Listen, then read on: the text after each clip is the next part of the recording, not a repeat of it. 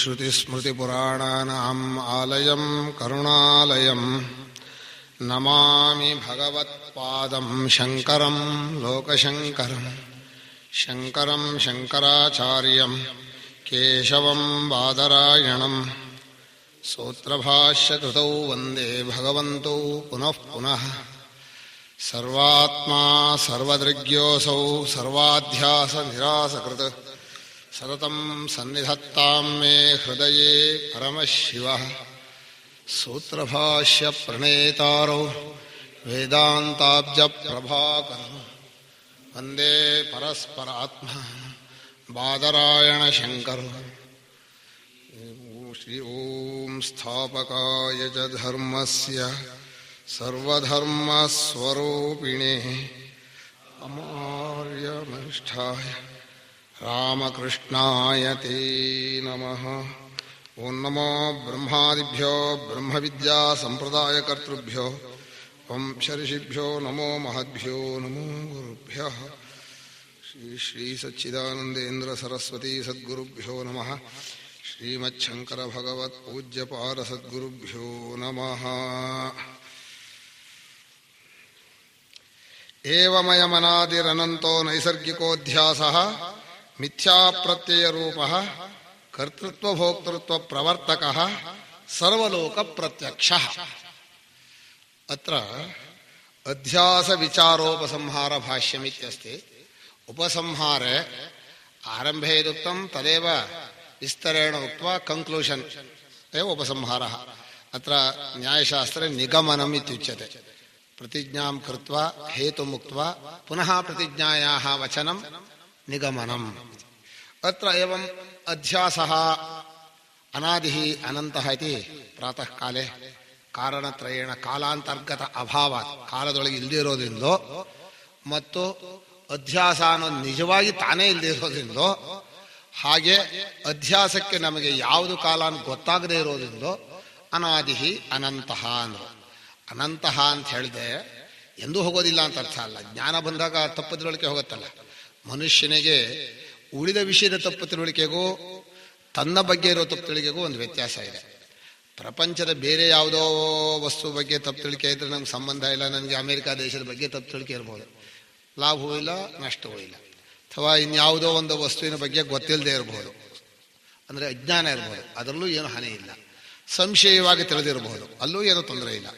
ಆದರೆ ನಮ್ಮವರ ಬಗ್ಗೆ ಅಥವಾ ನನ್ನ ಬಗ್ಗೆ, ನನಗೆ ತುಂಬ ಹತ್ತಿರದವರ ಬಗ್ಗೆ ತಪ್ಪು ತಿಳುವಳಿಕೆ ಇದ್ದರೆ ಅದು ಜೀವನಕ್ಕೆ ಅನರ್ಥ, ತುಂಬ ಕಷ್ಟವಾಗತ್ತೆ, ತುಂಬ ತೊಂದರೆ ಕೊಡುತ್ತೆ, ನಾನಾ ವಿಧವಾದ ಕ್ಲೇಶವನ್ನು ಕೊಡುತ್ತೆ ಅನ್ನೋದು ಅನುಭವದಲ್ಲಿದೆ. ಆದ್ದರಿಂದ ಅಧ್ಯಾಸ ಅನ್ನೋದು ನಮ್ಮ ಸ್ವರೂಪದ ಬಗ್ಗೆ ಇರುವ ತಪ್ಪು ತಿಳುವಳಿಕೆ ಅಂತ ಹೇಳಿದರು. ಈ ವಿಚಾರವನ್ನು ಇಷ್ಟು ಒತ್ತಿ ಹೇಳಿರೋ ಉದ್ದೇಶ ವೇದಾಂತಗಳ ವಾಕ್ಯಗಳು ಏನನ್ನು ಕಳೀಬೇಕೋ ಅದರ ಚೆನ್ನಾಗಿ ಅರ್ಥ ಆಗಬೇಕು ಅಂತ. ಈ ಅಧ್ಯಾಸವು ಮಿಥ್ಯಾಪ್ರತ್ಯಯ ರೂಪ ಅಂತ ಒಂದು ಹಾಕಿದ್ದಾರೆ. ಇಲ್ಲಿ ನೈಸರ್ಗಿಕ ಅನ್ನೋದನ್ನ ನಮ್ಮ ಬೆಳಗ್ಗೆ ಹೇಳಿದೆ. ಅವಿಚಾರಿತ ಸಿದ್ಧ ಅಂದ್ರೆ ಮನುಷ್ಯ ವಿಚಾರ ಮಾಡದೇ ಇರೋವರೆಗೂ ಅವನಿಗೆ ಸ್ವಭಾವವಾಗಿ ಬಂದಿದೆ. ಈಗ ಅಧ್ಯಾಸವು ಮಿಥ್ಯಾಪ್ರತ್ಯಯ. ಮಿಥ್ಯಾಪ್ರತ್ಯಯ ಅಂತ ಅಷ್ಟೇ ಹೇಳಲಿಲ್ಲ, ಮಿಥ್ಯಾಪ್ರತ್ಯಯ ರೂಪ ಅಂದ್ರು. ಈ ರೂಪ ಅನ್ನೋ ಪದ ಇದೆಯಲ್ಲ, ಇದು ಸಂಸ್ಕೃತದಲ್ಲಿ ಕೆಲವು ಜಾಗದಲ್ಲಿ ಇವ ಅಂತ ಅರ್ಥ. ಮಿಥ್ಯಾಪ್ರತ್ಯಯ ಇವ ರೂಪಂ ಯಸ್ಯ ಸಹ ಮಿಥ್ಯಾಪ್ರತ್ಯಯ ರೂಪ. ಪ್ರತ್ಯಯ ಅಂದ್ರೆ ಅರಿವು, ತಪ್ಪು ತಿಳುವಳಿಕೆಯಂತೆ ಇದೆ. ಹಾಗಂದ್ರೇನು ಅಂದ್ರೆ ಈ ಪ್ರತ್ಯಯ ಇದೆಯಲ್ಲ, ಅಂತಃಕರಣದಲ್ಲಿ ಒಂದು ವಸ್ತುವಿನ ಆಕಾರದಲ್ಲಿ ಬರುತ್ತೆ. ಅದು ಹಿಂದೆ ಹೇಳಿದ್ರು, ಲೋಕದಲ್ಲಿ ಯಾವುದೋ ಕಾಣ್ತಾನೆ, ಏನೋ ನೆನಪಾಗತ್ತೆ, ಎರಡನ್ನೂ ಸೇರಿಸ್ಕೊಂಡು ತಪ್ಪು ತಿಳ್ಕೊತಾನೆ. ಅಂದ್ರೆ ಅಂತಃಕರಣದಲ್ಲಿ ಒಂದು ಆಕಾರ ಬರಬೇಕು.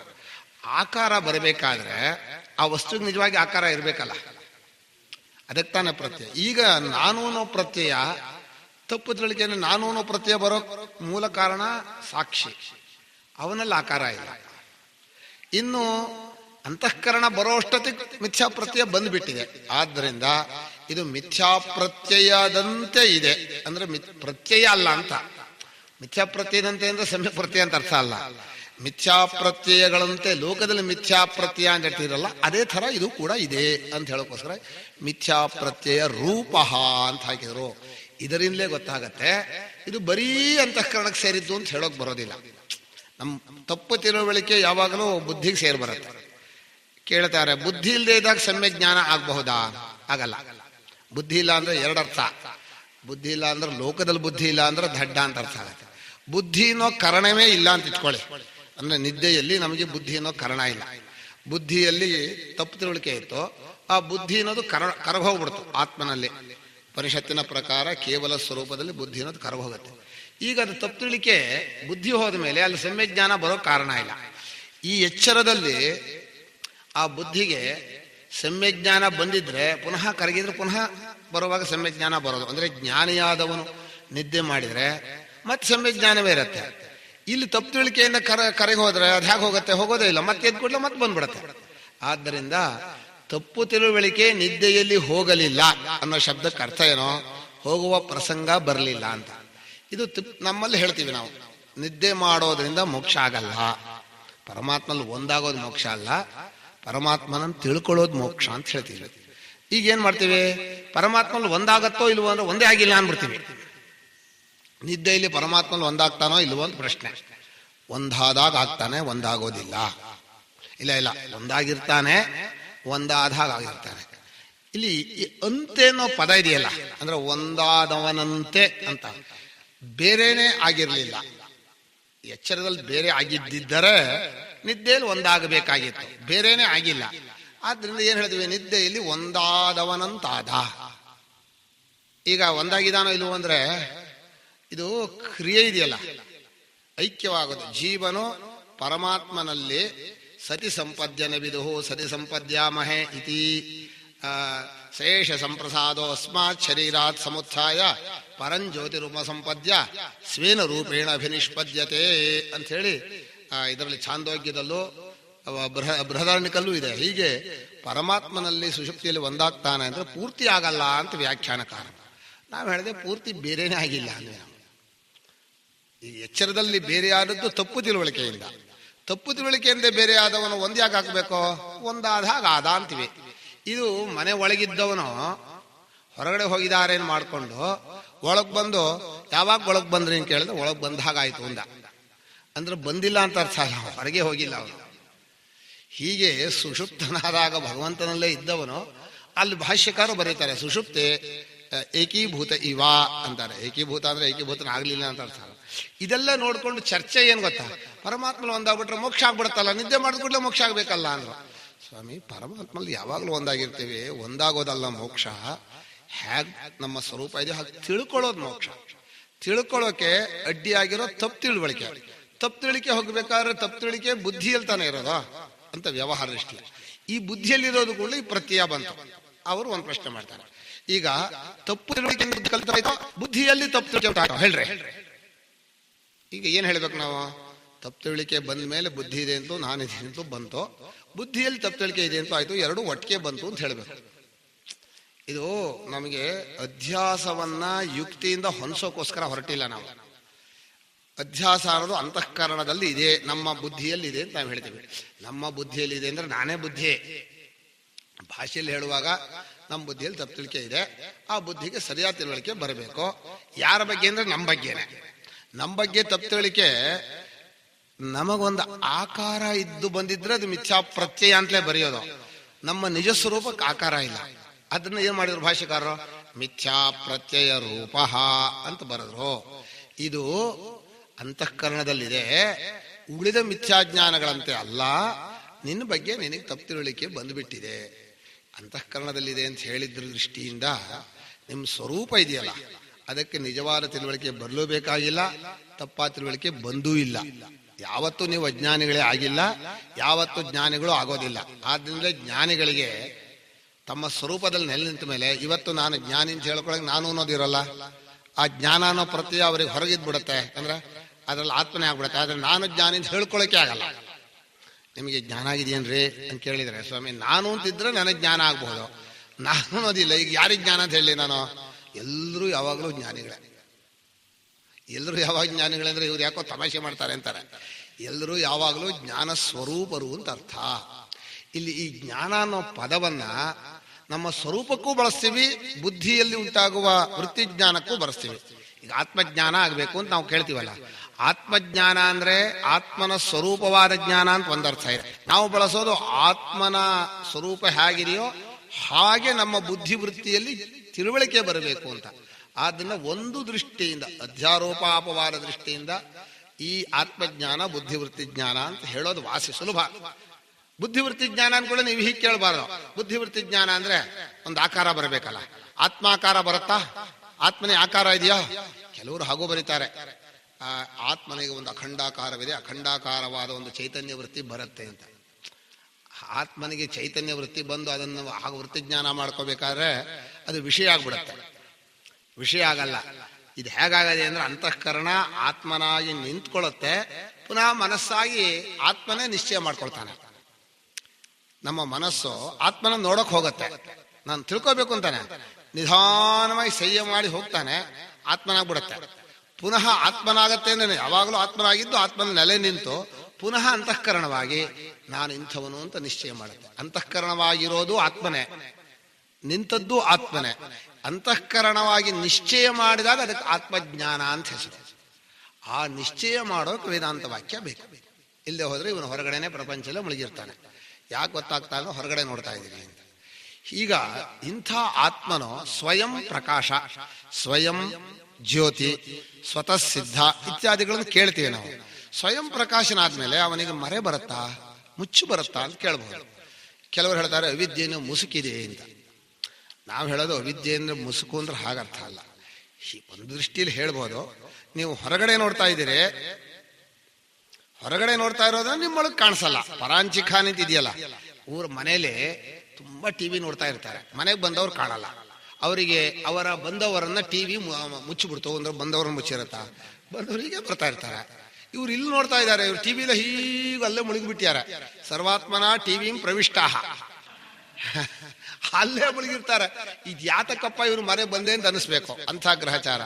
ಆಗ ಟಿವಿ ಬಂದವರನ್ನ ಮರೆ ಮಾಡಿತು, ಮುಚ್ಚಾಕ್ಬಿಡ್ತು ಅಂದ್ರೆ ಹೇಗೋ ಹಾಗೆ ಆತ್ಮನು ತಾನೇ ತನ್ನನ್ನು ತೋರಿಸ್ತಾ ಇದ್ದಾಗ್ಲೂ ನಾವು ಹೊರಗಡೆ ನೋಡ್ತಾ ಇರೋದ್ರಿಂದ ನಮ್ಗೆ ಮರೆಯಾಗಿದೆ. 3 ಕಾರಣ. ನಿಮಗೆ ಆತ್ಮನೇ ಬೇಕು ಅಂತಿಲ್ಲ, ಯಾಕಂದ್ರೆ ಇಲ್ಲಿ ನೋಡ್ತಾ ಇದು ಬೇಕು ಅಂತ ಇದೆಯಲ್ಲ. ಆತ್ಮನೇ ಬೇಕು ಅಂತ ಇದೆ ಅಂತ ಬಾಯಲ್ಲಿ ಹೇಳ್ಬೋದು. ನಾನು ಇಲ್ಲಿ ಕೂತ್ಕೊಂಡು ಪರಮಾತ್ಮ ನೀನೇ ಬೇಕಪ್ಪ, ನಿನ್ನ ಬಿಟ್ಟು ಏನೂ ಬೇಡ ಅಂತ ಬಾಯಿ ಮಾತಿನಲ್ಲಿ ಹೇಳಿದ್ರೆ ಒಳಗಡೆ ಅವ್ನು ಕೂತ್ ನೋಡ್ತಾ ಇದ್ದಾನೆ.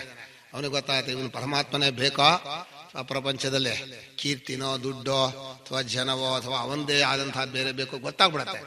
ಆದ್ರಿಂದ ಭಗವಂತನೇ ಬೇಕು ನಾವು ಜನರಿಗೆ ಮರಳು ಮಾಡಬಹುದೇ ಹೊರತು ಭಗವಂತನಿಗೆ ಮೋಸ ಮಾಡಕ್ಕಾಗಲ್ಲ. ಸುಳ್ಳದು, ಅದು ನಮ್ಮ ಸ್ವರೂಪ, ಅದು ಅದೇ ನೋಡ್ತಾನೆ ಇದೆಯಲ್ಲ. ಆದ್ದರಿಂದ ಈ ಜಾಗದಲ್ಲಿ ಈ ಮಿಥ್ಯಾಪ್ರತ್ಯಯ ರೂಪ ಅನ್ನೋ ಶಬ್ದವನ್ನ ಭಾಷ್ಯಕಾರ ಬಳಸ್ತಾ ಇರೋದು ನಿಮ್ಮ ಅಂತಃಕರಣದಲ್ಲಿ ಈ ತಪ್ಪು ತಿಳುವಳಿಕೆ ಇದೆ. ಇದು ವೇದಾಂತ ವಾಕ್ಯವನ್ನು ಕೇಳಿಕೊಂಡು ನೀವೇ ನಿಮ್ಮ ಸ್ವರೂಪದಲ್ಲಿದ್ದು ನಿಮ್ಮ ಮನಸ್ಸಿನಲ್ಲಿರುವ ತಪ್ಪು ತಿಳುವಳಿಕೆಯನ್ನು ಕಳೆದು ಮನಸ್ಸನ್ನು, ಆ ಬಂದ ಜ್ಞಾನವನ್ನು, ಮುಂದಿರುವ ಪ್ರಪಂಚವನ್ನು, ದೇಹಾದಿಗಳನ್ನು ಆತ್ಮರೂಪನಾಗಿ ನೋಡ್ತೀರಿ. ಆತ್ಮನೇ ಅಂತ ತಿಳ್ಕೊತೀರಿ. ಓ ಈ ಮನಸ್ಸಾಗಿರೋದು ಆತ್ಮನೇ, ಈ ಬಂದ ಜ್ಞಾನ ಪ್ರತ್ಯಯ ಇದೆಯಲ್ಲ ಅದು ಆತ್ಮನೇ. ಆ ಮೊದಲು ತಪ್ಪು ತಿಳುವಳಿಕೆಯಿಂದ ಎಲ್ಲ ಪ್ರಪಂಚ ಅಂತ ತಿಳ್ಕೊಂಡದ್ದಲ್ಲ, ಅದು ಪರಮಾತ್ಮನೇ. ಪರಮಾತ್ಮನಿಗಿಂತ ಬೇರೆ ಯಾವುದೂ ಇಲ್ಲ ಅಂತ ನಿಶ್ಚಯವಾಗತ್ತೆ. ಇದು ಆತ್ಮಜ್ಞಾನ. ಇದಕ್ಕೆ ಆತ್ಮಜ್ಞಾನವು ಇದು ನಮ್ಗೆ ಇವರು ಹೇಳೋರು ಅಪ್ರೂವರ್ ಅಂತ. ಕನಸಿನಲ್ಲಿ ಒಬ್ಬ ಇದೆಲ್ಲ ಕನಸು ಅಂತ ಹೇಳಿ ಎಬ್ಸಿದ್ರೆ ಆ ಎಬ್ಸೋ ಕನಸಲ್ಲಿ ಎಬ್ಸಿದವನು ಅವನು ಕನಸಲ್ಲಿ ಹೋಗ್ಬಿಡ್ತಾನೆ, ಅವನು ಎಚ್ಚರಕ್ಕೆ ಬರೋಕ್ಕಾಗಲ್ಲ. ಆ ರೀತಿ ಆತ್ಮಜ್ಞಾನ ಅನ್ನೋ ಒಂದು ವೃತ್ತಿ ಇದೆಲ್ಲವೂ ಕೂಡ ಆತ್ಮನೇ ಅಂತ ಹೇಳಿ ತಾನೂ ಆತ್ಮನ ಹೊರಟೋಗತ್ತೆ, ಯಾವುದು ಉಳಿಯಲ್ಲ. ಹಾಗೆ ಅದ್ವಿತೀಯವಾದ ಸ್ವರೂಪ ಒಂದೇ ಉಳಿಯತ್ತೆ, ಅದೇ ಆತ್ಮ ಅಂತ ಗೊತ್ತಾಗತ್ತೆ ಅಂತ ಹೇಳ್ತೀವಿ. ಈ ವ್ಯಕ್ತಿಯ ಒಂದು ಚರ್ಯ ಇಟ್ಕೊಂಡ್ರೆ ಅವನಿಗೆ ತನ್ನ ಆನಂದಕ್ಕೆ ಅಂದ್ರೆ ತನ್ನ ಸಂತೋಷಕ್ಕೆ ಪ್ರಪಂಚ ಯಾವಾಗಲೂ ಸಂತೋಷ ಕೊಡುತ್ತೆ. ಯಾವುದೇ ಒಂದು ವಸ್ತುವಿನ ಅಪೇಕ್ಷೆ ಇಲ್ಲ. ಅವನ ಜ್ಞಾನವೇ ಆತ್ಮರೂಪನಾದ್ರಿಂದ ಎಲ್ಲೆಲ್ಲೂ ಆನಂದ ಇರೋದ್ರಿಂದ ಅವನ ಜೊತೆಯಲ್ಲಿದ್ದವರಿಗೂ ಆನಂದ, ಅವನ ಮಾತಾಡೋದೆಲ್ಲ ಆನಂದ. ಆದ್ರೆ ಅವನಿಗೆ ಭಯವೂ ಇಲ್ಲ. ನಮ್ಮವರು ಬೇರೆಯವರು ಅಂತಿಲ್ಲ, ಮೇಲೂ ಕೀಳು ಅಂತಿಲ್ಲ. ಅದನ್ನ ಅವನು ತಾನಾಗಿ ತನ್ನ ಆನಂದದ ಜೊತೆಯಲ್ಲಿ ಬೆಳಿತಾನೆ. ಲೋಕ ಸಂಗ್ರಹ ಮಾಡ್ತಾನೆ ಅಂತ ಹೇಳಿದ್ವಿ. ಲೋಕ ಸಂಗ್ರಹ ಅಂದ್ರೆ ಅದು ದೊಡ್ಡ ಚರ್ಚೆ ಇದೆ. ಏನ್ ಲೋಕ ಸಂಗ್ರಹ ಮಾಡ್ತಾನೆ ಅಂದ್ರೆ ಏನ್ ಮಾಡ್ತಾನೆ ಅಂತ ಅವ್ರು ಇರೋದ್ರಲ್ಲಿ ಅವರ ದೃಷ್ಟಿಯೇ ಲೋಕ ಸಂಗ್ರಹ. ಒಂದ್ಸಲ ನೋಡಿದ್ರೆ ಸಾಕು ಅವರಿಗೆ ಅಂಥ ಒಂದು ಜ್ಞಾನ ಬರುತ್ತೆ. ಅದು ಆ ಜ್ಞಾನಿಗಳ ಮಹತ್ವ. ಇದು ಪವಾಡ ಅಂತ ಏನಲ್ಲ, ಇದು ಸಹಜವಾದದ್ದು. ಹೀಗೆ ಈ ಮಿಥ್ಯಾಪ್ರತ್ಯಯ ರೂಪವಾದ ಅಧ್ಯಾಸ ಕರ್ತೃತ್ವ ಭೋಕ್ತೃತ್ವ ಪ್ರವರ್ತಕ ಅಂದ್ರು. ಕರ್ತೃತ್ವ ಭೋಕ್ತೃತ್ವವನ್ನ ನಿಮ್ಮ ಮುಂದೆ ಒಡ್ಡಿದೆ. ಹಿಂದೆ ಜ್ಞಾತೃತ್ವ ಅಂದ್ರೆ ನೀವು ತಿಳಿಯೋರು, ಮಾಡೋರು, ಅನುಭವಿಸೋರು. ಯಾತಕ್ಕೆ ಅಂದ್ರೆ ಆನಂದಕ್ಕೆ ತಾನೆ. ಯಾತಕ್ಕೆ ಮಾಡ್ತಾನೆ ಮನುಷ್ಯ? ಸುಖಕ್ಕೆ. ಮನುಷ್ಯ ಯಾತಕ್ಕೆ ಬದುಕ್ತಾನೆ? ಸುಖಕ್ಕೆ, ಆನಂದಕ್ಕೆ. ಇದು ಪ್ರಸಿದ್ಧ. ಅದು ಕೋಹ್ಯೇ ವಾಣ್ಯಾತ್ ಕಃ ಪ್ರಾಣ್ಯಾತ್ ಯದೇಶ ಆಕಾಶ ಆನಂದೋ ನ ಸ್ಯಾತ್. ಮನುಷ್ಯನ ಎಲ್ಲ ಚೇಷ್ಟೆಗಳು, ಉಸಿರಾಟದಿಂದ ಹಿಡಿದು ಎಲ್ಲಾ ಚೇಷ್ಟೆಗಳು ಸಂತೋಷಕ್ಕಿದೆ ಅನ್ನೋದು ಸ್ವತಃ ಸಿದ್ಧ. ಸಂತೋಷ ಪಡ್ಕೊಳ್ಳೋಕ್ಕೋ ದುಃಖ ಕಳ್ಕೊಳ್ಳೋಕ್ಕೋ ಅಂತ ಕೇಳ್ರೆ ಏನ್ ಹೇಳ್ತಾರೆ? ಸಂತೋಷವನ್ನು ಪಡ್ಕೊಳ್ಳೋಕ್ಕೂ ದುಃಖವನ್ನು ಕಳ್ಕೊಳ್ಳೋಕ್ಕೂ ಅಂತಾರೆ. ಇಲ್ಲ, ಸಂತೋಷ ಪಡ್ಕೊಳ್ಳೋದಲ್ಲಪ್ಪ, ಬರೀ ದುಃಖವನ್ನು ಕಳ್ಕೊಳ್ಳೋದು. ದುಃಖ ಕಳ್ಕೊಳ್ಳೋದು ನಿಜವಾದ ದುಃಖವೋ ಕಲ್ಪಿತ ದುಃಖವೋ? ಕಲ್ಪಿತವಾದ ದುಃಖ ಅಂತ ಗೊತ್ತಾಗಬೇಕು. ಕಲ್ಪಿತ ದುಃಖ ಅಂತ ಗೊತ್ತಾದ್ರೆ ಅವ ದುಃಖವನ್ನ ಜ್ಞಾನದಿಂದ ಕಳಿಬಹುದು. ನಿಜವಾದ ದುಃಖ ಆದ್ರೆ ಅದು ಹೋಗಲ್ಲ. ಅದು ನಿಜವಾಗಿ ನಮ್ಮ ದುಃಖ ಇದ್ಬಿಟ್ರೆ ಆತ್ಮ ಕರ್ತ್ರಾದಿ ರೂಪಶ್ಚೇತ್ ಮಾಕಾಂಕ್ಷಿ ತರಿಹಿ ಮುಕ್ತತಾಂ. ನಮ್ಮ ಸ್ವರೂಪವೇ ಕರ್ತ್ರಾದಿ ದುಃಖ ರೂಪವಾಗಿದ್ರೆ ನಿಮ್ಮ ಮೋಕ್ಷ ಬರಲ್ಲಪ್ಪ, ನೀನು ಮುಕ್ತನಾಗೋಲ್ಲ. ನೀನು ಅಕರ್ತೃ ಸ್ವರೂಪನಾದ್ರಿಂದಲೇ ನೀನು ಸ್ವತಃ ಆನಂದ ರೂಪನಾಗಿದೆಯಾ. ಕಲ್ಪಿತವಾಗಿ ನಿನ್ನಲ್ಲಿ ದುಃಖ ಹಾಕೊಂಡಿದೆಯಾ. ಆದ್ದರಿಂದ ನೀನು ಅದನ್ನ ತಪ್ಪು ತಿಳುವಳಿಕೆಯನ್ನು ಓಡಿಸಿದ್ರೆ ನೀವು ಆನಂದವಾಗಿ ಇರಬಹುದು ಅಂತ ಹೇಳ್ತಾರೆ. ಈಗ ಈ ಕರ್ತೃತ್ವ ಭೋಕ್ತೃತ್ವ ಪ್ರವರ್ತಕ ಅಂತ ಹೇಳಿದ್ರಲ್ಲ, ಎಲ್ಲಿ ಎಲ್ಲಿ ತಪ್ಪು ತಿಳುವಳಿಕೆ ಇದೆಯೋ ಅಲ್ಲೆಲ್ಲ ಆ ಜ್ಞಾನ ಕೆಟ್ಟ ಹೋಗುತ್ತೆ. ತಪ್ಪು ತಿಳುವಳಿಕೆ ಎದ್ ಕೂಡಲೇ ಏನಾಗುತ್ತೆ ಅಂದ್ರೆ ನಮ್ಮ ಜ್ಞಾನ ಕೆಡುತ್ತೆ. ಜ್ಞಾನ ಕೆಟ್ಟ ಕೂಡಲೇ ಕರ್ತೃತ್ವ, ಜ್ಞಾತೃತ್ವ ಕೆಡ್ತೋ, ಕರ್ತೃತ್ವ ಅದು ಕೆಟ್ಟತೋ, ಭೋಕ್ತೃತ್ವ ಅದು ಕೆಟ್ಟದು. ಇದು ಒಂದು ಪ್ರವಾಹ. ಕರ್ತೃತ್ವ, ಜ್ಞಾತೃತ್ವ, ಭೋಕ್ತೃತ್ವ, ಕರ್ತೃತ್ವ. ಮನುಷ್ಯ ಬೆಳಗ್ಗೆ ಸಂಜೆವರೆಗೆ ಏನ್ ಮಾಡ್ತಾನೆ ಅಂದ್ರೆ ಒಂದಷ್ಟು ತಿಳ್ಕೊತಾನೆ, ಒಂದಿಷ್ಟು ಮಾಡ್ತಾನೆ, ಒಂದಿಷ್ಟು ಅನುಭವಿಸ್ತಾನೆ. ಕೊನೆ ವಯಸ್ಸಲ್ಲಿ ಏನಾಗ್ಬಿಡ್ತು ಗೊತ್ತಾ? ಚಿಕ್ಕ ವಯಸ್ಸಿನಲ್ಲಿ ನಮ್ಮ ಮನೆಯವರು ಫ್ರೀ ಕೊಟ್ಟಿರ್ತಾರೆ. ಅಂದ್ರೆ ನೀವು ಬೇಕಾದ ವಿದ್ಯೆ ಓದಿ, ವಿದ್ಯಾರ್ಥಿ ಜೀವನ ಅಂತ. ಅಲ್ಲಿ ಮಾಡೋಕೇನು ಜವಾಬ್ದಾರಿ ಇರೋಲ್ಲ. ವಯಸ್ಸಾದ್ ಬಿಟ್ಟ ಮೇಲೆ ಮಾಡೋದೇ ಜವಾಬ್ದಾರಿ ಬಿಡುತ್ತೆ. ದುಡಿಬೇಕಾಗತ್ತೆ. ದುಡಿಯೋಕೆ ಹತ್ತಿದ ಮೇಲೆ ಏನಾಗುತ್ತೆ? ತಿಳ್ಕೊಳ್ಳೋ ಶಕ್ತಿ ಇರಲ್ಲ. ವಯಸ್ಸಾದ್ಮೇಲೆ ಮನೆಗೆ ತಿಳ್ಕೊಳ್ಬೇಕು ಅಂತ ಆಸೆ ಬರೋದು, ಅದು ಉಲ್ಟಾದು. ನಿಜವಾಗಿ ತಿಳ್ಕೊಳ್ಳೋ ಶಕ್ತಿ ಅವ್ರ ಭಗವಂತ ನಿಜವಾಗಿ ನಮ್ಮ ಶರೀರೇಂದ್ರಿಯಗಳ ಯೋಗ್ಯತೆ ನೋಡಿ 8ನೇ ವಯಸ್ಸಿಂದ 28ರವರೆಗೆ ಚೆನ್ನಾಗಿ ತಿಳ್ಕೊ, ಆಮೇಲೆ ನೀನು ಕರ್ಮವನ್ನು ಮಾಡೋ, ಆಮೇಲೆ ಒಂದೇ ಸಂತೋಷವಾಗಿರು. ಇಲ್ಲಿ ಸಂತೋಷವಾಗಿರೋದು ಅನ್ನೋದು ತಿಳ್ಕೊಳ್ಳೋದ್ರಿಂದಲೂ ಸಂತೋಷವಾಗಿರ್ಬಹುದು, ಮಾಡೋದ್ರಿಂದಲೂ ಸಂತೋಷವಾಗಿರ್ಬಹುದು. ತಿಳ್ಕೊಳ್ಳೋದು ಮಾಡೋದು ಏನು ಇಲ್ಲದೆ ಕೇವಲವಾಗಿ ಸಂತೋಷ ಇರಬಹುದು. ಅದನ್ನು ಮಾಡ್ಕೋಬೇಕು. ಸರಿಯಾದ ವಿದ್ಯೆ ಪಡ್ಕೊಂಡ್ರೆ ಅವನು ವಿದ್ಯಾ ಕಾಲದಲ್ಲಿ ಸರಿಯಾದ ತಿಳುವಳಿಕೆ ಪಡ್ಕೊಂಡ್ಬಿಟ್ರೆ ಅವನು ಏನೇ ಮಾಡ್ತಾ ಇರ್ಲಿ, ಅವನು ಕಕ್ಕಸ್ಸನ್ನ ತೊಳಿತಾ ಇರ್ಲಿ ಅಥವಾ ಬೀದಿನೇ ಗುಡಿಸ್ತಾ ಇರ್ಲಿ, ಅವನು ಆನಂದವಾಗಿಯೇ ಇರ್ತಾನೆ. ಅವನಿಗೆ ಯಾವ ಕೊರತೆಯೂ ಇಲ್ಲ. ಯಾರು ಆತ್ಮರೂಪದ ಆನಂದವನ್ನು ಪಡಿತಾನೋ, ಅವನು ಮಾಡೋ ಕೆಲಸಕ್ಕೆ ಪ್ರಯೋಜನ ನೋಡ್ತಾನಲ್ಲ, ಎಷ್ಟು ಕೊಡ್ತಾರೆ ಏನು ಕೊಡ್ತಾರೆ, ಅವನಿಗೆ ದುಃಖ ತಪ್ಪಿದ್ದಲ್ಲ. ಆದ್ದರಿಂದ ಈ ಕರ್ತೃತ್ವ ಭೋಕ್ತೃತ್ವ ಅನ್ನೋದು ಒಂದು ಅನರ್ಥ ಪರಂಪರೆ. ನಮಗೆ 50 ವಯಸ್ಸಾಗ್ಬಿಡತ್ತೆ, ದೇಹೇಂದ್ರಿಯಗಳೆಲ್ಲ ಕುಂಠಿತವಾಗತ್ತೆ, ಭೋಕ್ತೃತ್ವವೂ ಅನುಭವಿಸಕ್ಕಾಗಲ್ಲ, ಅಂದ್ರೆ ಸಂತೋಷ ಅನುಭವಿಸಕ್ಕಾಗಲ್ಲ. ಮಾಡೋದು ಮಾಡಿ ಮಾಡಿ ಮಾಡಿ ಮಾಡಿ ಯಂತ್ರದಾಗಿರತ್ತೆ. ಇನ್ನು ತಿಳುವಳಿಕೆಗೆ ಏನು ಏಕಾಗ್ರತೆ ಮಾಡೋಕ್ಕಾಗಲ್ಲ. ಆಗ ಬರ್ತಾರೆ ವೇದಾಂತ ಪ್ರವಚನ ಮಾಡಿಸ್ಕೊಡಿ ಅಂತ. ಸ್ವಾಮಿ, ನೀವು ನಿಜವಾಗಿ ನಮ್ಮ ಶಿಷ್ಯರಾಗೋದಕ್ಕೆ ಲಾಯಕ. ಯಾಕೆಂದ್ರೆ ಕಿವಿ ಕೇಳಲ್ಲ, ಕಣ್ಣು ಕಾಣಲ್ಲ, ಏನು ಮಾಡಕ್ಕಾಗಲ್ಲ. ಈಗ ಸರಿಯಾದವ್ರು ನೀವು ಅಂತ ನಮ್ಮ ಅಧ್ಯಾತ್ಮ ಕಾರ್ಯಾಲಯದಲ್ಲಿ ಸುಬ್ರಾಯೇಶ್ವರ ಮೇಡಮ್ ಎಲ್ಲ ವಯಸ್ಸಾದವರು ಯಾಕೆ ಬರ್ತಾರೆ? ಸರಿಯಾದ ವಯಸ್ಸು. ವೇದಾಂತ ಅಂದ್ರೆ ಸ್ವರೂಪದಲ್ಲಿ ಇರ್ಬೇಕು ತಾನೆ. ಸ್ವರೂಪದಲ್ಲಿ ಇರ್ಬೇಕಾದ್ರೆ ಕಣ್ ಕಾಣಬಾರ್ದು, ಕಿವಿ ಕೇಳಬಾರ್ದು, ಏನೂ ಇರಬಾರ್ದು. ಅವರು ಕರ್ತೃತ್ವ ಭೋಕ್ತೃತ್ವಾದಿಗಳು ನಿನಗೆ ಅನರ್ಥವಾಗಿದೆ ಅಂದ್ರೆ ನೀನು ಅದನ್ನು ಬಿಟ್ಕೊಂಡು ಚೆನ್ನಾಗಿ ಕೆಲಸ ಮಾಡ್ತಾ ಇರಬೇಕು. ಅಂತಹ ಸ್ವರೂಪದಲ್ಲಿರಬೇಕು. ಚೆನ್ನಾಗಿ ಪ್ರಪಂಚದ ಪ್ರತಿಯೊಂದು ಇಂದ್ರಿಯದಿಂದ ಆತ್ಮ ಆನಂದವನ್ನು ಪಡಿಬೇಕು. ಆದ್ರೆ ಮನುಷ್ಯ ತನ್ನದೇ ಆದ ಸ್ವರೂಪದ ಆನಂದದಲ್ಲಿರ್ಬೇಕು. ವಿಷಯದ ಆನಂದದ ಹಂಗಿಗೆ ಹೋಗ್ಬಾರ್ದು. ಇಲ್ಲಿ ಏನಾಗ್ಬಿಡ್ತಾರೆ ಅಂದ್ರೆ ಜ್ಞಾನಿಗಳು ಏನು ಕರ್ತೃಗಳಲ್ಲ ಅಂದ್ರೆ ಏನು ಕೆಲಸ ಮಾಡಲ್ಲ ಅಂತ ಮಾಡ್ಕೋತಾರೆ. ಕೆಲಸ ಮಾಡಲ್ಲ ಅಂತ ಹೇಳ್ತಾ ಇಲ್ಲ, ಕರ್ತೃತ್ವ ಇರಲ್ಲ ಅಂತ ಅಷ್ಟೇ ಹೇಳ್ತಾ ಇದ್ದಾರೆ. ಇದು ಮಿಸ್ಅಂಡರ್ಸ್ಟ್ಯಾಂಡಿಂಗ್. ಜ್ಞಾನಿಗಳು ಏನು ಕೆಲಸ ಮಾಡಲ್ಲ ಅಂತ ನಾನ್ ನೋಡಿ ಆಯ್ತು. ಜ್ಞಾನಿಗಳ ಜೊತೆಲಿ ಇದ್ರೆ ಚೆನ್ನಾಗಿ ದುಡಿಸ್ಬಿಡ್ತಾರೆ. ನಮ್ಮ ದುಡಿಸ್ತಾರೆ ಅಂದ್ರೆ ಅವ್ರೊಬ್ರೇ ಅಲ್ಲ, ನಮ್ ಗುರುಗಳಿದ್ರು. ನಿಮ್ ಹೇಳ್ತೀನಿ, ಉಪನಿಷತ್ನಲ್ಲಿ ಅಪಾಣಿಪಾದೋ ಜವನೋ ಗ್ರಹೀತ ಅಂತ ಇದೆಯಲ್ಲ, ಕೈ ಕಾಲಿಲ್ಲ ಎಲ್ಲವನ್ನೂ ಹಿಡ್ಕೋತಾರೆ ಅಂತ. ಅವ್ರಿಗೆ ಕಾಲಿರ್ಲಿಲ್ಲ. 85-90 ವರ್ಷ ಆಯ್ತು, ನಡೆಯಕ್ಕಾಗ್ತದೆ. ಕೂತು ಕಾಲು ಹೋಗ್ಬಿಟ್ಟಿತ್ತು. ಅವರಿಗಿದ್ದದ್ದು ಎರಡೇ ಇಂದ್ರಿಯ, ಬಾಯಿ ಒಂದು ಕಣ್ಣು ಒಂದು ಚೆನ್ನಾಗಿತ್ತು. ಅವರು ಈ ರೂಮಲ್ಲಿ ಕೂತ್ಕೊಂಡು ಅಲ್ಲೇ ಕೀ ಇಟ್ಕೊಂಡಿರೋರು. ನಾವು 4:15 ಹೇಳ್ಬೇಕೋ, ಹೇಳ್ದೆ ಹೋದ್ರೆ ದಂಡದಲ್ಲಿ ತಿವಿಯೋರು, ಹೇಳೋ ತಿವಿಯೋರು ಹೇಳ್ಬೇಕಾಯ್ತು. 4:15 ಎದ್ದು ಕೆಲಸ ಮಾಡ್ತೀವ, 7:30 ಕರೆಕ್ಟಾಗಿ ಅಲ್ಲಿ ಭಾಷ್ಯ ಪಾಠಕ್ಕೆ ನಮಸ್ಕಾರ ಮಾಡಬೇಕು. ಟೈಮ್ 7:30 ಅಷ್ಟೊತ್ತಿಗೆ ನಮ್ಮ ಕೆಲಸ ಮಾಡ್ಕೊಂಡು, ರಾಮದೇವ್ರ ಪೂಜೆ ಮಾಡ್ಕೊಂಡು, ಗುರುಗಳ ಬಟ್ಟೆ ಒಗೆದ್ಕೊಂಡು, ಹಂಡೆ ಕ್ಲೀನ್ ಮಾಡಿ ಅದನ್ನೆಲ್ಲ ಮಾಡ್ಕೊಂಡು ಪೂರ್ತಿ ಶುದ್ಧವಾಗಿ ಬಂದು ನಮಸ್ಕಾರ ಮಾಡಬೇಕು. ನಮಸ್ಕಾರ ಮಾಡಿ ಅವ್ರಿಗೆ ಪುಸ್ತಕವಲ್ಲ ಇಟ್ಟು ವ್ಯವಸ್ಥೆ ಮಾಡಬೇಕು. ಅಷ್ಟೊತ್ತಿಗೆ ಅವರು ಧ್ಯಾನಾದಿಗಳನ್ನು ಮುಗಿಸ್ಕೊಂಡು, ಭಾಷ್ಯ ಪಾರಾಯಣ ಮುಗಿಸ್ಕೊಂಡು ಅಲ್ಲಿಗೆ ಬರೋರು. ಪಾಠ ಆರಂಭ. ಅವ್ರು ಎಷ್ಟು ನಿಷ್ಠೆ ಅಂದ್ರೆ ಆ ಕೆಲಸವನ್ನು ಮಾಡಿಸ್ಬೇಕು ಅಂತ 1 ನಿಮಿಷ ಯಾರಿಗೂ ಪುರ್ಸತ್ತಿಲ್ಲ, ಅವರಿಗೂ ಪುರ್ಸತ್ತಿಲ್ಲ, ಬೇರೆಯವ್ರಿಗೂ ಪುರ್ಸತ್ತಿಲ್ಲ. ಅಲ್ಲೇ ಕೀಡೋರು. ಪ್ರೆಸ್ನವ್ರು ಬಂದ್ರು, ಟೈಮ್ ಎಷ್ಟಪ್ಪ ಅನ್ನೋರು. ಟೈಮು ಅದೇ 8:30. ಇದೇ ಹಾಳಾಗೋಯ್ತು. 8 ಗಂಟೆಗೆ ಬರಬೇಕು, 8:30, ಅರ್ಧ ಗಂಟೆ ಲೇಟ್ ಬರ್ದಿದ್ದಾರೆ. ಅರ್ಧ ಗಂಟೆ ಲೇಟಾಗಿ ಹೋಗ್ಬೇಕಂತ, ಅರ್ಧ ಗಂಟೆ ಮುಂಚೆ ಬರ್ಬೇಕಂತ ಅಂತ ಹೇಳು ಶುರುವಾಯ್ತು ಅವರಿಗೆ. ಪ್ರೆಸ್ದವ್ರಿಗೆ ಗಲಾಟೆ. ಅಲ್ಲಿ ಪ್ರೆಸ್ ಅವ್ರು ತಾನೆ ಎಲ್ಲ ಮಾಡೋದು. ಆಮೇಲೆ ಪಂಡಿತರು ಬಂದ್ರು. ಪಂಡಿತರು ಕೀ ಕೇಳ್ತಾ ಇದ್ದಾರೆ, ಗಂಟೆ ಎಷ್ಟಪ್ಪ? ಅವ್ರು ನಮಸ್ಕಾರ ಮಾಡ್ತಾ ಇದಾರೆ, ಇವ್ರ ಆಶೀರ್ವಾದ ವಿಲೆ ಅಂತದಿಲ್ಲ. ಗಂಟೆ ಎಷ್ಟಪ್ಪ? 9:30 ಆಯ್ತು. ಕೆಟ್ಟೋಯ್ತು. 9 ಗಂಟೆಗೆ ಬರ್ಬೇಕು ಅವರು. 1:15 ಹೋಗಿ ಕೇಳೋ, 2 ಗಂಟೆ ಒಳಗೆ ಬರ್ಲಿ. 1 ಗಂಟೆ ಹೋಗೋರು 1:15 ಹೋಗಿ ಕೇಳು, 2 ಗಂಟೆಗೆ ಬರ್ಲಿ. ಚೆನ್ನಾಗಿ ಕೆಲಸ ಮಾಡ್ಬೇಕು. ಕಾರ್ಯಾಲಯ ಹಾಳು ಮಾಡ್ಬಿಡ್ತಾರೆ ಇವರು.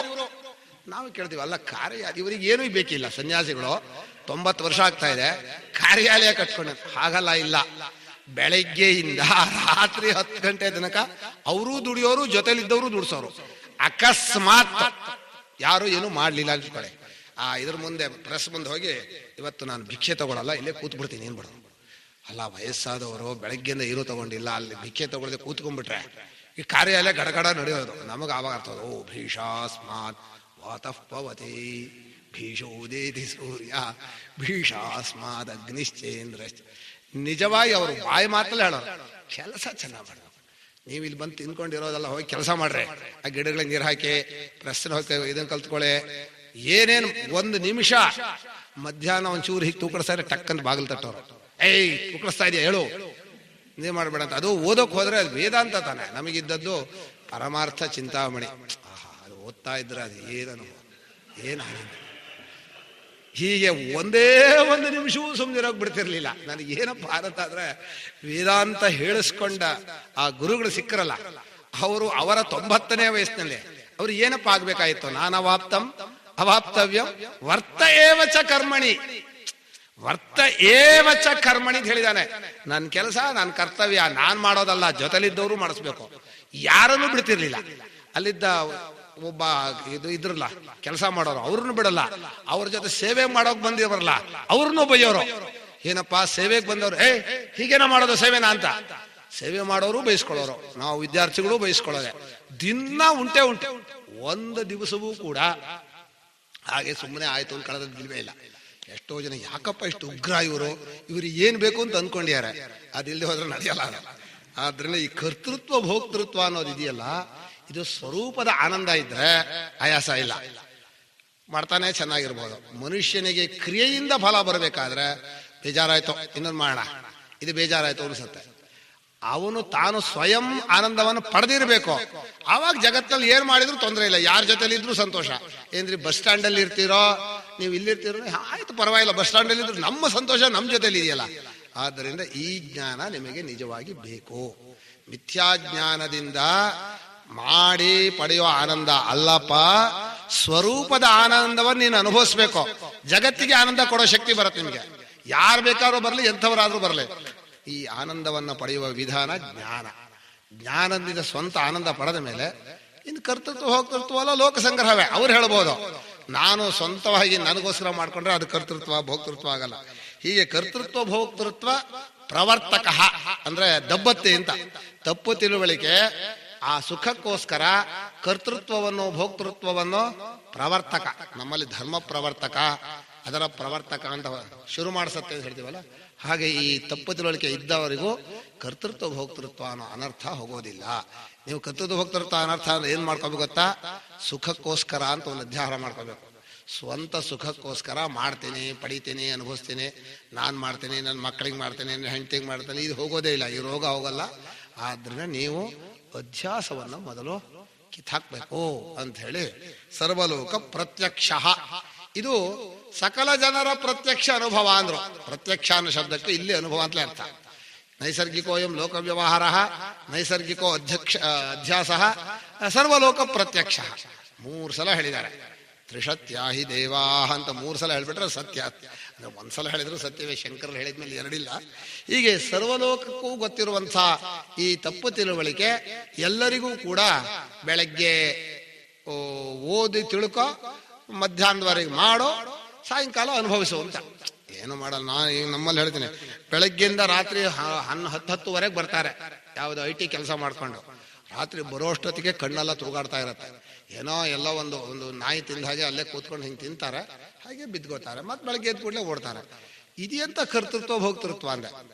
ನಾನು ಕೇಳೋದೇನು ಅಂದರೆ, ನಿಜವಾದ ಆನಂದವನ್ನು ನಾವು ಜ್ಞಾನದಿಂದ ಪಡ್ಕೊಂಡು ಸರಿಯಾದ ಲೋಕ ಸೇವೆಯನ್ನು ಮಾಡಿ ಜನರಿಗೂ ಆನಂದ ಕೊಟ್ಟು ಅವರ ಆನಂದವನ್ನು ನೋಡ್ತಾ ನಾವು ಆನಂದ ಪಡ್ತೀವಲ್ಲ, ಅದು ಎಂಥ ಆನಂದ. ಬೆಳಗ್ಗೆ 7 ಗಂಟೆಗೆ ಅಳಿಯ ಮಗಳು ಇಬ್ರು ಓಡ್ತಾರೆ. ಒಬ್ಬ HP ಹೋಗ್ತಾರೆ, ಒಬ್ರು ಸತ್ಯಂ ಅಂತ ಓಡ್ತಾರೆ. ಕೆಲಸ ರಾತ್ರಿ 10 ಗಂಟೆಗೆ ಹೋದ್ರೂ ಸಿಗಲ್ಲ. ಅದು ಗೃಹಸ್ಥರು ಅಲ್ಲ, ಅದು ಎಂಥದ್ದು ಅಲ್ಲ, ಎಂಥ ಶ್ರಮ ಗೊತ್ತಿಲ್ಲ. ಬರ್ತಾರೆ 10 ಗಂಟೆ ಬಂದ ಕೂಡಲೇ ಪಾಪ ಅಂತ ಹೀಗೆ ತಿಂತಾರೆ, ಹೀಗೆ ಬಿದ್ಕೋತಾರೆ. ಇದೇನು ಪ್ರಾಣಿಗಿಂತ ಕಡೆಯಿಂದ ನಾನು. ಪಾರತಂತ್ರ ಬೇರೆ, ದುಃಖ ಬೇರೆ, ಯಾರಿಗೂ ಸಂತೋಷ ಇಲ್ಲ. ಹೀಗೆ ಈ ಕರ್ತೃತ್ವ ಭೋಕ್ತೃತ್ವ ಅನ್ನೋದು ಅನರ್ಥನ ಕೇಳಿದ್ದ ನಾನು. ಇಷ್ಟೆಲ್ಲ ಯಾವ್ದಕ್ಕೆ ಕಥೆ ಹೇಳಿದೆ ಅಂದ್ರೆ, ಕರ್ತೃತ್ವ ಭೋಕ್ತೃತ್ವ ಎಲ್ಲಿವರೆಗಿರುತ್ತೋ ಇದೇ ಅನರ್ಥ. ಅನರ್ಥ ಅಂತಲೇ ಗೊತ್ತಾಗಲ್ಲ ನಮ್ಗೆ. ಈ ಅನರ್ಥಕ್ಕೆ ಕಾರಣ ಅಧ್ಯಾಸ. ಈಗ ಮುಂದೆ ಹೇಳ್ತಾರೆ, ಅಸ್ಯ ಅನರ್ಥ ಹೇತೋ ಪ್ರಹಾಣಾಯ ಆತ್ಮೈಕತ್ವ ವಿದ್ಯಾ ಪ್ರತಿಪತ್ತಯೇ ಸರ್ವೇ ವೇದಾಂತ ಆರಭ್ಯಂತೆ. ಇಂಥ ಅನರ್ಥ ಮಾಡೋದು, ಅನುಭವಿಸೋದು, ತಿನ್ನೋದು, ಕುಡಿಯೋದು, ತಿಳ್ಕೊಳ್ಳೋದು, ಮಾಡೋದು, ಅನುಭವೋದು, ಇದೇ ಅನರ್ಥ. ಸಂಸಾರ ಇಷ್ಟ. ಈ ಕರ್ತೃತ್ವ ಭೋಕ್ತೃತ್ವಗಳಿಂದ ಸುಖ ದುಃಖಗಳನ್ನು ಅನುಭವಿಸುವಂತಹ ಒಂದು ಅನರ್ಥ ಇದೆಯಲ್ಲ, ಈ ಅನರ್ಥಕ್ಕೆ ಮೂಲ ಕಾರಣ ಅಧ್ಯಾಸ.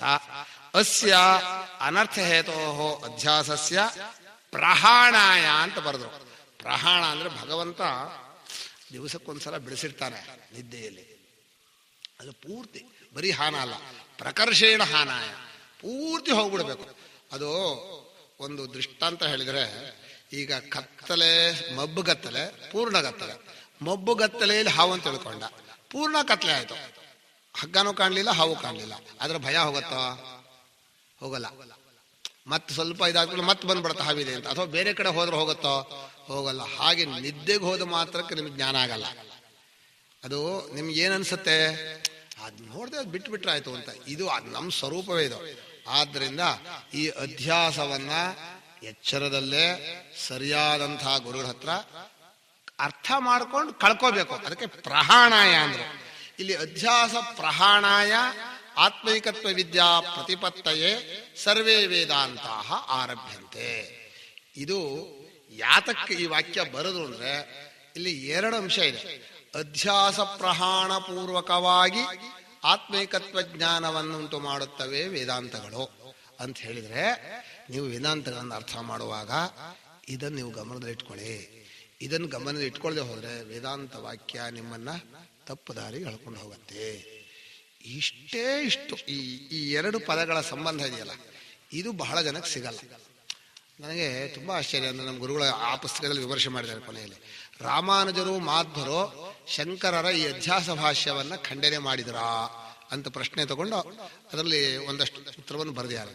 ರಾಮಾನುಜರ ಕಾಲದಲ್ಲಿ ಆಗಲೇ ಬೇರೆ ಬೇರೆ ವಾದಗಳೆಲ್ಲ ಬಂದ್ಬಿಟ್ಟಿತ್ತು. ಅವರು ಯಾವುದನ್ನೋ ಖಂಡನೆ ಮಾಡಿ ಶಂಕರರನ್ನೇ ಖಂಡನೆ ಮಾಡಿದ್ರು. ಕೊನೆಗೆ ಅವ್ರು ಏನು ಹೇಳಿದ್ರು, ಇವರೆಲ್ಲ ಮಾಯಾವಾದಿಗಳು, ಇವರೆಲ್ಲ ಮಾಯಾವಿಗಳು. ಇದು ಬೈಯೋದು ಉಂಟುತ್ತಾರೆ.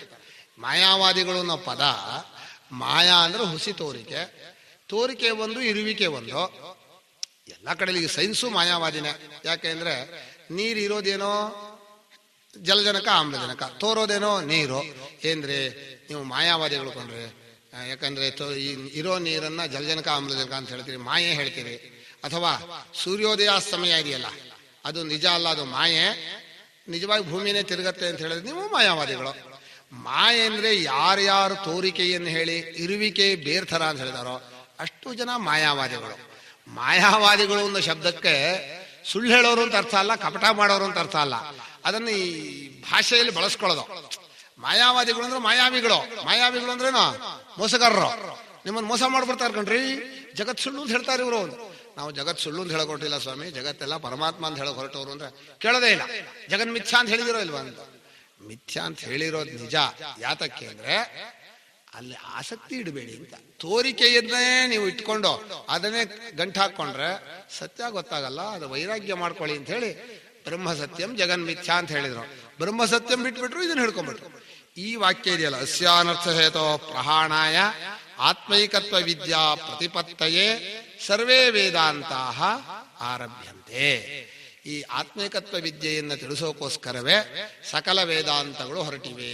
ಈ ವಾಕ್ಯ ಬರೆದ್ರೆ ಇಡೀ ಅಧ್ಯಾಸ ಭಾಷ್ಯ ಇಲ್ಲಿಗೆ ಸಮನ್ವಯ ಆಯಿತು. ಅಲ್ಲ, ಆತ್ಮೈಕತ್ವಂ ಅಂದ್ರೆ ಆತ್ಮೈವೇದಂ ಸರ್ವಂ ಅಂತ ಒಂದು ಉಪನಿಷತ್ ವಾಕ್ಯ ಇದೆ. ಆತ್ಮ ಅನ್ನೋ ಶಬ್ದಕ್ಕೆ 100 ಅರ್ಥ ಬರ್ಬೋದು. ಆತ್ಮನೊಬ್ಬನೇ ಪರಮಾರ್ಥ. ಆತ್ಮನಃ ಏಕತ್ವಂ, ಆತ್ಮ ಏಕ ಏವ ಪರಮಾರ್ಥ. ಆತ್ಮನೊಬ್ಬನೇ ಇರೋದು ಅನ್ನೋದೇ ಸತ್ಯ. ಈಗ ನಾವೇನಾಗಿದ್ದೀವಿ ಅಂದ್ರೆ ನಾವು ಇದ್ದೀವಿ, ಇದು ಇದೆ, ಎಲ್ಲವೂ ಇದೆ. ಎಲ್ಲವೂ ಆತ್ಮನೊಬ್ಬನೇ. ಇಲ್ಲಿ ಆತ್ಮ ಅನ್ನೋ ಶಬ್ದಕ್ಕೆ ಪರಮಾತ್ಮ ಅನ್ನೋ ಅರ್ಥ ಬರುತ್ತೆ. ಯಾಕಂದ್ರೆ ಆತ್ಮ ಅನ್ನೋದು ನಿಜವಾದ ಆತ್ಮ ಅಂತ ಅರ್ಥ ಮಾಡಿದಾಗ ಪರಮಾತ್ಮೈಕತ್ವ ವಿದ್ಯಾ ಪ್ರತಿಪತ್ತಯೇ ಅಂತ ಅರ್ಥ. ಪರಮಾತ್ಮೈಕತ್ವ ವಿದ್ಯೆಯನ್ನು ತಿಳ್ಕೊಳ್ಳೋದೇ ನಿಜವಾದಂಥ ಜೀವನದ ಗುರಿ. ವಿದ್ಯಾ ಅಂದ್ರೆ ಜ್ಞಾನ. ನಮ್ಮ ಅನುಭವಕ್ಕೆ ಆತ್ಮನೇ ಇದೆಲ್ಲ ಅಂತ ಗೊತ್ತಾದ ಮೇಲೆ ಯಾವ ಒಂದು ಲೌಕಿಕ ವ್ಯವಹಾರದಲ್ಲೂ ಭಯ ಬರೋ ಕಾರಣ ಇಲ್ಲ, ಉದ್ವೇಗ ಬರೋ ಕಾರಣ ಇಲ್ಲ. ಯಾಕಂದ್ರೆ ಆತ್ಮಸ್ವರೂಪ. ನಮ್ಮನ್ನು ನಾವು ನೋಡಿ ಹೆದರ್ಕೊಳ್ಳೋದಿಲ್ಲ, ನಮ್ಮನ್ನು ನೋಡಿ ಕೀಳು ಮಾಡೋದಿಲ್ಲ.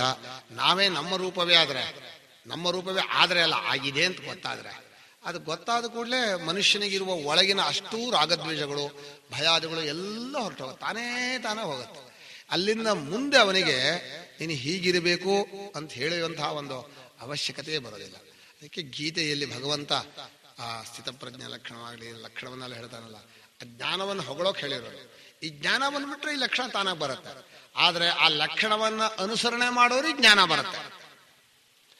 ಆದ್ರೆ ಈ ಕಡೆಯಿಂದ ಎರಡೂ ಕಡೆ ನನಗಾಯ್ತು.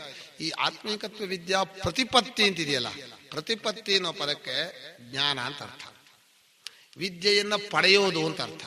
ಇನ್ನೊಂದು ಪ್ರತಿಪಾದನಾ ಅಂತ, ಪ್ರತಿಪಾದನೆ ಮಾಡ್ತಾರೆ ಅಂತ ಹೇಳ್ತೀವಲ್ಲ, ಅವರು ಇದನ್ನೇ ಪ್ರತಿಪಾದನೆ ಮಾಡೋದು. ಇಲ್ಲಿ ಭಾಷ್ಯಕಾರರು ಸರ್ವೇ ವೇದಾಂತಾಹ ಆತ್ಮೈಕತ್ವ ವಿದ್ಯಾ ಪ್ರತಿಪತ್ತ ಏನು ಬರೆದು ಬಿಟ್ಟಾರೆ. ವೇದಾಂತಗಳು ಆತ್ಮೈಕತ್ವ ವಿದ್ಯೆಯನ್ನು ತಿಳಿಯೋಕೆ ಹೊರಟಿವೆ ಅಂದ್ರೆ ವೇದಾಂತಗಳು ತಿಳ್ಕೋಬೇಕಂತ, ತಿಳಿಸೋಕೆ ಹೊರಟಿವೆ ಅಂತ ಆಗ್ಬೇಕು. ಅದನ್ನೇನಾಗಬೇಕು, ನ್ಯಾಯ ಅಂತ ಆಗ್ಬೇಕು. ಆದ್ರೆ ಹಾಗೇನಿರ್ಬೇಕು ಅಂತೇನಿಲ್ಲ. ವೇದಾಂತಗಳು ಜಿಜ್ಞಾಸುಗಳಿಗೆ ಆತ್ಮಿಕತ್ವ ವಿದ್ಯೆಯನ್ನು ಪ್ರತಿಪತ್ತಿ ಮಾಡಬೇಕು ಅಂತ ಹೊರಟಿವೆ. ಜಿಜ್ಞಾಸುಗಳಿಗೆ ಆತ್ಮಿಕತ್ವ ವಿದ್ಯಾ ಪ್ರತಿಪತ್ತಿ, ವೇದಾಂತಗಳು ಪ್ರತಿಪಾದನೆ, ಪ್ರತಿಪಾದ್ಯ ಆತ್ಮಿಕತ್ವ. ಇದು ಪ್ರತಿಪಾದ್ಯ ಪ್ರತಿಪಾದನ ಪ್ರತಿಪತ್ತಿ, ಇದು ಮೂರಿದೆಯಲ್ಲ, ಇದು ಒಂದು ಸಂಬಂಧ. ನಾವು ಎಲ್ಲ ಕಡೆಯಲ್ಲೂ ಈ ಅಧ್ಯಾರೋಪ ಅಪವಾದ ಹೇಳ್ತೀವಿ. ವೇದಾಂತಗಳು ತಿಳಿಸ್ಕೊಡುತ್ತೆ, ನಮಗೆ ತಿಳುವಳಿಕೆ ಬರುತ್ತೆ. ಈಗ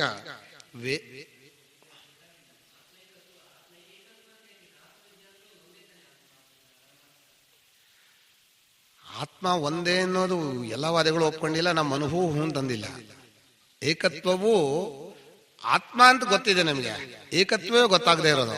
ಏಕತ್ವ ಅಂದ್ರೇನೋ ಆತ್ಮನಿಗಿಂತ ಇನ್ನೊಂದು ಬೇರೆ ಏನೂ ಇಲ್ಲ ಅನ್ನೋದೇ ಗೊತ್ತಾಗಬೇಕು. ನೀವು ವೇದಾಂತವನ್ನು ಕೇಳಿದ ಮೇಲೆ ಆತ್ಮನೊಬ್ಬನೇ ನೀವು ಹೇಳ್ತೀರಿ. ಈ ಲೋಕದಲ್ಲಿ ಆತ್ಮ ಅಂದ್ರೆ ಜೀವ. ಈ ಸಾಂಖ್ಯರ ಪ್ರಕಾರ ಆತ್ಮರೋ ನಾನಾ, ಯೋಗಿಗಳ ಪ್ರಕಾರವೂ ಆತ್ಮ ಅಂದ್ರೆ ಜೀವ, ಅದು ನಾನಾ. ಇದುವರೆಗೆ ವೇದಾಂತಿಗಳನ್ನು ಬಿಟ್ರೆ ಎಲ್ಲರೂ ಆತ್ಮನ ಅನಾತ್ಮವಾದಿಗಳೇ, ಆತ್ಮ ಭೇದವಾದಿಗಳು ಅಂತ ಹೇಳ್ತೀವಿ ನಾವು. ಆತ್ಮಿಕತ್ವವಾದಿಗಳು ವೇದಾಂತ ದ್ವೈತಿಗಳು ಒಬ್ಬರೇ ಆತ್ಮಿಕತ್ವವಾದಿಗಳು. ಆತ್ಮಿಕತ್ವ ಬರೀ ಆತ್ಮಿಕತ್ವ ಅಷ್ಟೇ ಹೇಳಲ್ಲ, ಬ್ರಹ್ಮಾತ್ಮೈಕತ್ವ ಅಂತ ಹೇಳ್ತಾರೆ. ಬ್ರಹ್ಮವೇ ಆತ್ಮವಾಗಿದೆ ಅಂತ ಹಾಗೆ ತಿಳ್ಕೊಂಡಾಗ ಏಕತ್ವ ಗೊತ್ತಾಗತ್ತೆ ಅಂತ. ಇಲ್ಲಿ ಈ ಪದ ಪ್ರಯೋಗ ಇದೆಯಲ್ಲ, ಆತ್ಮ ಬ್ರಹ್ಮ, ಈ ಪದಗಳನ್ನು ನಿಧಾನಕ್ಕೆ ಯೋಚನೆ ಮಾಡಿದರೆ ಹೇಗೆ ತನ್ನ ಅರ್ಥವನ್ನು ತಿಳಿಸ್ಕೊಳತ್ತೆ. ಅದಕ್ಕೂ ನಾನು ಶಂಕರರ ಒಂದು ಬೃಹದಾರಣ್ಯಕದ ಒಂದು ಭಾಷ್ಯದ ಉದಾಹರಣೆ ಹೇಳ್ತೇನೆ. ಅಧ್ಯಾರೋಪಿತ ನಾಮರೂಪ ಕರ್ಮೈರೇವ ನಿರ್ದಿಶ್ಯತೆ ಬ್ರಹ್ಮ ಆತ್ಮ ವಿಜ್ಞಾನಮಾನಂದಂ ಬ್ರಹ್ಮ ಸತ್ಯಂ ಜ್ಞಾನಮನಂತಂ ಬ್ರಹ್ಮ ಇತ್ಯೇವಮಾದಿ ಶಬ್ದೈ ಒಂದು ಭಾಷ್ಯ. ಬ್ರಹ್ಮ ಅಂತ ಹೇಳುವಾಗ ಬ್ರಹ್ಮ ಅಂದ್ರೇನು, ಪರಿಚ್ಛೇದವಿಲ್ಲದ್ದು ಅಂತ ಅರ್ಥ. ಬೃಹಬ್ರೀಹಿ ಬುದ್ಧವು, ದೊಡ್ಡದು ಅಂದ್ರೆ ಅನ್ಲಿಮಿಟ್, ಅಖಂಡ, ಪರಿಚ್ಛೇದ ಇಲ್ಲ. ಪರಿಚ್ಛೇದ ಇಲ್ಲ ಅನ್ಕೊಳ್ಳೆ ಪರಿಚ್ಛೇದ ಹೇಗೆ ಬರುತ್ತೆ ಅಂತ ಒಂದು ಪ್ರಶ್ನೆ ಬರುತ್ತೆ. ಪರಿಚ್ಛೇದ ಅಂದ್ರೆ ಒಂದ್ ಕಡೆ ಇದ್ದು ಇನ್ನೊಂದ್ ಕಡೆ ಇಲ್ಲ ಅಂದ್ರೆ ಅದು ದೇಶತಃ ಪರಿಚ್ಛಿನ್ನ, ಇಲ್ಲಿ ಮಾತ್ರ ಇದೆ ಅಲ್ಲಿಲ್ಲ ಅಂತ. ಒಂದು ವಸ್ತು ಆಗಿ ಇನ್ನೊಂದು ವಸ್ತು ಅಲ್ಲ ಅಂತ ಆದ್ರೆ, ಎರಡು ವಸ್ತುಗಳಿದ್ಬಿಟ್ರೆ, ಈಗ ಆಕಾಶ ಭೂಮಿ ಆಕಾಶ ಅಲ್ಲ ಅಂತ ಗೊತ್ತಾದ್ರೆ ಅದು ಆಕಾಶ ವಸ್ತುತಃ ಪರಿಚ್ಛಿನ್ನ. ಇನ್ನು ಒಂದು ಕಾಲದಲ್ಲಿದ್ದು ಇನ್ನೊಂದು ಕಾಲದಲ್ಲಿಲ್ಲ ಅಂದ್ರೆ ಕಾಲದಿಂದ ಪರಿಚ್ಛಿನ್ನ. ಹೀಗೆ ಮೂರೂ ಪರಿಚ್ಛೇದವಿಲ್ಲದೆ ಇರುವಂಥವನು ಅಂತ ಅರ್ಥ ಮಾಡಬೇಕು. ಈಗ ಒಂದು ಪ್ರಶ್ನೆ ಬರುತ್ತೆ. ಏನ್ ಪ್ರಶ್ನೆ ಬರುತ್ತೆ? ಪರಿಚ್ಛಿನ್ನವಾದ ವಸ್ತುಗಳಿದ್ದು ನಮ್ಮ ಸ್ವರೂಪ ಪರಿಚ್ಛಿನ್ನ ಅಲ್ಲ ಅಂತ ಹೇಳ್ತೀರೋ, ಪರಿಚ್ಛಿನ್ನವಾದ ವಸ್ತುಗಳೇ ಇಲ್ವೋ ಯಾವುದು? ಪ್ರಶ್ನೆ ಏನ್ ಗೊತ್ತಾ? ಬ್ರಹ್ಮವು ಅಪರಿಚ್ಛಿನ್ನ ಅಂತ ಅರ್ಥ ಆಯ್ತು. ಬ್ರಹ್ಮಕ್ಕೆ ಪರಿಚ್ಛೇದವಿಲ್ಲ. ಬ್ರಹ್ಮಕ್ಕೆ ಪರಿಚ್ಛೇದವಿಲ್ಲ ಅಂದ್ರೆ ಪರಿಚ್ಛೇದ ಇರುವಂತಹದ್ದು ಯಾವ್ದಾದ್ರು ಒಂದು ಇರ್ಬೇಕಾ? ಹಾಗಾದ್ರೆ ಯಾವುದು ಪರಿಚ್ಛೇದ ಇರೋದು? ಬ್ರಹ್ಮಕ್ಕಿಂತ ಬೇರೆ ಅದು ಇನ್ನೊಂದಿಲ್ಲ. ಬ್ರಹ್ಮಕ್ಕೆ ಪರಿಚ್ಛೇದ ಇಲ್ಲ. ಯಾತಕ್ಕೆ ಹೇಳಿದ್ರೆ ಪರಿಚ್ಛಿನ್ನ ಇಲ್ಲ ಅಂತ ಪ್ರಶ್ನೆ ಬಂದ್ಬಿಡತ್ತೆ.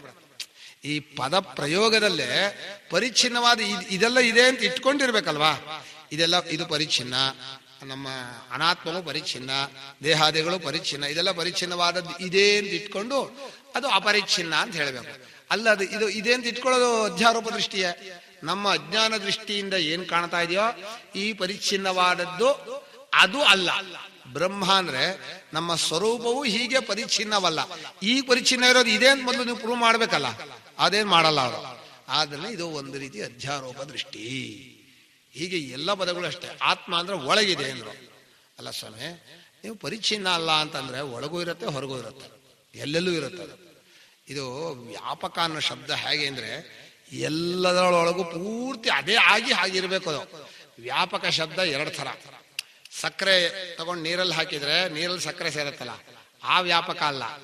ಐಸ್ ಇದೆಯಲ್ಲ, ಐಸ್ನಲ್ಲಿ ನೀರಿದೆಯಲ್ಲ, ಅದು ವ್ಯಾಪಕ. ನೀರು ಐಸನ್ನು ವ್ಯಾಪಿಸಿದೆ ಅಂದ್ರೆ ನೀನು ಅಲ್ಲಿ ಏನೂ ಇಲ್ಲ, ಬೇರೆ ಇಲ್ಲ ಅಂತ ಆಗ್ಬೇಕು. ಆಕಾರ ಬೇರೆ ಹೇಳ್ಬೋದೇ ಹೊರತು ನೀರಿಗಿಂತ ಬೇರೆ ಅದೇನೂ ಇಲ್ಲ. ಹಾಗೆ ಬ್ರಹ್ಮವು ಜಗತ್ತನ್ನು ವ್ಯಾಪಿಸಿದೆ ಅಂತ ಅರ್ಥ. ಇಲ್ಲಿ ಒಂದು ಜಗತ್ತಿದೆ, ಇಲ್ಲಿ ಬ್ರಹ್ಮ ಇದೆ, ಅದರಲ್ಲಿ ಸಕ್ಕರೆ ನೀರು ಹಾಕಿದ್ರೆ ಒಳಗಡೆ ಪ್ರವೇಶ ಮಾಡೋದು ಇಲ್ಲ. ಅದನ್ನೇ ಅದಾಗಿ ನೋಡ್ಬೇಕು ನೀವು. ಅದನ್ನು ವ್ಯಾಪಿಸಿದೆ. ಪದ, ಈ ಕ್ರಿಯಾಪದವೇ ನಮ್ಮಲ್ಲಿ ದೋಷ. ನಾನು ವೇದಾಂತಲ್ಲಿ ಪದೇ ಹೇಳ್ತೀನಿ, ಈ ಕ್ರಿಯಾಪದ ಬಂದು ಬಿಟ್ರೆ ತಪ್ಪು ದಾರಿಗೆ ಎಳೆದ್ಬಿಟ್ರೆ. ಸೃಷ್ಟಿ ಆಯ್ತು ಒಂದ್ ಕಡೆ ಶುರುವಾಯ್ತು, ವ್ಯಾಪಿಸಿದೆ ಅಂದ್ರೆ ಅದಕ್ಕೊಂದು ಶುರುವಾಯ್ತು.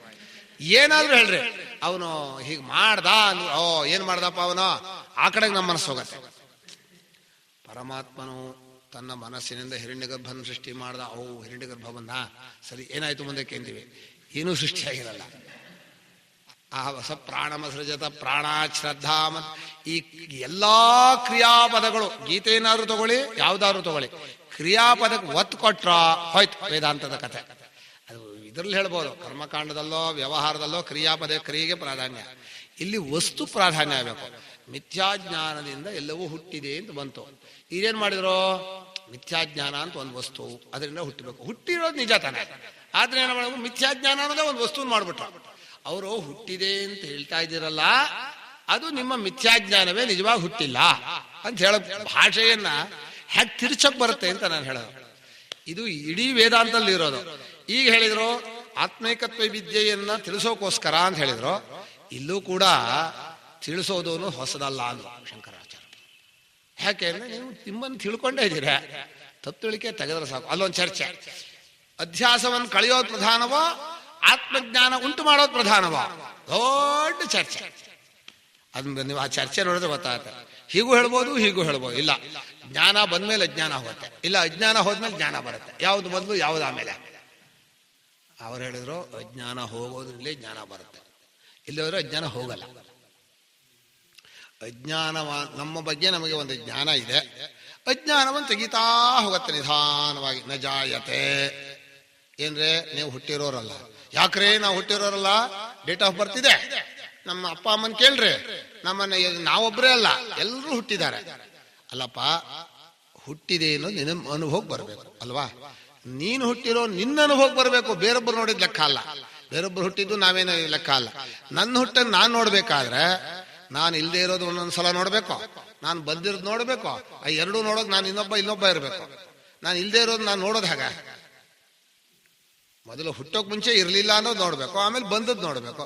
ಇರ್ಲಿಲ್ಲ ನೋಡೋದು ನಾನು ಇರ್ಬೇಕೋ ಇರಬಾರ್ದೋ? ಒಳ್ಳೆ ತರ್ಕ ಬಂದ್ಬಿಡ್ತಿದ್ದೋ. ಆದ್ದರಿಂದ ನಾವು ಹುಟ್ಟಿದೆ ಅನ್ನೋದು ನಮ್ಮ ಅನುಭವ ಅಲ್ಲ, ಅದು ನಮ್ಮ ಕಲ್ಪನೆ. ಹಾಗಾದ್ರೆ ನಜಾಯತೆ ಅನ್ನೋದೇ ಅನುಭವ. ಆದ್ರೆ ಯಾರಾದ್ರೂ ಸ್ವಾಮಿ ನೀವು ಹುಟ್ಟಿಲ್ಲ ಅಂದ್ರೆ, ಅಯ್ಯಯ್ಯೋ ನೀವು ಹಾಗೆ ಹೇಳ್ಬೇಡಿ ಸ್ವಾಮಿ, ನಾವು ಹುಟ್ಟಿದೀವಿ ಇಂಥ ಡೇಟು ಕೇಳ್ರಿ, ಬೇಕಾದ್ರೆ ಆಸ್ಪತ್ರೆಲಿ ಹೋಗಿ ಕೇಳ್ರಿ, ಬರ್ತ ಇಂಥ ಸರ್ಟಿಫಿಕೇಟ್ ಕೊಡ್ತಾರೆ, ಸರ್ಟಿಫಿಕೇಟ್ ಏನೋ ಕೊಡ್ತಾರೆ, ಅದು ಏನು ಅನ್ನೋದು ಅವ್ರಿಗೆ ಅರ್ಥ ಆಗಲ್ಲ. ಆಮೇಲೆ ಇದು ಏನಾಗತ್ತೆ ಅಂದ್ರೆ, ವೇದಾಂತ ವಾಕ್ಯಗಳ ಅರ್ಥವನ್ನ ಮಾಡುವ ಕ್ರಮದಲ್ಲಿ ದೊಡ್ಡದು ಬರೀ ಶ್ರದ್ಧೆ ಅಷ್ಟೇ ಇಟ್ಕೊಂಡ್ರೆ ಸಾಕಾಗಲ್ಲ, ಅನುಭವವನ್ನು ಇಟ್ಕೋಬೇಕು, ಆ ಕ್ರಮ ನೋಡ್ಬೇಕು, ತಪ್ಪು ತಿಳಿಕೆ ಹೇಗೆ ಹೋಗುತ್ತೆ ಅಂತ. ಅದಕ್ಕೆ ಆತ್ಮೈಕತ್ವ ವಿದ್ಯಾ ಪ್ರತಿಪತ್ತೆಯೇ ಸರ್ವೇ ವೇದಾಂತ ಆರಭ್ಯಂತೆ ಅಂತ ಹೇಳಿದ್ರು. ಈಗ ಕೊನೆ ವಾಕ್ಯ ಇದೆ, ಯಥಾಚ ಅಯಮರ್ಥ ಸರ್ವೇಷಾಂ ವೇದಾಂತಾನಾಂ ತಥಾ ವಯಮಸ್ಯಾಂ ಶಾರೀರಿಕ ಮೀಮಾಂಸಾಯಾಂ ಪ್ರದರ್ಶಯಿಷ್ಯಾಮಃ. ಯಥಾಚ ಅಯಮರ್ಥ. ಈಗ ಶಂಕರಾಚಾರ್ಯ ಈ ವಾಕ್ಯ ಬರೀಬೇಕಾದ್ರೆ ಇದೇ ಅರ್ಥ ವೇದಾಂತಗಳಿಗೆ ಅಂತ ಹೇಗೆ ಅನ್ನೋದನ್ನು ನಾವು ಈ ಸೂತ್ರ ಭಾಷೆಯಲ್ಲಿ ತೋರಿಸ್ತೀವಿ. ವೇದಾಂತಗಳಿಗೆ ತಪ್ಪು ತಿಳುವಳಿಕೆಯನ್ನು ಕಳೆದು ಬ್ರಹ್ಮಾತ್ಮಿಕತ್ವ ಜ್ಞಾನವನ್ನು ಮಾಡುವುದೇ ಮುಖ್ಯವಾದ ಅರ್ಥ ಅನ್ನೋದನ್ನು ಹೇಗೆ ಅಂತ ಈ ಸೂತ್ರಗಳಿಂದ ತೋರಿಸ್ತೀವಿ. ಸೂತ್ರಗಳಿಗೆಲ್ಲ ಅರ್ಥ ಬರೆಯೋದು ಯಾವುದಕ್ಕೆ? ವೇದಾಂತ ವಾಕ್ಯಕ್ಕೆ. ವೇದಾಂತ ವಾಕ್ಯವು ಇದೇ ಅರ್ಥ ಉಳ್ಳದ್ದು ಅಂತ ನಾವು ಇಲ್ಲಿ ತೋರಿಸ್ತೀವಿ ಅಂತ ಅಂದ್ರೆ, ಹಾಗಾದ್ರೆ ವೇದಾಂತ ವಾಕ್ಯಕ್ಕೆ ಬೇರೆ ಅರ್ಥ ಮಾಡೋರು ಉಂಟು ಅಂತ ಆಯ್ತು. ಶಂಕರರ ಈ ವಾಕ್ಯ ಬರೀಬೇಕಾದ್ರೆ ಕೆಲವರು ಅಲ್ಲಲ್ಲೇ ಬರ್ತಾರೆ, ಉಪಾಸನೆ ಮಾಡಿ ಪಡ್ಕೋತಾನೆ, ಬ್ರಹ್ಮಾತ್ಮವಾನ್ ಪಡ್ಕೋತಾನೆ, ಜ್ಞಾನ ಆದ್ರೆ ಆಗೋಲ್ಲ, ಆವೃತ್ತಿ ಮಾಡಬೇಕು, ಜ್ಞಾನವಾದ ಮೇಲೂ ಕೂಡ ಸ್ವಲ್ಪ ಅವಿದ್ಯಾಲೇಶ ಇರುತ್ತೆ. ಈಗಲೂ ಇದ್ದಾರೆ, ನಿಮಗೆ ಪೂರ್ತಿ ಜ್ಞಾನ ಆದ್ರೂ ಒಂಚೂರು ಅವಿದ್ಯಾಲೇಶ ಇರುತ್ತೆ. ಅವಿದ್ಯಾಲೇಶವಾದಿಗಳು ಅಂತ ಕೆಲವರು, ಜ್ಞಾನಾಭ್ಯಾಸವಾದಿಗಳು ಅಂತ ಕೆಲವರು, ಸಾಕ್ಷಾತ್ಕಾರ ಮಾಡಬೇಕು ಅಂತ ಕೆಲವರು. ಶಬ್ದದಿಂದ ಪರೋಕ್ಷ ಜ್ಞಾನ ಆಗತ್ತೆ, ಪ್ರತ್ಯಕ್ಷ ಜ್ಞಾನ ಆಗಲ್ಲ ಅಂತಾರೆ. ನಾನು ಹೇಳಿದ್ದೀನಿ, ಶಬ್ದದಿಂದ ಪರೋಕ್ಷ ಜ್ಞಾನ ಅಂದ್ರೆ ಲೋಕದಲ್ಲಿ ಕರೆಕ್ಟು. ಈಗ ನಾನು ಕಾಶಿನಲ್ಲಿ ವರ್ಣನೆ ಮಾಡಿದೆ, ನಿಮ್ ಶಬ್ದ ಕಾಶಿಗೆ ಗೊತ್ತಾಗೋದು ಪರೋಕ್ಷ ಜ್ಞಾನ, ಹೋಗಬೇಕು ಪ್ರತ್ಯಕ್ಷ ಜ್ಞಾನ, ಲೋಕದ ಉದಾಹರಣೆ ಕರೆಕ್ಟು. ನನ್ನ ಬಗ್ಗೆ ನನಗೆ ತಪ್ಪು ತಿಳುವಳಿಕೆ ಇದೆ, ಶಬ್ದದಿಂದ ಪರೋಕ್ಷ ಜ್ಞಾನ ಅಂದ್ರೆ ಜ್ಞಾನ ಆಗಿಲ್ಲ ಅಂತ ಅರ್ಥ. ಈ ಗೌಣ ಜ್ಞಾನವನ್ನು ಬೇಕಾದ್ರೆ ಹೇಳ್ಬೋದು, ಜ್ಞಾನವೇ ಆಗೋಲ್ಲ ಅಂತ ಪರವಾಗಿಲ್ಲ. ಶಬ್ದದಿಂದ ಪರೋಕ್ಷ ಜ್ಞಾನ ಆಗತ್ತೆ, ಪ್ರತ್ಯಕ್ಷ ಜ್ಞಾನ ಇನ್ಯಾವುದರಿಂದ ಆಗತ್ತೆ? ಶಬ್ದವನ್ನು ಆವೃತ್ತಿ ಮಾಡಿದ್ರಾಗತ್ತೋ ಅಥವಾ ಜಪ ಮಾಡಿದ್ರಾಗತ್ತೋ? ಬಹಳ ಕಷ್ಟ. ನಮ್ಮಲ್ಲಿ ಈ ಸಂಪ್ರದಾಯ ಒಂದು ಬನ್ನಿ, ಸಂಪ್ರದಾಯ ಅಂದ್ರೆ ಈ ಸಂಪ್ರದಾಯ ಶಬ್ದವೇ 2-3 ಅರ್ಥ ಬಂದ್ಬಿಟ್ಟಿದೆಯಲ್ಲ. ಈಗ ಸಂಪ್ರದಾಯ ಪರಂಪರೆ ಅನ್ನೋ ಶಬ್ದಗಳು ಎಷ್ಟು ಕಷ್ಟವಾಗಿದೆ ಅಂದ್ರೆ, ಮಠಗಳಲ್ಲಿ ಒಂದು ಸಂಪ್ರದಾಯ ಇದೆ, ಆ ಸಂಪ್ರದಾಯ ನಾವು ಹೇಳೋದು ತಪ್ಪಾಗತ್ತೆ. ಅಂದ್ರೆ ವ್ಯವಹಾರವಾಗಿ ಲೋಕದಲ್ಲಿ ಸಮಾಜದಲ್ಲಿ ಅದಕ್ಕೊಂದು ಸ್ಥಾನ ಇದೆ. ನಾವು ಮಠಕ್ಕೆ ಹೋದ್ರೆ ಮಠಕ್ಕೆ ಅವಶ್ಯವಾಗಿ ನಡ್ಕೋಬೇಕು ಸಾಮಾಜಿಕ ದೃಷ್ಟಿಯಿಂದ. ಆದ್ರೆ ಏನು ಮಾಡ್ತಾರೆ, ಒಬ್ಬೊಬ್ಬರು ಒಂದೊಂದು ವಾಕ್ಯ ಇಟ್ಕೋಬೇಕು ಅಂತಾರೆ, ಮಹಾವಾಕ್ಯ, ಅದನ್ನು ಜಪ ಮಾಡಬೇಕು ಅಂತಾರೆ. ಹಾಗಂದ್ರೆ ಅರ್ಥ ಏನು ಅಂತೀನಿ. ಮಹಾವಾಕ್ಯ ಅಂದ್ರೆ ವಸ್ತುತಂತ್ರವಾದ ಪರಮಾತ್ಮನ ತಿಳಿಸುವ ಸಾಕ್ಷಾತ್ ವಾಕ್ಯ, ಪ್ರಧಾನ ವಾಕ್ಯ ಅಂತ ಹೇಳ್ಬೋದು. ಇನ್ನು ಉಳಿದಿದ್ದು ಸಣ್ಣ ವಾಕ್ಯ. ಈಗ ವೇದಾಂತ ವಾಕ್ಯದಲ್ಲಿ ತತ್ವಮಸಿ ಮಹಾವಾಕ್ಯ, ಈಗ ಅದೊಂದು ವಾಕ್ಯಾರ್ಥ ಮಾಡೋಣ. ಅವ್ರು ಕೇಳಿದ್ರಲ್ಲ, ತತ್ವಮಸಿ ಮಹಾವಾಕ್ಯ ಇದೆ. ಆ ಮಹಾವಾಕ್ಯ ಬರೋದು ಛಾಂದೋಗ್ಯದಲ್ಲಿ. ಈ ಮಹಾವಾಕ್ಯ ಇದೆಯಲ್ಲ, ಮಹಾವಾಕ್ಯ ಅನ್ನೋದು ವಸ್ತುವನ್ನ ನೇರಾಗಿ ತಿಳಿಸ್ಕೋಬೇಕು. ಅವರು ಹೇಳ್ತಾರೆ, ಯಾಕೆ ವಾಕ್ಯ ಅರ್ಥ ಆಗಲ್ಲ ಅಂದ್ರೆ ಪದಾರ್ಥ ಆಗಿಲ್ಲ. ತ್ವಂ ಪದಾರ್ಥ ಅನಭಿಜ್ಞತ್ವಾತ್ ಅತಸ್ತತ್ ಪ್ರಕ್ರಿಯೋಚ್ಯತೆ. ನಿನಗೆ ತ್ವಂ ಪದದ ಅರ್ಥ ಗೊತ್ತಾಗಿಲ್ಲ, ತತ್ಪದದ ಅರ್ಥವೋ ಗೊತ್ತಾಗಿಲ್ಲ, ಆದ್ರಿಂದ ತತ್ವಮಸಿ ಅನ್ನೋ ವಾಕ್ಯಾರ್ಥ ಆಗಲ್ಲ ಅಂದ್ರು. ಅಲ್ಲಿ ಶುರು ಮಾಡಿದ್ದಾರೆ, ಏನೋ ಸದೇವ ಸೌಮ್ಯೇದಮಗ್ರಾಸೀದೇಕಮೇವಾದ್ವಿತೀಯಂ ಅಂಥೇಳಿ ಆರಂಭವಾಗಿದೆ ಉಪನಿಷತ್ತು.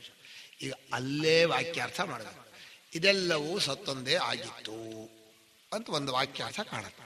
ಸತ್ತಂದ್ರೆ ಇರುವಿಕೆ ಒಂದೇ ಆಗಿತ್ತು. ಸತ್ತೊಂದೇ ಅಂದ್ರೆ ಈ ಕನ್ನಡದಲ್ಲಿ ಸತ್ತೊಂದೇ ಆಗಿತ್ತು ಅಂದ್ರೆ ಸತ್ತೊಂದು ಬಂದ್ಬಿಡ್ತದ. ಈ ಭಾಷೆಯ ದೋಷ. ಅದು ಏನ್ ಮಾಡೋದು, ಸಂಸ್ಕೃತ ಭಾಷೆಯನ್ನು ಕನ್ನಡ ಭಾಷೆಗೆ ಇಳಿಸೋಕ್ ಬರಲ್ಲ.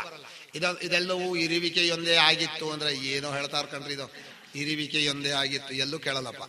ಅಂಗಡಿಯಲ್ಲಿ ಇರುವಿಕೆ ಸಿಗತ್ತೇನ್ರೆ? ಇರುವಿಕೆ ಸಿಗಲ್ಲ. ಅದು ಇರುವಿಕೆ ಅಂತ ಇರಲ್ಲ, ಅದು ಏನದು ಅಂತ ಕೇಳ್ತಾರೆ ನಮ್ಮ ಗುರುಗಳು. ಪರಮಾರ್ ಚಿಂತಾಮಣಿ ಇರವು ಅರಿವು ಬರಿಯ ಇರವು. ಇದೇನು ಬರಿಯ ಇರುವು? ಬರಿಯ ಇರುವ ನಿದ್ದೆಯಲ್ಲಿ ಬರಿಯ ಇರುವಂದೇ ಇದೆ, ಅರ್ಥವೇ ಆಗಲ್ಲ. ಯಾಕೆಂದ್ರೆ ನಮ್ಮ ಈ ಭಾಷೆಗೆ ಹೊರಗಡೆ ಏನಾದರೂ ಒಂದು ಆಕಾರ ಇರುವಂತಹ ವಸ್ತು ಹೇಳಿದ್ರೆ ಸುಲಭವಾಗಿ ಅರ್ಥವಾಗತ್ತೆ. ಅತ್ಯಂತ ಸೂಕ್ಷ್ಮವಾದ ವಿಷಯವನ್ನು ಎಲ್ಲೆಲ್ಲೂ ಇರೋದು, ಇದರಲ್ಲಿ ಬರಿಯ ಇರುವು ಬೆರೆತಿದೆ, ಆಮೇಲೆ ಗೋಡೆ ಏನೋ ಒಂದು ಆಕಾರ ಬೆರೆತಿದೆ, ಆಮೇಲೆ ಆ ಗೋಡೆಗೆ ಒಂದು ಬಣ್ಣ ಬೆರೆತಿದೆ, ಆ ಬಾಕಿದೆಲ್ಲ ತೆಗೆದು ಬಿಟ್ರೆ ಬರಿಯ ಇರುವು ಉಳಿಯತ್ತಂತೆ. ಇವು ಫಾರಿನ್ ಅವರ್ಸ್ ಹೇಳಿದ್ದಾರೆ. ನಿಮ್ಗೆ ಅದ್ಭುತ ಅಂದ್ರೆ ಫಾರಿನ್ ಅವರ್ಸು ನೀವು ಬೇರೆ ಬೇರೆನೆಲ್ಲ ಹೀಗೆ ತೆಗೆದು ಬಿಟ್ರೆ ಅದರಿಂದ ಕೊನೆಗೆ ಏನ್ ಉಳಿಯತ್ತ, ಬರಿಯ ಇರುವೊಂದು ಉಳಿಯತ್ತೆ ಅಂತ ತರ್ಕ ಮಾಡಿದ್ದಾರೆ. ಅವ್ರ ಪಾಪ ಉಪನಿಷತ್ ಗೊತ್ತಿಲ್ಲ, ಅವ್ರಿಗೆ ಯಾವ ಸಾಧನವೂ ಇಲ್ಲ, ಬರೀ ತರ್ಕ ಮಾಡಿ ಕ್ಯಾಂಟ್, ಹೆಗಲ್, ಇವರು ಬರ್ಗ್ಸನ್ ಇವರೆಲ್ಲ ಇದಾರಲ್ಲ, ಬಹಳ ಗಟ್ಟಿಗರು, ಬಹಳ ಅವ್ರಿಗೆ ಒಂದು ಶಕ್ತಿ ಇದೆ, ಒಂದು ಕೂತ್ರೆ ಹಯ ಕೂತೇ ಬಿಡ್ತಾರೆ, ಬೇರೆ ಹೋಗೋದೇ ಇಲ್ಲ. ಆ ತತ್ವಮಸಿ ಒಂದು ಪದಾರ್ಥ ಅದ್ ಏನಾದ್ರು ಆಗಲಿ ಹೀಗೆ ಕೂತ್ಕೊಂಡಿರ್ತಾರೆ 4 ಗಂಟೆ ಹೇಳಿ. ನನಗೆ ಆಶ್ಚರ್ಯ ಅಂದ್ರೆ ಅವರ ಆ ದೃಢತೆ ನೋಡ್ರಿ. ನಮ್ಮ ಮೊನ್ನೆ ಇನ್ನು ನಮ್ಮ ಇದರಲ್ಲಿ ಗೀತೆಯನ್ನ ಹೇಳ್ತಾ ಇದ್ವಿ. ಒಬ್ಬ ಫ್ರಾನ್ಸಿನ ಒಬ್ಬ ಹುಡುಗ ಬಂದ. ಅವನು ಫ್ರಾನ್ಸ್ನಲ್ಲಿ ಇಂಟರ್ನೆಟ್ನಲ್ಲಿ ನೋಡಿದಾನಂತ. ಹೊಳೆ ನರಸೀಪುರದ ಗುರುಗಳ ಶಿಷ್ಯರು ಮತ್ತೂರಲ್ಲಿ ಇದ್ದಾರೆ, ಅಲ್ಲೊಬ್ರು ಸ್ವಾಮಿಗಳು ಇದ್ದಾರೆ, ಅವಧಾನಗಳಿದ್ದಾರೆ ಅಂತ ಇಂಟರ್ನೆಟ್ನಲ್ಲಿ ನೋಡಿದವನು. ಅವನು ಅಲ್ಲಿ ಫ್ರಾನ್ಸ್ ಅಲ್ಲಿ ಇದ್ದಾನೆ. ಅವನು ಅಲ್ಲಿ ಫಿಲಾಸಫಿ ಲೆಕ್ಚರರ್ ದರ್ಶನ. ಅಲ್ಲಿಂದ ಓಡ್ ಬಂದಿದ್ದಾನೆ. ನಾವು ನಮ್ಮ ಅವತ್ತು ಸರಿಯಾಗಿ ನಮ್ಮ ಗುರುಗಳ ಆರಾಧನೆ ಅಂತ ಇಟ್ಕೊಂಡು ಗೀತೆಯನ್ನು ಪಾರಾಯಣ ಮಾಡ್ತಾ ಇದ್ವಿ. ನಾನು ಇಲ್ಲಿ ಕೂತಿದ್ದೀನಿ, ನನ್ನ ಪಕ್ಕದಲ್ಲಿ ಅವರು ಜ್ಞಾನಪ್ರಸೂನೆಯಿಂದ ಅಂತ ಅವರು ನಮ್ಮ ಸನ್ಯಾಸಿಗಳು ಅವರೊಬ್ಬರು ಕೂತಿದ್ದಾರೆ. ಪಾರಾಯಣ ಮಾಡ್ತಾ ಇದ್ವಿ. ಅದು 1.5 ಗಂಟೆ ಆಗತ್ತೆ. ನಾವು ಬಾಯಲ್ಲೇ ಹೇಳಬೇಕು ಅಂತ ಮಾಡ್ಕೊಂಡು 1.5 ಗಂಟೆ ಬಂದುಬಿಟ್ಟಿದ್ದಾನೆ. ಆರಂಭದಲ್ಲಿ ಬಂದಿದ್ದಾನೆ, ನಾವು ಹೇಳಲ್ಲ. ಬಂದು ಒಂದು 5 ನಿಮಿಷ ನಿಂತು ನೋಡ್ದ. ನನಗೆ ಆವಾಗಲೇ ಅನುಮಾನ ಆಯಿತು, ಯಾರೋ ಸುಮ್ಮನೆ ಬಂದು ನೋಡ್ದ. ಮತ್ತೊಂದು ಸಲ ಬಂದ, ಅರ್ಧ ಗಂಟೆ ಮತ್ತೊಂದು ಸಲ ಬಂದ. 12:30 ತನಕ ಹಾಗೆ ಬಂದ. 10 ಗಂಟೆಯಿಂದ 11 ಗಂಟೆಗೆ ಬಂದೇನು ಕಾಣುತ್ತೆ. 12:30 ಮತ್ತೊಂದು ಸಲ ಬಂದ್ಮೇಲೆ ನಾವು ಆಯ್ತು, ಟೈಮ್ ಆಯ್ತಲ್ಲ, ಆನ್ಹಿಕ ಹೊರಗಡೆ ಬಂದ ಕೂಡಲೇ ನಾವು ನಿಮ್ಮ ಜೊತೆ ಮಾತಾಡಬೇಕು ಅಂದ. ನಾನು ಏನು ಮಾತಾಡ್ಬೇಕು, ಇವರಿಗೆ ವೇದಾಂತ ಬಿಟ್ಟರೆ ಬೇರೆ ಮಾತಾಡಿದ್ರೆ ಸಿಟ್ಟು ಮಾಡ್ಕೋತಾರ ಅವರು ಸನ್ಯಾಸಿಗಳು. ಏನು ಮಾತಾಡಬೇಕು ಅಂದೆ. ಅದೇ ನಾನು ವೇದಾಂತದ ಉಪನ್ಯಾಸ ಮಾಡ್ತಾ ಇರೋನು, ನಿಮ್ಮ ಹತ್ರ ಒಂಚೂರು ಕೇಳೋದಕ್ಕೆ ಇದು ವಿಚಾರ. ಅರೆ 2:30 ಬಂದು ಟೈಮ್ ಕೊಟ್ಟರು. ಮತ್ತೆ 2:30 ಬಂದ. ನನಗೆ ಅದು ಆಶ್ಚರ್ಯ. ಅವನಿಗೆ ವಾಪಸ್ ಹೋಗಬೇಕು, ಭಾಷೆ ಗೊತ್ತಿಲ್ಲ, ಊಟ ತಿಂಡಿ ಗೊತ್ತಿಲ್ಲ, ಜಾಗ ಗೊತ್ತಿಲ್ಲ. ಒಂದು ನೋಡಬೇಕು ಅಂತ ಅವ್ರ ಮನಸ್ಸಿನಲ್ಲಿ ನಿಶ್ಚಯ ಬಂದ್ರೆ, ಹಳ್ಳಿ ಇದ್ರೆ ಹಳ್ಳಿ, ನಮ್ಮ ಹಳ್ಳಿ ಎಂಥದೂ ಇಲ್ಲ. ಅಲ್ಲಿ ಬಂದು ಒಂದು ಕುಟೀರದಲ್ಲಿ ಕೂತ್ಕೊಂಡು ಹೋಗಿ ಪ್ರಶ್ನೆ ಮಾಡ್ತಾ ಇದ್ದಾನೆ.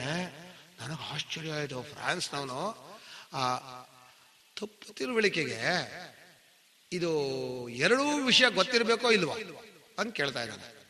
ಅಧ್ಯಾಸದ ಬಗ್ಗೆ ಕೇಳಿದ, ಆದ್ಮೇಲೆ ಅಧ್ಯಾರೋಪ ಅಪವಾದ ಪ್ರಕ್ರಿಯೆ ಕೇಳಿದ. ನಾನು ಇವನು ಹೀಗೆ ಕೇಳ್ತಾ ಇದ್ದಾನಲ್ಲ ಅಂತ. ಆಮೇಲೆ ಬೇರೆ ಬೇರೆ ವ್ಯಾಖ್ಯಾನ ಪ್ರಸ್ಥಾನವನ್ನೆಲ್ಲ ಓದ್ಕೊಂಡ್ ಬಂದಿದ್ದಾನೆ. ಒಂದೊಂದು ವಿಷಯವನ್ನು ಓದಿ ಅವನು ಏನ್ ಹೇಳ್ದ ಗೊತ್ತಾ, ನಾನು ಕಾಶ್ಮೀರದಲ್ಲಿ ಒಬ್ಬ ಕವಿ ಇದ್ದಾನೆ, ಅವನ ಹೆಸರೇನು ಮರ್ತ್ಬಿಟ್ನಲ್ಲಪ್ಪ, ಅಭಿನವ ಗುಪ್ತ ಬರೆದಿರುವಂತಹ ಪ್ರತ್ಯಭಿಜ್ಞಾನ ಗ್ರಂಥವನ್ನು ಓದ್ಕೊಂಡ್ ಬಂದಿದ್ದೀನಿ. ಅವನು ಹೀಗೆ ಹೇಳ್ತಾನೆ. ಯಾರಾದರೂ, ನಾವೇ ಓದಿಲ್ಲ, ನನಗಂತೂ ಅಭಿನವ ಗುಪ್ತ ಗೊತ್ತಿಲ್ಲ, ಯಾರೂ ಗೊತ್ತಿಲ್ಲ. ಅದರಲ್ಲಿ ಹೀಗೆ ಹೇಳ್ತಾನೆ, ಅವನು ಹೀಗೆ ಹೇಳ್ತಾನೆ, ಶಂಕರರು ಹೀಗೆ ಹೇಳ್ತಾರಲ್ಲ, ಇದರಲ್ಲಿ ಯಾವುದು ಸರಿ ಅಂತ ಕೇಳ್ತಾನೆ. ಅಬ್ಬಾ, ಆಶ್ಚರ್ಯ ಆಯ್ತಾನೆ. ಇಲ್ಲ, ಸಂಸ್ಕೃತ ಬರುತ್ತೆ ಅವನಿಗೆ, ಸಂಸ್ಕೃತ ಕಲ್ತಿದ್ದಾನೆ. ಅದ್ಭುತ ಅಂದ್ರೆ ಅದ್ಭುತ. ನನಗೆ ಆಶ್ಚರ್ಯ ಆಯ್ತು. ಸಂಸ್ಕೃತ ಕಲ್ತಿದ್ದಾನೆ ಅಂದ್ರೆ ನಿಧಾನ ಹೇಳೋದು, ನಮ್ಮಷ್ಟು ವೇಗವಾಗಿ ಸಂಸ್ಕೃತ ಬರಲ್ಲ. ಹೀಗೆ ಅವ್ರು ಯಾವುದಕ್ಕೆ ಇಳಿತಾರೋ ಇಳಿದ ಮೇಲೆ ಬಿಡಲ್ಲ. ಇದೇ ಅನ್ನೋದು ಎಲ್ಲಾ ಕಡೆಯಲ್ಲೂ ಇದೆ ಅಂದ್ರೆ, ಇದೇ ಅನ್ನೋದು ಎಲ್ಲಾ ಕಡೆಯಲ್ಲೂ ಇದೆ ಅಂತ ಹೇಗಿದೆ ಹೇಳ್ರಿ ಅಲ್ಲಿ ಶುರು ಮಾಡ್ಬಿಡ್ತಾರ ಅವ್ರು ಕೇಳಕ್ಕೆ. ಆ ನಿಷ್ಠೆ ಇದೆಯಲ್ಲ, ಬಹಳ ಬಲಿಷ್ಠವಾದಂತಹ ನಿಷ್ಠೆ. ಅವನು ಸದೇವ ಸೌಮ್ಯದ ಮಗ್ರ ಆಸೀತ್ ವಾಕ್ಯಾರ್ಥ ನಮಗೆ ಅನ್ಸತ್ತೆ, ಯಾವಾಗಲೂ ಒಂದು ಸತ್ತಾಗಿತ್ತು ಅಂತ ಪುರಾಣದ ಕಥೆ ಅನ್ಸತ್ತೆ. ಹಾಗೆ ಹೇಳ್ತಾ ಇಲ್ಲ ಉಪನಿಷತ್ತು. ಇದು ಆಸೀತ್ ಅಂತ ಕದ ಬಿಟ್ಬಿಡಿ. ಆಸೀದ್ ಅಂದ್ರೆ ಇದೊಂದು ಸತ್ತಾಗಿತ್ತು ಅಂದ್ರೆ ಈಗ ಇನ್ನೊಂದು ಆಗಿದೆ ಅಂತ ಅರ್ಥ ಮಾಡಬಾರ್ದು. ನಾವೇನ್ ಮಾಡ್ತೀವಿ ಅಂದ್ರೆ, ನೆನ್ನೆ ಬೆಳಗ್ಗೆ ಇದೆಲ್ಲ ಹಿಟ್ಟಾಗಿತ್ತು, ಬೆಳಗ್ಗೆ ಇದೆಲ್ಲ ಮಣ್ಣಾಗಿತ್ತು. ಈಗ ಕುಂಬಾರ ಏನ್ ಮಾಡ್ತಾನ, ಮಣ್ಣೆ ಮಾಡ್ತಾನ, ಮಣ್ಣನ್ನು ಬೇರೆ ಮಾಡ್ತಾನ. ಗಡಿಗೆನೂ ಮಾಡಕ್ ಬರಲ್ಲ, ಏನೋ ಮಾಡಕ್ ಬರಲ್ಲ, ಮಣ್ಣಾಗೇ ಇದೆ. ಗಡಿಗೆನೂ ಶಬ್ದ, ಗಡಿಗೆನೂ ಪ್ರತ್ಯಯ ಅಷ್ಟೇ. ಶಂಕರಾಚಾರ್ಯ ಬರೀತಾರೆ, ನಿಮ್ ಬಾಯಲ್ಲಿ ಶಬ್ದ ಹೇಳ್ತೀರಿ, ಪ್ರತ್ಯಯ ಹೇಳ್ತೀರಿ, ಅವ್ನು ಮಣ್ಣಾಗೆ ಮಾಡಿರೋದು. ನಿಮಗೆ ಬೇರೆ ಏನ್ ಕಾಣಿಸ್ತಾ ಇದೆ, ನಿಮ್ ದೃಷ್ಟಿ ಸರಿ ಇಲ್ಲ. ತಪ್ಪು ತಿಳುವಳಿಕೆಯಿಂದ ಗಡಿಗೆ ಬುದ್ಧಿ, ಗಡಿಗೆನ ಶಬ್ದ ಹೇಳ್ತಾ ಇದ್ದೀರಿ, ಅದಿರೋದು ಮಣ್ಣೆ. ಇದು ಹೇಗಪ್ಪ ಅರ್ಥ ಆಗ್ಬೇಕು? ನಮ್ಮಲ್ಲಿ ಕೃಷ್ಣಮೂರ್ತಿ ಶಾಸ್ತ್ರಿಗಳು ಬಂದ್ರು, ಸ್ವಾಮಿ ಗಡಿಗೆ ಮಣ್ಣು ಬೇರೆ ಬೇರೆ ಅಂದ್ರು. ಯಾಕೆ ಅಂದ್ರೆ, ಮಣ್ಣಲ್ಲಿ ನೀರು ತರೋಕ್ಕಾಗಲ್ಲ, ಗಡಿಗೆಯಲ್ಲಿ ನೀರು ತರಬಹುದು ಅಂದ್ರು. ನಾನು ಹೇಳಿದೆ, ಗಡಿಗೆಯಲ್ಲಿ ನೀರು ತಂದ್ರು ಮಣ್ಣಲ್ಲಿ ತಂದ ಹಾಗೆ. ಮಣ್ಣಲ್ಲಿ ಗಡಿಗೆಯಲ್ಲಿ ಮಣ್ಣನ್ನು ಬಿಟ್ಟು ಇನ್ನು ಬೇರೆ ಏನಿದೆ? ಗಡಿಗೆಯಲ್ಲಿ ತಂದ್ವಿ ನೀವು ಹೇಳ್ತೀರಿ, ನಿಜವಾಗಿ ಯಾವ್ದ್ರಲ್ಲಿ ತರ್ತಾ ಇದ್ದೀರಿ? ಮಣ್ಣಲ್ಲೇ. ಮಣ್ಣು ಬಿಟ್ಟರೆ ಗಡಿಗೆಯಲ್ಲಿ ತರೋಕ್ಕಾಗಲ್ಲ. ಮಣ್ಣನ್ನು ಈ ಕಡೆ ಕೊಡ್ರಿ, ಗಡಿಗೆ ತಗೊಂಡೋಗ್ರಿ ಅಂದೆ. ಹಾಗಾಗಲ್ಲ ಅಂದ್ರು. ಅಲ್ಲ ಸ್ವಾಮಿ, ಮಣ್ಣು ಅಂದ್ರೆ ಯಾವ್ದು? ಹೊರಗಡೆ ಇದೆ ಅಂದ್ರು. ಅಲ್ಲ, ಅದು ಹೊರಗಡೆ ಇರೋದು ಅದು ಚೂರ್ಣ, ಬರೀ ಮಣ್ಣು ತೋರ್ಸೋಕ್ ಬರಲ್ಲ ಅಂದೆ ನಾನು. ಹಾಗಂದ್ರೆ ಏನು ಅಂದ್ರು. ಆಮೇಲೆ ಹೇಳಿದೆ, ಎಲ್ಲ ಕಾರಣ ವಸ್ತುಗಳು ನಿಮ್ಮ ಇಂದ್ರಿಯ ಗೋಚರ ಆಗುವಾಗ ಏನೋ ಒಂದು ಆಕಾರದಲ್ಲೇ ತೋರುತ್ತೆ. ಬರೀ ಮಣ್ಣು ಅಂತ ಕಾಣೋದೇ ಇಲ್ಲ. ನಾವೇನ್ ಮಾಡಿದ್ವಿ, ಅಲ್ಲಿ ಮಣ್ಣಿದೆ, ಇದು ಗಡಿಗೆ ಏನ್ ಮಾಡ್ಕೊಂಡ್ವಿ. ಆ ಮಣ್ಣು ಈ ಗಡಿಗೆ ಕಾರಣ ಅಲ್ಲ, ಈ ಗಡಿಗೆಯಲ್ಲಿ ಇದೆಯಲ್ಲ ನೀವು ಅದು ಕಾರಣ ಅಂತ ಹೇಳ್ತಾ ಇರೋದು. ಅಲ್ಲಿರೋ ಭೂಮಿ ಅಲ್ಲ. ನಮಗೆ ಈ ತಪ್ಪರ್ಥ ಮಾಡೋದು ತುಂಬಾ ಬರುತ್ತೆ. ವಾಕ್ಯಕ್ಕೆ ಸರಿಯಾದ ಅರ್ಥ ಹೇಳ್ಕೊಡೋರಿಲ್ಲ. ಹೇಳದೆ ಕಾರ್ಯ ಕಾರಣ ಸುಮ್ಮನೆ ಹೇಳಬೇಡಿ, ಸೂತ್ರ ಸ್ಪಷ್ಟವಾಗಿದೆ. ತದನನ್ಯತ್ವಂ ಆರಂಭಣ ಶಬ್ದಾದಿಭ್ಯ. ಎಷ್ಟು ಚೆನ್ನಾಗಿದೆ ಆ ಸೂತ್ರ, ಓದ್ಬಿಟ್ರೆ ಅದ್ಭುತವಾದ ಸೂತ್ರ. ಅದು ತತ್ವಮಸಿ ವಾಕ್ಯಾರ್ಥಕ್ಕೆ ಬಂದಿರೋದು. ಈಗ ಸೂತ್ರ ಪ್ರಸಂಗ ನಾನು ಹೇಳಲ್ಲ. ಈಗ ಉಪನಿಷತ್ನಲ್ಲಿ ಸದೇವ ಸೌಮ್ಯದ ಮಗ್ರಾಸೀದ್ ಬಂತೋ ಇಲ್ವಾ? ಇದೆಲ್ಲವೂ ಸತ್ಯ ಆಗಿತ್ತೋ ಅಂತ ಕೇಳ್ದ. ಈಗೇನೇನೋ ಆಗಿದೆ ಅಂತ ತಿಳ್ಕೊಂಡ. ಅಲ್ಲಿ ಇದೆಯಾ ಮುಂದಕ್ಕೆ? ಇವನ್ ತಲೆ ಹರಟ. ಅವನು ನೆನ್ನೆ ಬಂದಿಲ್ಲ ಅಂದ್ರೆ ಇವತ್ತು ಬಂದಿಯಾನೆ ಅಂತ ಅರ್ಥ. ಹಾಗಲ್ಲ ಹೇಳ್ಬೇಡಿ. ವೇದದಲ್ಲಿ ಏನ್ ಹೇಳಿದ್ಯೋ ಅಷ್ಟು ಅರ್ಥ ತಗೋಬೇಕು. ಇದು ಉಪನಿಷತ್ತನ್ನ ಅರ್ಥ ಮಾಡುವಾಗ ಬಹಳ ಯೋಚನೆ. ಅಲ್ಲೇ ಬೃಹದಾರಣ್ಯಕದಲ್ಲಿ ಆತ್ಮಾವಾ ಇದಮೇಕೈವಾಗ್ರೇ ಆಸೀತ್ ಅಂತ ವಾಕ್ಯ ಇದೆ. ಇದೆಲ್ಲವೂ ಮೊದಲು ಆತ್ಮನೇ ಆಗಿತ್ತು. ಅಗ್ರೇ ಪದ ಇದೆಯಲ್ಲ, ಆ ಅಗ್ರೇ ಅನ್ನೋ ಪದಕ್ಕೆ ಏನ್ ಮಾಡಿದ್ರು, ನೀವು ತಪ್ಪು ತಿಳ್ಕೊಳ್ಳೋಕ್ ಮುಂಚೆ ಇದೆಲ್ಲವೂ ಆತ್ಮನೇ ಆಗಿತ್ತು ಅಂತ ಬರೆದ್ರು. ಆ ಭಾಷೆಗಾರರು ಮೊದಲು ಅಂದ್ರೆ ಕಾಲದಲ್ಲಿ ಬರ್ದಿಲ್ಲ. ನೀವೀಗ ತಪ್ಪು ತಿಳ್ಕೊತಾ ಇದ್ದೀರಲ್ಲ, ಇದಕ್ಕಿಂತ ಮೊದಲು ತಪ್ಪು ತಿಳ್ಕೊಂಡಾಗ ಬೇರಾಗತ್ತೆ. ಆ ಭಾಷ್ಯ ವಾಕ್ಯ ನೋಡಿದ್ರೆ ಆ ಸಂಪ್ರದಾಯ ಸಿಗತ್ತೆ. ನಮಗೇನ್ ಅನ್ಸಿದೆ, ಆಗ ಸತ್ತಾಗಿತ್ತು ಈಗ ಇನ್ನೊಂದು ಆಯ್ತು ಅಂತ ಕಥೆ ಹೇಳ್ತಾ ಇದೆ ಮಾಡ್ಕೊಂಡ್ವಿ. ಕಥೆ ಹೇಳ್ತಾ ಇಲ್ಲ, ಈಗಲೂ ಸತ್ಯ ಆಗಿದೆ ಅಂತ ತಿಳಿಸ್ಕೊಡ್ಬೇಕಾಗಿದೆ. ಈಗ ಉಪನಿಷತ್ತಿಗೆ ಕಥೆ ಹೇಳ್ದ ಹೋದ್ರೆ ನಿಮ್ಗೆ ಗೊತ್ತಾಗಲ್ಲ. ಅದಕ್ಕೆ ಉದ್ದಾಲಕ ಬರಬೇಕು, ಶ್ವೇತಕೇತು ಬರ್ಬೇಕಲ್ಲಿ. ಹಾಗಾದ್ರೆ ನಮ್ಮ ಬುದ್ಧಿಗೆ ಬರೀ ವಿಷಯ ಹೇಳ್ಬಿಟ್ರೆ ಸ್ವಲ್ಪ ತಡೀರಿ, ನಿಧಾನಕ್ಕೆ ಹೇಳ್ರಿ ಅಂತಾರೆ. ಬಹಳ ಕಷ್ಟ. ಸದೇವ ಸೌಮ್ಯದ ಮಗ್ರ ಆಸೀತ್, ಇದಕ್ಕೆ ತರ್ಕ. ಇದಂ ಈ ಜಗ್ ಅಗ್ರೇ ಮೊದಲು, ಸತ್ ಆಸೀತ್. ಅಲ್ಲಿ ಕಾಲ ಇತ್ತು, ಜಗತ್ತಿತ್ತು, ಆಸೀತ್ ಅನ್ನೋ ಕ್ರಿಯಾ ಇತ್ತು, ಸತ್ತಿತ್ತು, ನಾಲ್ಕಿತ್ತು ಅಂತ ಆಯ್ತಲ್ಲ. ಆದ್ದರಿಂದ ಭೇದವೇ ಸತ್ಯ. ಈಗ ಸ್ವಾಮಿ ನೀವು ಒಂದು ಕೆಲಸ ಮಾಡಿ, ಬರೀ ಅದ್ವೈತ ಸ್ವರೂಪ ಒಂದು ಇತ್ತು ಅಂತ ಇಟ್ಕೋಣ. ಅದನ್ನ ಹೇಗೆ ಹೇಳಬೇಕು ಒಂದು ವಾಕ್ಯಲ್ಲಿ ಹೇಳ್ಬಿಡಿ. ಒಪ್ಕೋತೀನಿ ಅಂದ್ರು. ಇದು ಶಬ್ದಕ್ಕೆ ಸಿಗಲ್ಲ ಅನ್ನೋ ಗೊತ್ತಾಗಿಲ್ಲ. ಹೇಳೋಕ್ ಒಂದು ಉಪಾಯ ಮಾಡ್ಕೋಬೇಕೇ ಹೊರತು ಬರೀ ಅದ್ವಿತೀಯವಾದ ಒಂದೇ ಒಂದು ಅದು ಕಾಲಾದೇಶ ಹೇಳಬಾರ್ದು. ನಮ್ಮ ಬುದ್ಧಿಗೆ ಏನಾಗಿದೆ ಅಂದ್ರೆ, ಏನಾದ್ರೂ ಒಂದು ಹೇಳಿದ್ರೆ ಕಾಲ ಇದೆ, ದೇಶ ಇದೆ, ಅದ್ರೊಳಗಿದಿದೆ. ಕಾಶಿ ಇದೆ ಅಂದ್ರೆ ಕಾಶಿ ಯಾವುದೋ ಒಂದು ಜಾಗದಲ್ಲಿದೆ, ಯಾವುದೋ ಒಂದು ಕಾಲದಲ್ಲಿದೆ, ಇಂಥ ಜಾಗದಲ್ಲಿದೆ. ಸತ್ತು ಒಂದೇ ಇತ್ತು ಅಂದ್ರೆ ಸತ್ತು ಅನ್ನೋದು ಎಲ್ಲೋ ಒಂದು ದೇಶದ ಒಂದು ಕಾಲದಲ್ಲಿ ಇತ್ತು. ಅದೇನು ಸತ್ತು ಅಂದ್ರೆ ಸತ್ತು ಅಲ್ಲ. ಅದು ಈ ವಿಜ್ಞಾನದಲ್ಲಿ ಹೇಳ್ತಾರಲ್ಲ ಸತ್ತು, ಆ ಸತ್ತಲ್ಲ ಅದು. ಸತ್ತೊಂದೇ ಇತ್ತು ಅಂದ್ರು. ಆಮೇಲೆ ಶುರು ಮಾಡಿದ್ರು, ಅದರಿಂದ ಇದು ಉಂಟಾಯ್ತು, ಅದು ಯೋಚನೆ ಮಾಡ್ತು. ಏನು ಯೋಚನೆ ಮಾಡ್ತು? ಯೋಚನೆ ಮಾಡಕ್ಕೆ ಮನಸ್ಸಲ್ಲಿರೋದಕ್ಕೆ ಯೋಚನೆ ಮಾಡ್ತು ಅಂತ ಹೇಳಿದ್ರೆ ಅದು ಚೈತನ್ಯವಾಗಿತ್ತು ಅಂತ ಅರ್ಥ. ನಮಗೆ ಒಂದು ನಿಜವಾಗಿ ಈ ವೇದಾಂತ ಇದೆಯಲ್ಲ, ಅದರ ಜಾಡು, ಅದ್ರ ಒಳಗೆ ಹೋಗೋ ಜಾಡು ಅದು ಸಿಗೋದೇ ಇಲ್ಲ. ಅದಕ್ಕೆ ನಿಧಾನಕ್ಕೆ ಹೇಳ್ತಾ ಇದ್ದಾರೆ, ನೋಡು ಸತ್ತೊಂದೇ ಇತ್ತು ಅಂತ ತಿಳ್ಕೊಳ್ಬೇಕಾದ್ರೆ ದೃಷ್ಟಾಂತ ಭೂಯಮಾ ಭಗವಾನ್ ವಿಜ್ಞಾಪ ಇದು ಹೇಳಿದ್ರಲ್ಲ, ಆ ಒಂದೊಂದು ದೃಷ್ಟಾಂತದಲ್ಲೂ ಅದರ ಬಗ್ಗೆ ಇರುವ ತಪ್ಪು ಕಲ್ಪನೆಗಳನ್ನು ತೆಗೆಯೋದಷ್ಟೇ, ಹೊಸದಾಗಿ ಏನೂ ಮಾಡಿಲ್ಲ. ಒಂದ್ಸಲ ಆಲ್ದ ಮರದ ಇದನ್ನು ತೋರಿಸ್ಯಾರ, ನೋಡು ಸೂಕ್ಷ್ಮವಾಗಿದೆ ಅಂತ. ಅದರಿಂದ ಇದು ಹೇಗೆ ಬಂತು ಅಂದ್ರೆ ಇದೆಲ್ಲ ಅದರೊಳಗೆ ಇತ್ತು ಅಂತ ತಿಳ್ಕೊ. ಕಲ್ಪಿತವಾದ ಇದು ಕಲ್ಪಿತವಾಗಿ ಬೀಜ ರೂಪದಲ್ಲಿತ್ತು. ಈ ಕಲ್ಪನೆ ಮಾಡಿದ ಮೇಲೆ ಬೀಜ ರೂಪನ ಕಲ್ಪನೆ ಮಾಡೋಕ್ಕೇನು ಕಷ್ಟ ಇಲ್ಲ ನನಗೆ. ಆದ್ರೆ ಈಗಲೂ ಸತ್ತಾಗಿತ್ತು, ಆಗಲೂ ಸತ್ತಾಗಿತ್ತು. ಈಗ ಕಾರ್ಯ ಕಾರಣ ಎರಡೂ ಕೂಡ ಯಾವಾಗಲೂ ಇದೆ ಅಂತ ಹೇಳೋಣ, ಯಾವಾಗಲೂ ಇಲ್ಲ ಅಂತ ಹೇಳೋಣ. ಈಗ ನೋಡಿ, ಕಾರ್ಯ ಇದೆ, ಅದ್ರ ಒಳಗಡೆ ಕಾರಣ ಇದೆಯಾ? ಕಾರ್ಯ ಕಾರಣದಲ್ಲಿ ಅಡಗಿದೆ, ಆಗಲೂ ಅದ್ರಲ್ಲಿ ಕಾರ್ಯ ಇದೆಯಾ? ಈಗ ಮಣ್ಣಿನ ರಾಶಿಯಲ್ಲಿ ಗಡಿಗೆ ಇತ್ತೋ ಇಲ್ವಾ? ಇತ್ತು. ಗಡಿಗೆಯಲ್ಲಿ ಮಣ್ಣಿತ್ತೋ ಇಲ್ವಾ? ಇತ್ತು. ಹಾಗಾದ್ರೆ ಹುಟ್ಟೋಕ್ ಮುಂಚೆನೂ ಕಾರ್ಯಕಾರಣ ಇತ್ತು, ಹುಟ್ಟಿದ ಮೇಲೂ ಕಾರ್ಯಕಾರಣ ಇತ್ತು. ಹಾಗಾದ್ರೆ ಏನು ಎರಡೆರಡು ಯಾವಾಗ್ಲೂ ಇತ್ತೋ ಒಂದೇ ಇತ್ತೋ? ಯಾವಾಗಲೂ ಕಾರ್ಯಕಾರಣ ಇರಲಿಲ್ಲ, ಒಂದೇ ಇತ್ತು. ಇದೆ ಅಂದ್ರೆ ಈಕ್ವೇಶನ್. ಇದು ಹೇಗೆ ಅರ್ಥ ಆಗತ್ತೆ ಹೇಳ್ರಿ ನೋಡೋಣ. ಮಣ್ಣಿತ್ತು, ಗಡಿಗೆನೂ ಇತ್ತು, ಗಡಿಗೆ ಇದ್ದಾಗಲೂ ಮಣ್ಣಿತ್ತು, ಮಣ್ಣಿದ್ದಾಗಲೂ ಗಡಿಗೆ ಇತ್ತು, ಗಡಿಗೆ ಇದ್ದಾಗಲೂ ಮಣ್ಣಿದ್ದಾಗಲೂ ಮಣ್ಣೊಂದೇ ಇತ್ತು, ಗಡಿಗೆನೂ ಇಲ್ಲ, ಏನೂ ಇಲ್ಲ, ಅಲ್ಲಿ ಕಾರಣತ್ವವೂ ಇಲ್ಲ, ಕಾರ್ಯವೂ ಇಲ್ಲ. ಇಷ್ಟನ್ನ ತಿಳಿಸೋಕೆ ಒಂದು ದೊಡ್ಡ ಕಥೆ. ಸದೇವ ಸೌಮ್ಯೇನ ಮಗ್ರಾಸೀರೇಕಮೇವಾ ದ್ವಿತೀಯಂ ಅಂತ ಶುರು ಮಾಡ್ತು. ತದ್ಧೈಕಾಹು, ಆ ವಿಷಯ ಬಿಡಿ, ಅದು ಅಸದೇವೇದ ಮಗ್ರಾಸಿನ ಕೆಲವರು ಹೇಳ್ತಾರೆ ಕಥಮ ಸದ ಸಜ್ಜಾಯೇತ ಅಂತ ಹೇಳಿದ್ರು. ಈಗ ಅಲ್ಲಿಂದ ಮುಂದೆ ಈ ಕಾರ್ಯಕಾರಣ ಪ್ರಕ್ರಿಯೆಯನ್ನು ಬೆಳೆಸ್ಕೊಂಡು ಬರ್ತಾರೆ. ಕಾರ್ಯಕಾರಣ ಪ್ರಕ್ರಿಯೆ ಬೆಳೆಸುವಾಗ ನಾವು ಏನು ತಪ್ಪು ಮಾಡಬಾರ್ದು ಅಂದರೆ, ಏನೋ ಒಂದು ಉಂಟಾಯ್ತೋ, ಏನೋ ಒಂದು ಇಲ್ಲದೆ ಇರೋದು ಬಂತೋ, ಅದೆಲ್ಲ ಹೋಗಲೇಬಾರದು. ನಮ್ಮ ದೃಷ್ಟಿ ಅದರ ತೋರಿಕೆ. ಅದು ಹಾಗೆ ತೋರ್ತಾ ಇದೆ, ನಮ್ಮ ದೃಷ್ಟಿಯಲ್ಲಿ ಅದನ್ನು ಹಾಗಿದೆ ಅಂತ ತಿಳ್ಕೋತೀವಿ ಅಂತ ಅಷ್ಟೇ ನೋಡ್ಕೊಂಡು ಹೋಗ್ಬೇಕು. ಅದು ತದೈಕ್ಯತ ತತ್ತೇಜೋಸೃಜತ ತದೈಕ್ಯತ ತಾ ಆಪಸೃಜಂತ ತದೈಕ್ಯತ ತಾ ಅನ್ನಮಸೃಜಂತ. ಹೀಗೆ ಅದದು ಮೊದಲು ತೇಜಸ್ಸನ್ನು ಸೃಷ್ಟಿ ಮಾಡ್ತೋ, ಆಮೇಲೆ ಅಪ್ಪನ ಸೃಷ್ಟಿ ಮಾಡ್ತೋ, ಅನ್ನವನ್ನು ಸೃಷ್ಟಿ ಮಾಡ್ತೋ. ಇದು ತ್ರಿವೃತ್ಕರಣವೋ ಪಂಚೀಕರಣವೋ ಏನು? ಅದು ಐಕ್ಯತ ಅಂದ್ರೆ ಅಲ್ಲಿ ತೇಜಸ್ಸು ಯೋಚನೆ ಮಾಡ್ತೋ ಅಂದ್ರೆ ಏನರ್ಥ ಅಂದ್ರೆ ತೇಜೋ ರೂಪವಾದಂಥ ದೇವತೆ ಯೋಚನೆ ಮಾಡ್ತೋ. ಅಲ್ಲೊಂದು ವಾಕ್ಯ ಇದೆ, ಎಷ್ಟು ವೇದಾಂತ ವಾಕ್ಯ ಅರ್ಥ ಹೇಳುವಾಗ ಎಷ್ಟು ಕಷ್ಟ ಇದೆ ಅಂತ. ಸೇಯನ್ ದೇವತಾ ಐಕ್ಯತ ಹಂತ ಇಮಾಸ್ತಿಸ್ರೋ ದೇವತಾ ಅನೇನ ಜೀವೇನಾತ್ಮನಾನು ಪ್ರವಿಶ್ಯ ನಾಮರೂಪೇ ವ್ಯಾಕರವಾಣಿ ಅಂತ ವಾಕ್ಯ. ವೇದಾಂತ ವಾಕ್ಯ ಎಷ್ಟು ಸುಂದರವೂ ಒಂಥರ ಕಷ್ಟ, ತರ್ಕ ಮಾಡಿದ್ರೆ ಕಷ್ಟ ಆಗುತ್ತೆ. ವಾಕ್ಯಾರ್ಥ ಹೇಳ್ತೇನೆ ನೋಡಿ. ಆ ದೇವತೆ, ದೇವತೆ ಅಂದ್ರೆ ಯಾರು? ಸತ್ ಅಂತ ನಗುಸಲಿಂಗ ಶುರು ಮಾಡಿದ್ದೋ, ಇಲ್ಲಿ ಸೇಯನ್ ದೇವತಾ ಅಂತ ಸ್ತ್ರೀಲಿಂಗ ಹೇಳ್ತಾವ ಅಂದ್ರೆ ಲಿಂಗ ಇಲ್ಲ ಅದಕ್ಕೆ. ನಿಮಗೆ ಶಬ್ದ ಹೇಳಿದ್ರೆ ಲಿಂಗ ಗಂಟು ಹಾಕ್ತೇವೆ ನೀವು. ಅದಕ್ಕೆ ಸಂಸ್ಕೃತದಲ್ಲಿ ಶಬ್ದಕ್ಕೆ ಲಿಂಗ ಹಾಕ್ಬಿಟ್ರು, ಆ ವಸ್ತುವಿಗೆ ಲಿಂಗ ಇಲ್ಲ. ನಾವು ಸಂಸ್ಕೃತದಲ್ಲಿ ಏನ್ ಮಾಡ್ತೀವಿ ಅಂದ್ರೆ ವೃಕ್ಷ ಅಂದ್ರೆ ಅದು ಯಾವ ಲಿಂಗವೂ ಇಲ್ಲ, ಅಲ್ಲಿರೋದು ಅಲಿಂಗವೇ, ಶಬ್ದಕ್ಕೆ ಲಿಂಗ. ವೃಕ್ಷ ಅನ್ನೋ ಶಬ್ದ ಪುಲ್ಲಿಂಗ.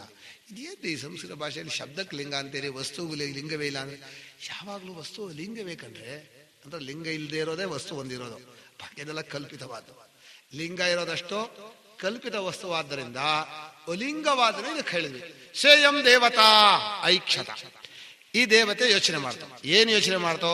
ಹಂತ ಇಮಾಸ್ತಿಸ್ರೋ ದೇವತಾ ಅನೇನ ಜೀವೇನಾತ್ಮನ ಅನುಪ್ರವಿಶ್ಯ ನಾಮರೂಪೇ ವ್ಯಾಕರವಾಣಿ. ಇದು ತತ್ವಮಸಿ ವ್ಯಾಖ್ಯಾನಕ್ಕೋಸ್ಕರ ಹೇಳ್ತಾ ಇರೋದು ನಾನು. ಈ ಮೂರು ದೇವತೆಗಳಿದೆಯಲ್ಲ, ತೇಜಸ್ಸು, ನೀರು, ಅನ್ನ, ಈ ಮೂರು ದೇವತೆಗಳನ್ನ, ಅದು ದೇವತೆಗಳು ಅಂತ ಹೇಳಿದ್ರೆ ತನ್ನದೇ ಸ್ವರೂಪವೇ. ಆದರೆ ನಾನು ಒಳ ಪ್ರವೇಶ ಮಾಡ್ತೀನಿ, ಆಮೇಲೆ ಏನ್ ಮಾಡ್ತೀನಿ? ಜೀವರೂಪದಿಂದ ಪ್ರವೇಶ ಮಾಡ್ತೀನಿ. ಜೀವ ಅಂದ್ರೆ ಯಾರು? ನನ್ನ ಸ್ವರೂಪವೇ ಆಗಿದೆ. ಜೀವೇನ ಆತ್ಮನ ಅನುಪ್ರವಿಶ್ಯ ನಾಮರೂಪೇ, ಹೆಸರು ಆಕಾರವನ್ನೆಲ್ಲ ಬಿಡಿ ಬಿಡಿ ಮಾಡ್ತೀನಿ ಅಂತ ಅರ್ಥ. ಈ ವಾಕ್ಯ ಏನೋ ಅರ್ಥ ಇದೆ. ಈ ವಾಕ್ಯದ ಮೇಲೆ ಪ್ರಶ್ನೆಗಳು. ಈಗ ಮೂರು ದೇವತೆಗಳು ಅಂದ್ರಲ್ಲ, ತೇಜಸ್ಸು, ಅಪ್ಪು, ನೀರು, ಅದು ನಾಮರೂಪ ಹೌದೋ ಅಲ್ವೋ? ಅಲ್ಲ ರೀ, ಮುಂದೆ ನಾಮರೂಪ ವ್ಯಾಕರಣ ಮಾಡಿ ಮುಂದೆ ಹೇಳುತ್ತೆ. ದೇವತೆಗಳನ್ನು ಪ್ರವೇಶ ಮಾಡಿ ನಾಮರೂಪ ಬಿಡಿ ಮಾಡ್ತೀನಿ ಅಂತ ನಾಮರೂಪ ಮೊದಲೇ ಹೇಳಿಬಿಟ್ಟಿದೆ. ಈಗ ಪ್ರಶ್ನೆ ಏನಾಯ್ತು? ಓ, ಯಾಕೋ ಇದು ಸರಿ ಇಲ್ಲ ವಾಕ್ಯ ಅಂತ ಅನಿಸ್ತು. ಅಥವಾ ಇನ್ನೇನಾದ್ರೂ ಮಾಡೋಣ. ಈ ಜೀವೇನ ಆತ್ಮನ, ಆತ್ಮ ಅಂದ್ರೆ ತಾನೇ, ಯಾರೋ ಪರಾದೇವತಾ. ಆ ಪರಾದೇವತಾ ಸದ್ರೂಪ ದೇವತಾ ಎಲ್ಲೆಲ್ಲೂ ಇರುವ ಆ ಸದ್ರೂಪ ದೇವತೆ ತನ್ನ ಸ್ವರೂಪವೇ ಆದ ಜೀವನಿಂದ ಪ್ರವೇಶ ಮಾಡ್ತು. ಇದು ಹೇಗೆ ಅರ್ಥ ಆಗಲ್ಲಪ್ಪ? ತನ್ನ ಸ್ವರೂಪವೇ ಆದ ಜೀವ ಅಂದ್ರೆ ತಾನೋ ತನಗಿಂತ ಬೇರೆನೋ? ತಾನೇ ಆದ್ರೆ ದೊಡ್ಡ ದೇವತೆ, ಚಿಕ್ಕದಾದಂಥ ತೇಜೋಬನ್ನಗಳು ಒಳ ಪ್ರವೇಶ ಮಾಡೋದು ಹೇಗೆ? ಈ ದೊಡ್ಡ ಆಕಾಶವನ್ನು ಇದ್ರೊಳಗೆ ಪ್ರವೇಶ ಮಾಡಿಸ್ಬೇಕು. ಹೇಗೆ ಪ್ರವೇಶ ತುಂಬ್ತೀರಿ? ಹಾಗಾದ್ರೆ ಯಾಕೋ ಈ ಅನುಪ್ರವಿಶ್ಯ ಅನ್ನೋ ಶಬ್ದಕ್ಕೆ ಅರ್ಥ ಆಗ್ತಾ ಇಲ್ಲ ಅಂತ ಮಾಡಬೇಕಾಗ. ಅಲ್ಲಿ ಜೀವೇನ ಅನ್ನೋ ಪದದಲ್ಲಿ ಶಂಕರರು ಬರೀತಾರೆ, ಜೀವ ಅಂದ್ರೆ ಪ್ರಾಣಗಳು ಇದೆ ಅಂತ ಅರ್ಥ. ಯಾಕಂದ್ರೆ ಜೀವ ಪ್ರಾಣಧಾರಣೆ ಧಾತುತ್ತಾರೆ. ಜೀವ ಪ್ರಾಣಧಾರಣೆಯ ಶಬ್ದದಿಂದ ಪ್ರಾಣವನ್ನು ಉಪಾಧಿ ಇಟ್ಕೊಂಡಾಗಲೇ ಅವನಿಗೆ ಜೀವ ಅಂತ ಬರುತ್ತೆ. ಯಾವ ಪ್ರಾಣನಲ್ಲಿ ಅಭಿಮಾನ ಪಟ್ಕೊಂಡಿರುವಂತಹ ಒಬ್ಬ ಅರಿವಿದೆಯೋ ಅವನಿಗೆ ಆ ಜೀವ ಅಂತ ಹೆಸರು. ಬರೀ ಜೀವ ಅಂತಿಲ್ಲ. ಬರೀ ಜೀವ ಆದ್ರೆ ದೇವತೆ ಆಗ್ಬಿಡ್ತಾನೆ ಅವನು. ಈಗ ಜೀವೇನ ಆತ್ಮನ ಅನುಪ್ರವಿಶ್ಯ ನಾಮರೂಪೇ ವ್ಯಾಕರವಾಣಿ, ನಾಮರೂಪಗಳನ್ನು ಬಿಡಿ ಬಿಡಿ ಮಾಡ್ತೀನಿ ಅಂತ ಹೇಳ್ತಾ ಇದೆ, ಸೃಷ್ಟಿ ಮಾಡ್ತೀನಿ ಅಂತ ಹೇಳ್ತಾ ಇಲ್ಲ. ಇದು ಯಾವ ಮಂತ್ರದಾಗ ಆಯ್ತು ಗೊತ್ತಾ? ಇದಕ್ಕೆ ಅರ್ಥ ಹೇಳೋಕ್ ಮುಂಚೆ ನಾನು ಮಂತ್ರ ಹೇಳ್ತೇನೆ. ವೇದಾಹಮೇತಂ ಪುರುಷಂ ಮಹಾಂತಮಿದೆಯಲ್ಲ, ಅಲ್ಲಿ ಸರ್ವಾಣಿ ರೂಪಾಣಿ ವಿಚಿತ್ಯ ಧೀರ ನಾಮಾನಿ ಕೃತ್ವಾ ಅಭಿವಾದನ ಯದಾಸ್ತೆ ಇದೆಯಲ್ಲ. ಸರ್ವಾಣಿ ರೂಪಾಣಿ ವಿಚಿತ್ಯ, ವಿಚಿತ್ಯ ಅಂದ್ರೆ ಬಿಡಿ ಬಿಡಿ ಮಾಡಿ ಇದಕ್ಕೊಂದು ರೂಪ ಕೊಡೋದು, ಇದಕ್ಕೊಂದು ಹೆಸರಿಡೋದು. ನಮ್ಮ ಕೆಲಸ ಏನಪ್ಪಾ ಅಂದ್ರೆ ಯಾವುದೇ ಆಗಲಿ ಒಂದು ರೂಪ ಕೊಡಿ, ಒಂದು ಹೆಸರಿಡಿ. ಏನೋ ಒಂದು ಭಕ್ಷ್ಯ ಕೊಟ್ಟು ಕೊಡಿ, ಹೇಗಿದೆ ಅಂತ ರೂಪ ನೋಡೋದು. ಏನ್ರಿ ಹೆಸರು? ಆಯ್ತು, ಗೊತ್ತಾಯ್ತು. ಒಂದು ನಾಮ ರೂಪ ಎರಡು ಗೊತ್ತಾದ್ರೆ ಇದು ಗೊತ್ತಾಯ್ತಂತ ನಿಮಗೆ. ಈ ಕೆಲಸ ಮಾಡೋರು ಯಾರೋ? ಒಳಗಿರೋ ಜೀವ. ಈ ಸರ್ವಾಣಿ ರೂಪಾಣಿ ವಿಚಿತ್ಯ ಧೀರ ಅಯಂ ಜೀವ. ಧೀರ ಅನ್ನೋದು ಒಂಥರ ಇದರಲ್ಲಿ ತಮಾಷೆ, ಭಾರಿ ಧೀರಪ್ಪ ಅವರು, ಅವ್ರಿಗೆ ಏನ್ ಬೇಕಾದ್ರು ಮಾಡಬಲ್ರು ಅಂತ. ಹೆಸರೇ ಇಲ್ಲ, ನಾಮವೂ ಇಲ್ಲ. ಒಳಗೆ ಹೋಗಿ ಹೆಸರು ನಾಮ ಇಟ್ಟು ಹೇಳ್ತಾ ಕೂತ್ಕೊಂಡ್ಬಿಟ್ಟ. ಎಲ್ಲೇ ಇಲ್ಲಿ ಕೂತ್ಕೊಂಡು ನಿಜವಾಗಿ ತನಗೂ ಹೆಸರಿರಲಿಲ್ಲ, ತನಗೂ ನಾಮರೂಪ ಇರಲಿಲ್ಲ. ತನಗೊಂದು ನಾಮರೂಪ ಇಟ್ಕೊಂಡ. ಇವರು ಅಶ್ವತ್ಥನಾರಾಯಣ ಅವಧಾನಿಗಳು ಹೀಗಿದ್ದಾರೆ ಎಂದು ಒಂದು ನಾಮರೂಪ ಹಾಕೊಂಡ. ಇದ್ದವರಿಗಲ್ಲ, ಅದಕ್ಕೆ ಹೆಸರು, ಅದಕ್ಕೊಂದು ನಾಮ, ಅದಕ್ಕೊಂದು ಹೆಸರು. ಯಾವುದಕ್ಕೂ ಹೆಸರು ಆಕಾರ ಇಲ್ಲದೆ ಇರೋದನ್ನ ಎಲ್ಲಕ್ಕೂ ಹೆಸರು ಆಕಾರ ಕೊಟ್ಟ. ಇದೇ ಕಡೆಯ ಸೃಷ್ಟಿ ಅಂದ್ರು. ಅಂದ್ರೆ ಈಗ ಬಂತು ನೋಡ್ರಿ ಅರ್ಥ. ಇಲ್ಲಿಗೆ ಅರ್ಥ ಬರ್ತಿದೆ. ಎಲ್ಲೇ ಅನೇನ ಜೀವೇನ ಆತ್ಮನ ಅನುಪ್ರವಿಶ್ಯ ನಾಮರೂಪೇ ವ್ಯಾಕರವಾಣಿ. ಇಲ್ಲೂ ಒಂದು ಚರ್ಚೆ. ನಾಮರೂಪಗಳನ್ನ ಬಿಡಿ ಬಿಡಿ ಮಾಡಿದ್ದು ಜೀವನ ಕರ್ತೃಕವೋ ಪರಮಾತ್ಮನ ಕರ್ತೃಕವೋ ಅಂತ ಚರ್ಚೆ ಶುರು ಮಾಡಿದ್ದಾರೆ ಸೂತ್ರ ಭಾಷೆಯಲ್ಲಿ. ಅಲ್ಲಿ ಚರ್ಚೆ. ಒಂದ್ ಕಡೆ ಹೇಳ್ತಾರೆ ಜೀವ ಬೇರೆ ಅಲ್ಲ, ಪರಮಾತ್ಮ ಬೇರೆ ಅಲ್ಲ. ಇನ್ನೊಂದ್ ಕಡೆ ಪ್ರಶ್ನೆ ಮಾಡ್ತಾರೆ, ನಾಮರೂಪವನ್ನು ಬಿಡಿ ಬಿಡಿ ಮಾಡಿದ್ದು ಜೀವನೋ ಪರಮಾತ್ಮನೋ? ಆಯ್ತಾ? ಇಷ್ಟೆಲ್ಲ ಯಾತಕ್ಕೆ ಹೇಳಿದ್ರು ಅಂದ್ರೆ ಆ ಪರಮಾತ್ಮನ ಈ ಜೀವ ರೂಪದಲ್ಲಿ ಇದ್ದಾನೆ, ಇಲ್ಲಿ ತಿಳ್ಕೊಳ್ಳೋ ಜಾಗ ಅಂತ. ಇಷ್ಟು ಕಥೆ ಹೇಳಿದ್ವಿ. ಒಂದು ಯಾವುದು ಪ್ರಯತ್ನ ಇಲ್ಲ. ಈ ನಾಮರೂಪಗಳು ಅವನದೇ ಕಲ್ಪಿತ ರೂಪ. ಯಾರದ್ದೋ? ಯಾವ ಸದ್ದೇವತೆ ಇದೆಯೋ ಅವನನ್ನೇ ಇವನು ಹಾಗೆ ಮಾಡಿದ್ದೋ. ಈ ಜೀವ ಒಳಗೆ ಕೂತ್ಕೊಂಡು ಕೆಲಸ ಮಾಡಿದ್ದೇನಪ್ಪಾ ಅಂದ್ರೆ ತಾನೊಳಗೆ ಪ್ರವೇಶ ಮಾಡಿರುವ ತನ್ನ ದೇವತೆಯಾದ, ದೇವತೆ ಅಂದ್ರೆ ಪರಾದೇವತೆಯನ್ನೇ ಹೆಸರು ಆಕಾರ ಕೊಟ್ಟು ಕೆಡಿಸ್ಬಿಟ್ಟ. ಹೆಸರು ಆಕಾರ ಒಳ್ಳೆ ಮಾಡ್ದ ಅಂತ ಹೇಳಲ್ಲ ನಾವು. ಹೇಗಿದೆ ರೀ ಆಕಾರ? ಭಾರಿ ಚೆನ್ನಾಗಿದೆ ಅಂತಾರೆ. ಯಾವ್ದು ಚೆನ್ನಾಗಿದೆ? ಆಕಾರ ಇಲ್ದೇ ಇರೋದು. ಹೇಳೋ ಹಾಗಿಲ್ಲ, ನೀವು ಹೊರಗಡೆ ಹೇಳ್ಬೇಡಿ ಆಕಾರ ಚೆನ್ನಾಗಿದೆ, ಹೆಸರು ಚೆನ್ನಾಗಿದೆ ಅಂತ ಹೇಳ್ಬೇಕು. ಯಾಕಂದ್ರೆ ಕೆಡಿಸಿದೀವಲ್ಲ, ಇರುವ ಸ್ವರೂಪವನ್ನ ಕೆಡಿಸಿ ಅದಕ್ಕೆ ಆಕಾರ ಹೆಸರು ಕೊಟ್ಟು ಅದರಲ್ಲಿ ಮರಳು ಮಾಡಿ ಜನರಿಗೆಲ್ಲ ಭಾರಿ ಚೆನ್ನಾಗಿದೆ ಮಾಡ್ತೀವಿ. ಇದು ಎಲ್ಲರೂ ಮಾಡ್ತಾ ಇರೋದು. ಯಾಕಂದ್ರೆ ಮುಂದೆ ನಿರಾಕಾರಕ್ಕೆ ಹೋಗ್ಬೇಕಾದ್ರೆ ಸಾಕಾರ ಬೇಕು ಅಂತ ಹೇಳ್ತೀವಲ್ಲ. ನಮ್ಮ ಉಪನಿಷತ್ತು ಹಾಗೆ ತಾನೆ. ಇದು ಹೇಗಿದೆ ಅಂದ್ರೆ ಉಪನಿಷತ್ತಿನ ಕ್ರಮ. ಇವನು ಒಳ ಪ್ರವೇಶ ಮಾಡ್ದ. ಹೊರ ಪ್ರವೇಶ ಮಾಡದೆ ಹೋಗಿದ್ರೆ ನಾಮರೂಪಗಳು ಬಿಡಿಬಿಡಿ ಆಗ್ತಿರ್ಲಿಲ್ಲ. ನಾಮರೂಪಗಳು ಬಿಡಿಬಿಡಿ ಆಗದೆ ಹೋದ್ರೆ ಸೃಷ್ಟಿಗೆ ಅರ್ಥ ಇಲ್ಲ. ಏನ್ ಸೃಷ್ಟಿ? ಯಾವ ಸೃಷ್ಟಿ ಆಗತ್ತೆ? ಕುಂಬಾರ ಹೆಸರು ಆಕಾರ ಕೊಡದೆ ಹೋದ್ರೆ ಗಡಿಗೆಯಲ್ಲಿಂದ ಬರುತ್ತೆ? ಮಣ್ಣಾಗೆ ಇರುತ್ತೆ. ಹೆಸರು ಆಕಾರ ಬರಬೇಕು ಅದಕ್ಕೆ. ಅಲ್ಲಿ ಒಳಗೆಲ್ಲ ತಿರ್ಬೇಕು. ಹೀಗೆ ದೇವತೆಯೋ ಜೀವರೂಪದಿಂದ ಪ್ರವೇಶ ಮಾಡಿ ನಾಮರೂಪಗಳನ್ನ ಮಾಡ್ತು ಅಂತ ಕಥೆ ಹೇಳ್ತಾರೆ. ಈಗ ಅಲ್ಲಿಂದ ಮುಂದಕ್ಕೆ ಹೋಗ್ಬೇಕು ಕಥೆ. ಸದ್ದೇವತೆ ಹೀಗಾಯ್ತು. 9 ಸಲ ಈ ಉಪ್ಪನ್ನು ತಗೊಂಬಂದು ತೋರಿಸ್ದ ನೋಡುವಂದ ಅಂತ ಹೇಳಿ ಒಂದು ಕಥೆ ಎಲ್ಲ ಬರುತ್ತಲ್ಲ. ಆ ದೃಷ್ಟಾಂತ 9 ದೃಷ್ಟಾಂತ ಇದೆ. ನನಗಷ್ಟು ಸ್ಮರಣೆಗೆ ಬರಲ್ಲ. ಒಂದೆರಡನ್ನ ಹೇಳ್ತೇನೆ. ಉಪ್ಪಿನ ದೃಷ್ಟಾಂತದಲ್ಲಿ ಯಾವುದನ್ನ ಹೇಗೆ ತಿಳ್ಕೋಬೇಕು ಹಾಗೆ ತಿಳ್ಕೋಬೇಕು. ಕೈಯಲ್ಲಿ ತಿಳಿಸಿದ್ರೆ ಕಣ್ಣಲ್ಲಿ ನೋಡಿದ್ರೆ ಉಪ್ಪು ಕಾಣಲ್ಲ. ಕೈಯಲ್ಲಿ ಮುಂಚೆ ಕಾಣ್ತಾ ಇತ್ತು, ಕರಗೋಗ್ಬಿಟ್ಟಿದೆ. ಈಗ ನಾಮರೂಪಗಳನ್ನು ಬಿಟ್ಟ ಜೀವ ಕೇವಲ ತನ್ನ ಸ್ವರೂಪದಲ್ಲಿ ಇದ್ಬಿಡ್ತಾನೆ. ನಾಮರೂಪ ಇಲ್ಲ. ಎಲ್ರೇ ಜೀವ ಅಂದ್ರೆ ಏನು ತೋರಿಸ್ರೆ? ಜೀವ ಅಂದ್ರೆ ಕಣ್ಣಿಗೆ ಕಾಣಲ್ಲ, ಹೆಸರು ಆಕಾರ ಇಲ್ಲ. ಹಾಗೆ ಉಪ್ಪಿಗೆ ಮೊದಲು ಬಿಳಿ ಬಿಳಿ ಕಾಣ್ತಾ ಇತ್ತು, ಕೈಯಲ್ಲಿ ಹಿಡಿಬೋದಾಯ್ತು. ನೀರಿಗೆ ಹಾಕ್ಬಿಟ್ವಿ. ನೀರು ಹಾಕಿದ್ರೆ ಏನಾಯ್ತ? ಹೋಗ್ಬಿಡತ್ತೆ. ರೂಪಾನು ಹೋಯ್ತು, ಸ್ಪರ್ಶ ಜ್ಞಾನವೂ ಹೋಯ್ತು. ಇನ್ನು ಒಂದಿಂದ್ರಿಗೆ ಸಿಗತ್ತೆ, ನಾಲ್ಗೆಗೆ ಸಿಗತ್ತೆ ಅಷ್ಟೆ. ಕೈಯಲ್ಲೂ ಸ್ಪರ್ಶಕ್ಕೂ ಸಿಗಲ್ಲ. ಹಾಗೆ ಜೀವನನ್ನ ಸ್ವರೂಪ ನೋಡ್ಬೇಕಾದ್ರೆ ಒಳಗೆ ಹೋಗ್ಬೇಕು. ಜೀವನ ಒಳಗೆ ಹೋಗಿ ಆ ತ್ವಂ ಪದಾರ್ಥವನ್ನ ಶೋಧನೆ ಮಾಡಬೇಕು ಅಂತ ಹೇಳ್ತಾರೆ ತತ್ವಮಸಿಯಲ್ಲಿ. ತತ್ ತ್ವಂ ಅಸಿ. ಈಗ ವ್ಯಾಖ್ಯಾನ ಮಾಡ್ಬಿಡ್ತಾರೆ. ನಿಜವಾಗಿ ವಿಸ್ತಾರವಾದ ವ್ಯಾಖ್ಯಾನ ಹೇಳಬೇಕು. ತತು ಅಂದ್ರೆ ಜಗತ್ ಕಾರಣ. ಜಗತ್ ಕಾರಣ ಅಂದ್ರೇನೋ? ಜಗತ್ತೆಂದು ಯಾವುದನ್ನು ತಪ್ಪಾಗಿ ತಿಳಿದಿದ್ದೇವೋ ಅದು ಜಗತ್ ಕಾರಣ.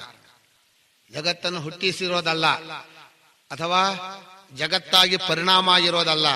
ಅಖಂಡ ಜಗತ್ತಾಗಿ ಯಾವುದು ತೋರ್ತಾ ಇದೆಯೋ ಅಥವಾ ಯಾವುದನ್ನ ತಪ್ಪಾಗಿ ತಿಳ್ಕೊಂಡ್ಯಾನೋ ಈ ಜೀವ ಒಳಗಡೆ ಕೂತ್ಕೊಂಡು, ಯಾವ ಸ್ವರೂಪಕ್ಕೆ ನಾಮರೂಪಗಳ ಹೆಸರನ್ನು ಕೊಟ್ಟನೋ ಅದು ಜಗತ್ ಕಾರಣ. ಆ ತತ್ತು ಈ ತ್ವಮ್ಮು, ಈಗ ತ್ವಮ್ ಅಂದ್ರೆ ಇಲ್ಲಿಂದ ಹೋಗ್ಬೇಕು. ಈಗ ಏನಾಗ್ಬಿಟ್ಟಿದೆ ಅಂದ್ರೆ ಈ ತ್ವಮ್ಮಿಗೆ ಜಗತ್ತು ಒಂದ್ ಸ್ವಲ್ಪ ಬೆರಕೆ ಆಗ್ಬಿಟ್ಟಿದೆ. ಇವನ್ ಏನ್ ಮಾಡ್ದ ಅಂದ್ರೆ ಜಗತ್ತಲ್ಲಿ ಒಂದ್ ಸ್ವಲ್ಪ ತಗೊಂಡ ತನಗೆ ನಾಮರೂಪನ, ದೇಹ ಇಂದ್ರಿಯ ಮನಸ್ಸು ಅಂತ ತಗೊಂಡ. ಇದನ್ನು ಶೋಧನೆ ಮಾಡಬೇಕು. ಶೋಧನೆ ಮಾಡಬೇಕು ಅಂದ್ರೆ ಈಗ ಒಂದನ್ನು ತರಕಾರಿ ಶೋಧನೆ ಮಾಡೋದ್ರೆ ಬಿಡಿಸ್ತೀವಲ್ಲ, ಹಾಗೆ ತ್ವಂ ಪದವನ್ನ ನಿಧಾನವಾಗಿ ದೇಹವೋ ಅಲ್ಲ, ಇಂದ್ರಿಯಗಳೋ ಅಲ್ಲ ಅಂತ ಈ ಅಧ್ಯಾಸ ಬಂತಲ್ಲ, ಅಧ್ಯಾಸದಲ್ಲಿ ವಾಪಸ್ ಹೋಗ್ಬೇಕು. ಎಲ್ಲಿ ಹೋಯ್ತಪ್ಪ ಈ ಅರಿವು? ಅರಿವು ಅನ್ನೋ ದೇಹದ್ದೇನ್ರೆ ಅಲ್ಲ. ದೇಹ ಕೆಲವು ಸಲ ಅವರು ತೋರ್ಕೊಳ್ಳುತ್ತೆ, ಅರಿವು ತೋರ್ಕೊಳ್ಳಲ್ಲ. ಈಗ ಒಂದು ಸ್ವರೂಪವನ್ನ ನಿಶ್ಚಯ ಮಾಡಬೇಕಾದ್ರೆ ಅದು ಅದನ್ನೇ ಬಿಟ್ಟು ಹೋಗಿರಬಾರ್ದು, ಯಾವಾಗಲೂ ಅದರಲ್ಲಿ ಇರಲೇಬೇಕು. ಇದೊಂದು ಸ್ವರೂಪಕ್ಕೆ ಡೆಫಿನೇಷನ್. ಬೆಂಕಿ ಅಂದ್ರೆ ಏನು ಅಂದ್ರೆ, ಬೆಂಕಿನ ಯಾವ್ದು ಬಿಟ್ಟು ಹೋಗೋದೇ ಇಲ್ವೋ ಅದು ಬೆಂಕಿ ಸ್ವರೂಪ. ಬೆಂಕಿಲಿ ಏನ್ ಬಿಟ್ಟು ಹೋಗುತ್ತೋ ಅದು ಬೆಂಕಿ ಸ್ವರೂಪ ಅಲ್ಲ. ಬಹಳ ಕಷ್ಟ ನನಗೆ ಈ ಉಷ್ಣ ಅಂದ್ರೇನು, ಈ ಪ್ರಕಾಶ ಅಂದ್ರೇನು ಅಂದ್ರೆ ಅರ್ಥ ಆಗಲ್ಲ. ಈ ಜಗತ್ತೇ ಹಾಗೆ ಅಂತ ಇಟ್ಕೊಳ್ಳಿ. ಈಗ ಜ್ವಾಲೆ ಅನ್ನೋದು ಬೆಂಕಿ ಸ್ವರೂಪವು ಅಂದ್ರೆ ಇಲ್ಲ, ಜ್ವಾಲೆ ಬೆಂಕಿ ಸ್ವರೂಪ ಅಲ್ಲ, ಅದು ಉಪಾಧಿದದು, ಅಲ್ಲಿ ಉರಿತಾ ಇರುತ್ತೆ, ಅದು ಸ್ವರೂಪ ಅಲ್ಲ. ಇನ್ನು ಉಷ್ಣ ಹೇಳಬೇಕು. ಅದು ಉಷ್ಣ ಅಂದ್ರೆ ಏನು ಅಂದ್ರೆ ಚರ್ಮೇಂದ್ರಿಯಕ್ಕೆ ಹೇಳ್ಬೋದು, ಕಣ್ಣಿಗೆ ಕಾಣಿಸುವಾಗ ಉಷ್ಣ ಹೇಳೋದು ಹಾಗೆ ಹೇಳಕ್ ಬರಲ್ಲ. ಅದು ಹೇಗಾದ್ರೂ ಆಗಲಿ. ಹಾಗೆ ಬೆಂಕಿಗೆ ಉಷ್ಣ ಸ್ವರೂಪ ಅಂತ ಹೇಳ್ತೀವೋ ಹಾಗೆ ಜೀವನಿಗೆ ಅರಿವುನು ಸ್ವರೂಪ.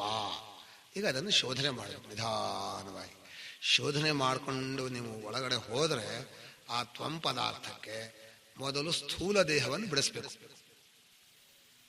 ಇದೆಯಲ್ಲ ಇದಲ್ಲ ಅಂತ ಗೊತ್ತಾಗುತ್ತೆ. ಆಮೇಲೆ ಸೂಕ್ಷ್ಮ ದೇಹ ಇದೆಯಲ್ಲ ಅದನ್ನು ಬಿಡಿಸ್ಬೇಕು. ಜೀವನಿಗೂ ಸೂಕ್ಷ್ಮ ದೇಹಕ್ಕೂ ಅಭಿಮಾನದ ಗಂಟಿದೆ, ಬಿಟ್ಕೊಳ್ಳೋದು. ಅದನ್ನು ಬಿಡಿಸ್ಕೊಂಡು ನಿಧಾನಕ್ಕೆ ಒಳಗೆ ಬರಬೇಕು. ಹಾಗೆ ಒಳಗೆ ಬಂದಾಗ ಆ ತ್ವಂ ಪದಾರ್ಥ ಅಲ್ಲಿ ಅನುಪ್ರವಿಶ್ಯ ಅಂತ ಹೇಳಿದ್ರಲ್ಲ, ಅದು ಒಂದಾಗ್ಬಿಡುತ್ತೆ.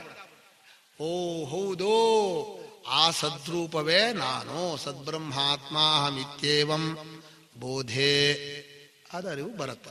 ಕಥಂ ಕಾರ್ಯಿಂದ ಅವನು ಏನು ಪ್ರಯೋಜನ ಮಾಡ್ಕೋಬೇಕು? ಎಲ್ಲ ಪ್ರಯೋಜನ ಆಯ್ತಲ್ಲ. ತತ್ವಮಸಿನಲ್ಲಿ ತ್ವಂ ಪದಾರ್ಥವನ್ನ ಯಾರು ನಿಧಾನವಾಗಿ ಅನ್ವಯ ವ್ಯತಿರೇಕ ಅಂತ ಹೇಳ್ತೀವಿ ನಾವು. ಅನ್ವಯ ವ್ಯತಿರೇಕ ಅಂತ ಒಂದು ತರ್ಕ, ಅದನ್ನು ಬಿಡಿಸ್ತೀವಿ. ಈ ತ್ವಂ ಪದಾರ್ಥ ಬಿಡಿಸೋಕೆ ಪ್ರಕ್ರಿಯೆಗಳು. ತ್ವಂ ಪದಾರ್ಥ ಒಂದು ಬಿಡಿಸೋಕೆ ಒಂದು ಪ್ರಕ್ರಿಯೆ ಬೇಕು. ಹೇಗೆ ಬಿಡಿಸ್ಬೇಕು? ಈಗ ಒಂದು ಕೆಲಸ ಮಾಡ, ತ್ವಂ ಪದಾರ್ಥ ಬಿಡಿಸೋಕೆ ಒಂದು ಪ್ರಕ್ರಿಯೆ ಹೇಳ್ಬಿಡ್ತೇನೆ. ನೀವು ಟೈಮ್ ಇದೆ ಅಂತ ನಿಮ್ಗೆ ಸುಸ್ತಾಗಬಹುದು, ಏನು ಮಾಡೋಕ್ಕಾಗಲ್ಲ. ವೇದಾಂತ ವಿಷಯ ಹಾಗೆ. ಯಾವ ಪ್ರಕ್ರಿಯೆ ತಗೊಳ್ಳೋದು ಅಂದ್ರೆ ಅವಸ್ಥಾತ್ರಯ ತಗೊಂಡ್ಬೇಡ. ನಿಮ್ಗೆಲ್ಲ ಪ್ರಸಿದ್ಧ ಆತಲ್ಲ, ಯಾಕಂದ್ರೆ ನಿದ್ದೆ ಸುಲಭವಾಗಿ ಬರುತ್ತೆ, ಪ್ರಯತ್ನ ಮಾಡ್ಬೇಕಾಗಿಲ್ಲ. ಇನ್ನು ಕನಸು ತುಂಬಾ ಆಸೆ ಇದ್ರೆ ಬರುತ್ತೆ, ಕನಸು ಬರಲಿ ಬಿಡ್ಲಿ. ಈ ಎಚ್ಚರ ಅಂತೂ ನಾವಿದೀವಿ. ಈಗ ಜೀವನನ್ನ ಈ ಮೂರು ಅವಸ್ಥೆಗಳಿಂದ ಬಿಡಿಸಿ ನಿಜವಾದ ಸ್ವರೂಪವನ್ನು ತಿಳಿಸ್ಬೇಕು. ಅದಕ್ಕೆ ಏನ್ ಮಾಡ್ಬೇಕು ಗೊತ್ತಾ? ಮೊದಲು ಎಚ್ಚರ ಅಂದ್ರೆ ಏನು ಅಂತ ವಿಚಾರ ಮಾಡಬೇಕು. ಇದೇ ಬಹಳ ಕಷ್ಟ. ನಮ್ಗೇನಾಗಿದೆ ಅಂದ್ರೆ ಇನ್ನೊಬ್ರು ಎಚ್ಚರ ನೋಡೋ ಅಭ್ಯಾಸ, ನಮ್ಮ ಎಚ್ಚರ ನೋಡಲ್ಲ. ಎಚ್ಚರ ಅಂದ್ರೆ ಇನ್ನೊಂಥರ ಏನ್ ಮಾಡ್ತೀವಿ ಅಂದ್ರೆ, ನಾವು ಹೀಗೆ ಮಲಗ್ತೀವಿ, ನಿದ್ದೆ ಬಂದಿರುತ್ತೆ, ಸ್ವಲ್ಪ ಹೊತ್ತಿಗೆ ಎಚ್ಚರ ಆಗತ್ತೆ, ಆ ಟೈಮನ್ನು ನೋಡ್ತೀವಿ, ಇಷ್ಟೊತ್ತು ಮಲಗಿರ್ತೀವಿ, ಆಮೇಲೆ ಎಚ್ಚರ ಆಯ್ತು. ಹೀಗೆ ನಾವು ಎಚ್ಚರವನ್ನು ಅಳಿತೀವಿ. ಇದೇನಾಯ್ತು? ಒಂದು ಜಾಗದಲ್ಲಿ, ಒಂದು ಕಾಲದಲ್ಲಿ ಒಬ್ಬನಿಗೆ ಒಂದು ದಿವಸದಲ್ಲಿ ಇಷ್ಟೊತ್ತು ಎಚ್ಚರ ಇರುತ್ತೆ, ಇಷ್ಟೊತ್ತು ನಿದ್ದೆ ಬರುತ್ತೆ. ಅಕಸ್ಮಾತ್ ಏನಾದ್ರು ತುಂಬಾ ಆಸೆ ಗೀಸೆ ಪಟ್ಟಿದ್ರೆ ಕನಸು ಬರುತ್ತೆ. ಆ ಕನಸು ಯಾಕೆ ಬರುತ್ತೆ ಅನ್ನೋದಕ್ಕೆ, ಯಾಕೆ ಬರುತ್ತೆ ಕನಸು? ನಾನು ಒಂದು ಪ್ರಶ್ನೆ ಕೇಳಿದ್ದೆ ಮಂಗಳೂರಲ್ಲಿ. 60 ಜನ ಹೀಗೆ ಕೂತಿದ್ರು. ಸ್ವಾಮಿ, ಕನಸನ್ನು ನೋಡೋದು ಯಾವುದರಿಂದ ಅಂತ ಪ್ರಶ್ನೆ ಕೇಳಿದೆ. ಪ್ರಶ್ನೆ ಕೇಳಿದ್ ನಾನು ತುಂಬಾ ಸರಳವಾಗಿ ಕೇಳಿದ್ದೇನೆ. ಕನಸಿನ ಒಟ್ಟು ಪ್ರಪಂಚವನ್ನ ನಾವು ಯಾವುದರಿಂದ ನೋಡ್ತೀವಿ ಅಂತ ಕೇಳಿದ್ರೆ, ಒಬ್ರು ನಿಂತ್ಕೊಂಡ್ರು, ಕನಸು ಯಾಕೆ ಬರುತ್ತೆ ಅಂದ್ರೆ ಅದು ಅಲ್ಲಿ ನರಗಳಲ್ಲಿ ಒಂದು ಸ್ವಲ್ಪ ಇದಿರುತ್ತೆ, ಸುಪ್ತ ಮನಸ್ಸಿರುತ್ತೆ, ಅದಕ್ಕೆ ಬರುತ್ತೆ ಅಂದ್ರು. ಇನ್ನೊಬ್ರು ಹೇಳಿದ್ರು, ಹಾಗಲ್ಲ, ತುಂಬಾ ಜೀವನದಲ್ಲಿ ಆಸೆ ಪಟ್ಟಿರ್ತಾನೆ, ಅದು ನೆರವೇರಲ್ಲ, ಅದಕ್ಕೆ ಕನಸು ಬರುತ್ತೆ ಅಂತ ಹೇಳಿದ. ಇನ್ನೊಬ್ರು ಹೇಳಿದ್ರು, ಹಾಗಲ್ಲ, ಹಿಂದಿನ ಜನ್ಮದ ಕರ್ಮ, ಕೆಲವು ಮನಸ್ಸಿನ ಕರ್ಮ ಇರುತ್ತೆ, ಅದಕ್ಕೆ ಕನಸು ಬರುತ್ತೆ. ಇನ್ನೊಬ್ರು ಹೇಳಿದ್ರು, ಅಲ್ಲ ರೀ, ಭವಿಷ್ಯ ಏನು, ಜ್ಯೋತಿಷಿ ಅವನು, ಭವಿಷ್ಯದಲ್ಲಿ ಏನಾಗಬೇಕು ಅದಕ್ಕೆ ತಕ್ಕ ಕಾರಣ. ಹಾಗೆ ಕನಸು ಯಾಕೆ ಬರುತ್ತೆ ಅಂತ ಒಂದು 10 ನಿಮಿಷ ಹೇಳಿದ್ರು. ನಾನು ಕೇಳಿದ ಪ್ರಶ್ನೆ ಏನ, ಅಲ್ಲೊಬ್ರು ಹೆಗ್ಗಡೆ ಅಂತಂದ್ರೆ ಸದಾಶಿವ ಹೆಗ್ಗಡೆ ಅಂತ ಅವ್ರು ನಿಂತ್ಕೊಂಡ್ರು. ನಿಜವಾಗಿಯೂ ನಾನು ಸುಮ್ಮನೆ ಹೀಗೆ ಕೂತಿದ್ದೀನಿ, ಎಲ್ಲರೂ ಉತ್ತರ ಹೇಳ್ತಾ ಇದ್ದಾರೆ. ಅಲ್ಲೊಬ್ರು ಮಾತ್ರ ಕೋಪದಿಂದಲೇ ಹೇಳಿದ್ರು, ನೀವೇನೇನೋ ಹೇಳ್ತಾ ಇದ್ದೀರಿ ಅಂತ. ನಾನು ಸುಮ್ಮನೆ ಕೇಳಿದ್ದೇನೋ. ನಮ್ಮ ಅನುಭವದ ಪ್ರಕಾರ ನಾವು ಕನಸನ್ನು ಯಾವುದರಿಂದ ನೋಡ್ತೇವೆ ಇಷ್ಟೇ ಪ್ರಶ್ನೆ ಮಾಡಿದ್ರು, ತುಂಬಾ ಇಲ್ಲ. ಕನಸು ಯಾಕೆ ಅಂತಲೂ ಕೇಳಿಲ್ಲ, ಹೇಗೆ ಬರುತ್ತೆ ಅಂತಲೂ ಕೇಳಿಲ್ಲ, ಎಲ್ಲಿಂದ ಬರುತ್ತೆ ಅಂತ ಕೇಳಲಿಲ್ಲ, ಅದ್ರ ಮುಂದೆ ಫಲ ಏನು ಅಂತಲೂ ಕೇಳಲಿಲ್ಲ, ಏನೇನೂ ಕೇಳಲಿಲ್ಲ. ಕೇಳಿದ ಪ್ರಶ್ನೆ ಸರಳ. ಅವ್ರು ನಿಂತ್ಕೊಂಡು ಅವಧಾನಿಗಳು ಕೇಳಿದ ಪ್ರಶ್ನೆಗೆ ನೀವು ಏನೇನೋ ಉತ್ತರ ಹೇಳ್ತಾ ಇದ್ದೀರಿ, ನೀವು ಪ್ರಶ್ನೆನೇ ನಿಮ್ಗೆ ಗೊತ್ತಾಗಿಲ್ಲ ಅಂದ್ಬಿಟ್ಟು. ನಾನು ಹೇಗೆ ನೋಡಿದೆ, ನಿಮ್ಗೆ ಹೇಗೆ ಗೊತ್ತಾಯ್ತು ಅಂದೆ. ನೀವು ಕೇಳಿದ್ದು ಕನಸನ್ನು ಯಾವುದರಿಂದ ನೋಡ್ತೀವಿ ಅಂತ, ಕನಸನ್ನು ನೋಡೋ ಸಾಧನ ಯಾವುದನ್ನು ಕೇಳಿದ್ದೀನಿ. ಅವ್ರು ಹೇಳ್ತಾ ಇದ್ದಾರೆ ಕನಸು ಯಾಕೆ ಬರುತ್ತೆ ಅಂತ. ಯಾಕೆ ಬರುತ್ತೆ ಅಂತ ಯಾರು ಕೇಳಿದಾರ? ನಿದ್ದೆ ಯಾಕೆ ಬರುತ್ತೆ, ಕನಸು ಯಾಕೆ ಬರುತ್ತೆ, ಎಚ್ಚರ ಯಾಕೆ ಬರುತ್ತೆ ಅಂತ ಯಾರು ಕೇಳ್ತಾರ? ಯಾರು ಕೇಳಲ್ಲ. ಅಕಸ್ಮಾತ್ ಕೇಳಿದ್ರೆ ಅದಕ್ಕೇನೋ ಒಂದು ಉತ್ತರ ಹೇಳ್ಬೋದು. ಆಮೇಲೆ ಅವರೆಲ್ಲ ಅಯ್ಯೋ ಇದೇನೋ 1 ಗಂಟೆ ಅಷ್ಟೊತ್ತಿಗೆ ಒಬ್ಬೊಬ್ರಿಗೊಬ್ಬರು ಚರ್ಚೆ ಮಾಡಿ ಅವ್ರು ಪ್ರಶ್ನೆ ಮಾಡೋದು, ಅವರೇ ಉತ್ತರ ಹೇಳೋದು, ಹೀಗೆ ಆಯ್ತು. ನಾನು ಸುಮ್ಮನೆ ಇದ್ದೆ. ಆಮೇಲೆ ನಾವೇ ನೋಡ್ತೀವಿ ಕಣ್ರಿ ಕನಸನ್ನು ನೋಡೋಕೆ ಮನಸ್ಸು ಅಂತ ಒಬ್ಬ, ಮನಸ್ಸಿಗೆ ಆಗಲ್ಲ. ಯಾಕಂದ್ರೆ ಮನಸ್ಸೇ ಕನಸಾಗ್ಬಿಟ್ಟಿದೆ. ಈಗ ಯಾವುದು ಕನಸಾಗಿದೆಯೋ ಅದಕ್ಕೆ ಅದನ್ನು ನೋಡಕ್ ಬರುತ್ತಾನ, ಅದನ್ನ ಮನಸ್ಸು ನೋಡಲ್ಲ. ಕಣ್ಣಿನ ನೋಡ್ತೀವಿ ಅಂತ ಕೆಲವರು. ಕಣ್ಣು ಮುಚ್ಕೊಂಡೇ ಇರ್ತೀವಲ್ಲ, ಕಣ್ಣು ಮುಚ್ಕೊಂಡ್ರೆ ಕನಸು ಕಾಣತ್ತೆ, ಮುಚ್ಕೊಂಡ್ರು ಕಾಣತ್ತಾ? ಹಾಗಾದ್ರೆ ಇನ್ನೇನೋ ಅಲ್ಲೊಂದು ಇನ್ನೇನೋ ಒಂದು ಬಂದಿರ್ಬೇಕು ನಮ್ಗೆ ನೋಡೋಕೆ. ಹೀಗೆ ಮನುಷ್ಯ ತನ್ನ ಅನುಭವವನ್ನ ತಾನು ಇನ್ನೊಬ್ರಿಗೆ ಹೇಳೋಕೆ ಯಾಕೋ ಗೊತ್ತಾ, ಯಾರು ಹೇಳ್ಕೊಡ್ಬೇಕು. ಅದಕ್ಕೆ ಹೇಳಿದೆ ನಾನು, ನಾವಾಗಿರ್ತೀವಲ್ಲ ಆ ನಾವು, ಅದು ಕನಸನ್ನು ನೋಡ್ತಾ ಇರ್ತೀವಿ ನಾವು. ಯಾಕೆ ನೋಡ್ತಾ ಇದ್ದೀವಿ ಪ್ರಶ್ನೆ ಇಲ್ಲ, ಮುಂದೆ ಏನು ಬಂದ್ರು ನೋಡೋದು ಒಂದು ಕೆಲಸ ಅವನಿಗೆ. ಅದು ಗೊತ್ತಾಗ್ಲಿಲ್ಲ, ಸಾಕ್ಷಿ ಅಂತ ಹೇಳೋಕೆ ಗೊತ್ತಾಗ್ಲಿಲ್ಲ ಅವರಿಗೆ. ಈಗ ಎಚ್ಚರವನ್ನ ನಾವು ಹೀಗಳತೆ ಮಾಡ್ತೀವಲ್ಲ, ಒಂದು ದೇಶದಲ್ಲಿ, ಒಂದು ಕಾಲದಲ್ಲಿ, ಒಂದು ಜಾಗದಲ್ಲಿ ಆಗತ್ತೆ ಅಂತ. ಅದಕ್ಕೆ ನಮ್ಮ ಗುರುಗಳು ಒಂದು ಹೇಳಿದ್ರು, ಅವಸ್ಥೆ ಅನ್ನೋದು ವಿಶಾಲ ಅಂತ ಮಾಡ್ಕೊಳ್ಳಿ. ಈ ವೈಶಾಲ್ಯವನ್ನು ಚೆನ್ನಾಗಿ ನೀವು ಕೇಳಬೇಕು. ಆಮೇಲೆ ಪ್ರಶ್ನೆ ಬರುತ್ತೆ, ಏನು ವೈಶಾಲ್ಯ ಅಂದ್ರೆ, ಒಂದು ದೊಡ್ಡದು ಎಚ್ಚರ, ಆ ಎಚ್ಚರಕ್ಕೆ ಲಿಮಿಟ್ ಇಲ್ಲ. ಆ ಎಚ್ಚರದೊಳಗೆ ದೇಶ ಕಾಲ ಅಂತ ನಮಗ್ ತೋರುತ್ತೆ, ಎಚ್ಚರದ ಒಳಗೆ ತೋರುತ್ತೆ. ಆ ದೇಶ ಕಾಲದೊಳಗೆ ಒಂದು ಊರು, ಬೆಳಗಾಂ ಅಂತ ಇಟ್ಕೊಳ್ಳಿ. ಬೆಳಗಾಂನಲ್ಲಿ ನಮ್ಮ ಮಠದಲ್ಲಿ ನಮ್ದೊಂದು ಕೋಣೆ, ಇದು ಎಚ್ಚರದಲ್ಲಿ ಆಗ್ತಾ ಇರೋದು. ಆ ಕೋಣೆಯಲ್ಲಿ ನಾನು ಇದ್ದೀನಿ, ನಮ್ಮ ದೇಹ ಇಂದ್ರಿಯ ಮನಸ್ಸು. ಈಗ ದೇಹ ಇಂದ್ರಿಯ ಮನಸ್ಸು, ದೇಶ ಕಾಲ, ಆ ಜಗತ್ತು ಎಲ್ಲ ಎಚ್ಚರದ ಒಳಗಡೆ ಇದೆ. ಆ ಒಳಗಿದ್ದ ವ್ಯಕ್ತಿ, ಅವನಿಗೆ ದಿನಗಳು ಬರ್ತಾ ಇದೆ, ಹಗಲು ರಾತ್ರಿ ದಿನಗಳು. ಆ ಹಗಲು ರಾತ್ರಿಗಳಲ್ಲೂ ಮತ್ತೆ ಅವನು ಎಚ್ಚರ ಕನಸು ಅಂತ ಎಣಿಸ್ತಾ ಇದ್ದಾನೆ. ಇದು ಸಿನಿಮಾದೊಳಗೆ ಸಿನಿಮಾ ಬಂದಾಗ ಹಾಗೆ ಅಂದ್ರೆ, ಒಂದು ಎಚ್ಚರದೊಳಗೆ ದೇಶಕಾಲ, ಪ್ರಪಂಚ, ಅದರೊಳಗಡೆ ಒಂದು ಜಾಗ, ಅದರೊಳಗಡೆ ದೇಹೇಂದ್ರಿಯ ಮನಸ್ಸು. ಆ ದೇಹೇಂದ್ರಿಯ ಮನಸ್ಸಿಂದ ಪುನಃ ಅವನು ದಿವಸ ಬೆಳಗ್ಗೆ ರಾತ್ರಿ ಆಗತ್ತೆ ಅಂತ ಹೇಳ್ತಾನೆ. ಇಷ್ಟು ಹೇಳಿದ್ರೆ ಈಗ ಪ್ರಶ್ನೆ ಏನು ಬರುತ್ತೆ, ಹಾಗಾದ್ರೆ ಲೋಕದ ಜನ ಹೇಳೋದಕ್ಕೂ ನಾನು ಹೇಳಿದ್ದಕ್ಕೂ ಯಾವುದು ಸರಿಯಾದ ಅನುಭವ? ಲೋಕದ ಜನ ಹೇಳ್ತಾರೆ, ನಾನು ಬೆಳಗ್ಗೆ 6 ಗಂಟೆಗೆ ಎದ್ದೆ, ರಾತ್ರಿ 10 ಗಂಟೆ ಮಲ್ಕೊಂಡೆ. ಇದು ಎಲ್ಲರೂ ಒಪ್ಕೊಂಡಿರ್ತಾನೆ. ಹಾಗಾದ್ರೆ ಎಚ್ಚರವನ್ನ 12 ಗಂಟೆಯಿಂದ ಅಳೆದುವ, 12 ಗಂಟೆ ಅನ್ನೋ ಕಾಲ ಆ ದಿನ ಎಚ್ಚರೊಳಗಿದೆಯೋ? ಎಷ್ಟು ಕಷ್ಟ ನೋಡಿ. ಈಗ ದೇಹೇಂದ್ರಿಯ ಮನಸ್ಸುಗಳು ಎಚ್ಚರೊಳಗಿದೆ, ದೇಹೇಂದ್ರಿಯ ಮನಸ್ಸುಗಳು ಎಚ್ಚರೊಳಗಿದೆ. ಹಾಗಾದ್ರೆ ಎಚ್ಚರ ನೋಡಕ್ಕೆ ಈ ದೇಹೇಂದ್ರಿಯಗಳು ಬರೋಲ್ವಲ್ಲ. ಹಾಗಾದ್ರೆ ಇವ್ರು ಹೇಳಿದಾಗ ವೇದಾಂತ ಓದ್ದವರಾದ್ರೆ ಹೇಳ್ಬಿಡ್ತಾರೆ, ಇಲ್ಲದೆ ಹೋದ್ರೆ ಏನ್ ತಿಳ್ಕೊತಾರೆ? ಇದೇನೋ ಕನ್ಫ್ಯೂಷನ್ ಮಾಡ್ತಾ ಇದಾರೆ ಕಣ್ರಿ ಇವರು. ಎಚ್ಚರೊಳಗೆ ಎಲ್ಲ ಇದೆ ಅಂತ ಹೇಳ್ತಾರೆ, ಎಚ್ಚರದೊಳಗೆ ಪ್ರಪಂಚ ಅಂತಾರೆ. ಈ ಪ್ರಪಂಚವನ್ನ ಎಚ್ಚರ ತಗೊಂಡ್ಮೇಲೆ ಬರೀ ಪ್ರಪಂಚ ಉಳಿಸೋಕ್ ಬರುತ್ತಾ? ಈಗ ಕನಸನ್ನ ಬಂದ್ವೆ, ಕನಸಿನ ಪ್ರಪಂಚ ಉಳ್ಕೊಳತ್ತಾ? ಆದ್ರೆ ನಾವು ಹೇಳ್ತೀವಿ, ಎಚ್ಚರ ಬಿಟ್ಟು ನಿದ್ದೆಗೆ ಹೋದ್ರು ಎಚ್ಚರ ಪ್ರಪಂಚ ಇರುತ್ತೆ. ನಮ್ಮ ಈ ಎಚ್ಚರದ ಅಭಿಮಾನ ಹೇಗಿದೆ ಅಂದ್ರೆ, ನಾನು ನಿದ್ದೆ ಮಾಡಿದ್ರೆ ಬಾಕಿಯವರೆಲ್ಲ ಎಚ್ಚರಾಗಿರ್ತಾರಲ್ಲ, ಬಾಕಿಯವರೆಲ್ಲ ಇದ್ರೆ ಆ ಬಾಕಿಯವರೂನವ್ರು ಎಚ್ಚರದೊಳಗಿರೋಂತಹ ಪ್ರಪಂಚ ಒಳಗಿರೋರೋ, ಅಥವಾ ಅವ್ರದ್ದೇ ಇನ್ನೊಂದು ಎಚ್ಚರ ಇದೆಯಾ? ಎಲ್ಲ ಅವರು ಇನ್ನೊಂದು ತೊಂದರೆ ಏನ್ ಗೊತ್ತಾ, ಈ ಎಚ್ಚರ ಅನ್ನೋದು ಪೂರ್ತಿ ದೊಡ್ಡದಾದ ಎಚ್ಚರ ನಮಗ್ ಮಾತ್ರ ಕಾಣುತ್ತೆ. ಅದ್ರೊಳಗಡೆ ನಾನಿಲ್ಲಿ ಕೂತಿರೋದು ನಂಗೆ ಕಾಣುತ್ತೆ. ಆ ಎಚ್ಚರವನ್ನ ಈ ಒಳಗಿರೋ ಯಾರು ಕೂಡ ನೋಡಿರೋಲ್ಲ. ಹಾಗೆ ನನ್ನ ಕನಸೊಳಗಿರೋರು ಯಾರು, ನನ್ನ ಕನಸನ್ನು ನೆನ್ನೆ ಬೆಳಗ್ಗೆ ಅವರು ಸೋಮಶೇಖರ ನನ್ನ ಕನಸಲ್ಲಿ ಬೆಳಗಿನ ಜಾವ ಬಂದಿದ್ದ ಅಂದ್ರೆ, ಏನ್ರಿ ಬೆಳಗಿನ ಜಾವ ನಾನು ಬಂದಿರ್ಲಿಲ್ಲ ಅಂತ ನಾನು ಅಂದ್ರೆ, ಅವರೇ ನಮ್ಮ ಕನಸಿಗೆ ಬಂದಿರಲ್ಲ. ಆದರೆ ಇಲ್ಲಿ ಹಾಗಲ್ಲ. ಈ ಎಚ್ಚರವನ್ನು ಮಾತ್ರ ನಮ್ಮ ಅಭಿಮಾನ ಹಿಡ್ಕೊಂಡಿದ್ದೀವಿ. ಹೀಗೆ ಹೇಳುವಾಗ ಉಪನಿಷತ್ತು ಒಂದೇ ಒಂದು ಮಂತ್ರದಲ್ಲಿ ಹೇಳುತ್ತೆ, ಸ್ವಪ್ನಾಂತಂ ಜಾಗರಿತಾಂತಂಚ ಉಭೌ ಏನಾನುಪಶ್ಯತಿ ಮಹಾಂತಂ ವಿಭುಮಾತ್ಮಾನಂ ಮತ್ವಾಧೀರೋ ನ ಶೋಚತಿ. ಒಂದೇ ಮಂತ್ರ, ಎಷ್ಟು ಸರಳವಾಗಿ ಹೇಳಿದೆ ಅಂದ್ರೆ, ಸ್ವಪ್ನಾಂತಂ ಜಾಗರಿತಾಂತಂಚ ಉಭೌ ಏನಾನುಪಶ್ಯತಿ ಮಹಾಂತಂ ವಿಭುಮಾತ್ಮಾನಂ ಮತ್ವಾಧೀರೋ ನ ಶೋಚತಿ. ಎಷ್ಟು ಸುಂದರವಾಗಿ ಈ ಅನುಭವವನ್ನು ನೀವು ವಿಚಾರ ಮಾಡಕ್ಕೆ, ಇದು ಒಂದು ಅನುಭವ. ಇದಕ್ಕೆ ಈ ಅನುಭವ ಹೊಸದಾಗಿ ಏನು ಬರಬೇಕಾಗಿಲ್ಲ. ನಾನು ಅವತ್ತೇ ಹೇಳಿದೆ, ಎಚ್ಚರ ಅಂತ ಅನುಭವ ಬರೋಕೆ ಏನು ಪ್ರಯತ್ನ ಮಾಡಬೇಕು, ಎಚ್ಚರ ಅನುಭವ ಇದ್ದೇ ಇರುತ್ತೆ. ಇನ್ನು ಕನಸು ಬೇಡ ಅಥವಾ ನಿದ್ದೆ ಅಂತ ಇಟ್ಕೊಳ್ಳಿ, ಯಾವುದೇ ಒಂದು ಅನುಭವ ನಮ್ಗೆ ಬರೋದಕ್ಕೆ ನಾವು ಪ್ರಯತ್ನವಿಲ್ಲದೆ ತಾನೇ ತಾನಾಗಿ ಭಗವಂತ ನೀವು ತತ್ವ ತಿಳ್ಕೊಳ್ಳೋದಾದ್ರೆ ನೀನು ಸ್ಯಾಂಕ್ಷನ್ ಯಾವುದೋ ಈ ಅವಸ್ಥಾತ್ರಯ ಅನುಭವ ಕೊಟ್ಟಿದ್ದೀವಿ. ನೀನು ಅವಸ್ಥಾತ್ರಯ ಅನುಭವದಿಂದ ನೀನು ಒಳಗಡೆ ಒದ್ದಾಡಿದ್ರೆ ಅದಕ್ಕೆ ನೀವು ಹೊಣೆ. ನೀವು ಅವಸ್ಥಾತ್ರಯ ಅನುಭವದಿಂದ ತತ್ವವನ್ನು ನಿರ್ಧಾರಣೆ ಮಾಡ್ಕೊಳ್ಳೋದಾದ್ರೆ ಅವನು ತನ್ನ ಅನುಗ್ರಹವನ್ನು ಕೈ ಹಿಡಿದು ಬಾರಯ್ಯ ತೇಷಾಮೇವಾನ ಕಂಪಾರ್ಥ ಮಹಾಜ್ಞಾನಜಂ ತಮಃ ನಾಶಯಾಮ್ಯಾತ್ಮಭಾವಸ್ಥೋ ಜ್ಞಾನದೀಪೇನ ಭಾಸ್ವತ. ನಾನು ಕೊಡ್ತೀನಿ ಜ್ಞಾನದೀಪವನ್ನ, ಬಾ ನನ್ನ ಜೊತೆಗೆ ಬರ್ತೀಯ ಅಂತ. ಇವರು ಅವ್ರಿಗೆ ಹೋಗಲ್ಲ, ಈ ಎಚ್ಚರದೊಳಗೆ ಇದ್ಕೊಂಡು ಇಲ್ಲೇ ಗುದ್ದಾಟ. ಇದು ಸ್ವಾಮಿ, ಈ ಎಚ್ಚರದೊಳಗೆ ಅವನ ಪ್ರಪಂಚ ಅವನು ಬರಬೇಕು, ಸಾಕ್ಷಿ ಒಳಗೆ ಬರ್ಬೇಕಂತೆ. ಅವನು ಒಳಗೆ ಬರೋದೇ ಇಲ್ಲ, ಅವನು ದೊಡ್ಡವನು, ಅವನ ಒಳಗೆ ಇಡಿಸಲ್ಲ. ಅದೇ ಪರಮಾತ್ಮ, ನೀನ್ ನನ್ನ ಕಣ್ಣು ಮುಂದೆ ಬಂದ್ರೆ ನಾನು ನಿನ್ನ ನಿಧಿನಿ ಒಪ್ಕೋತೀನಿ, ಬಹಳ ದೊಡ್ಡವನು ಇವನು. ಇಲ್ಲಿದೆ ಎಚ್ಚರದ ಒಳಗಡೆ ಒಂದು ಕಲ್ಪಿತವಾದ ದೇಹೇಂದ್ರಿಯಗಳನ್ನ ಇದೇನು ಮಾಡ್ಕೊಂಡಿದ್ದಾನೆ, ಅವನು ತರ್ಕ ಮಾಡ್ತಾನೆ. ದೇವರಿದ್ರೆ ಕಣ್ಣು ಮುಂದೆ ತೋರಿಸ್ಬೇಕು. ಏನ್ ಹೇಳ ಅವರಿಗೆ, ಏನ್ ಅರ್ಥ ಇದಕ್ಕೆ? ಅರ್ಥವೇ ಇಲ್ಲ. ಮನುಷ್ಯ ಹೇಗೆ ಅನುಭವವನ್ನು ವಿಮರ್ಶೆ ಮಾಡಬೇಕು, ಏನ್ ತರ್ಕ ಮಾಡಬೇಕು ಅಂತ ಗೊತ್ತಿಲ್ಲ. ಕೇಳ್ಬಿಡ್ತಾರೆ. ದೇವರು ಅಂದ್ರೆ ಏನ್ ಗೊತ್ತಾ? ದೇವ ಅನ್ನೋ ಶಬ್ದಕ್ಕೆ ಚೈತನ್ಯ ಅಂತ ಅರ್ಥ.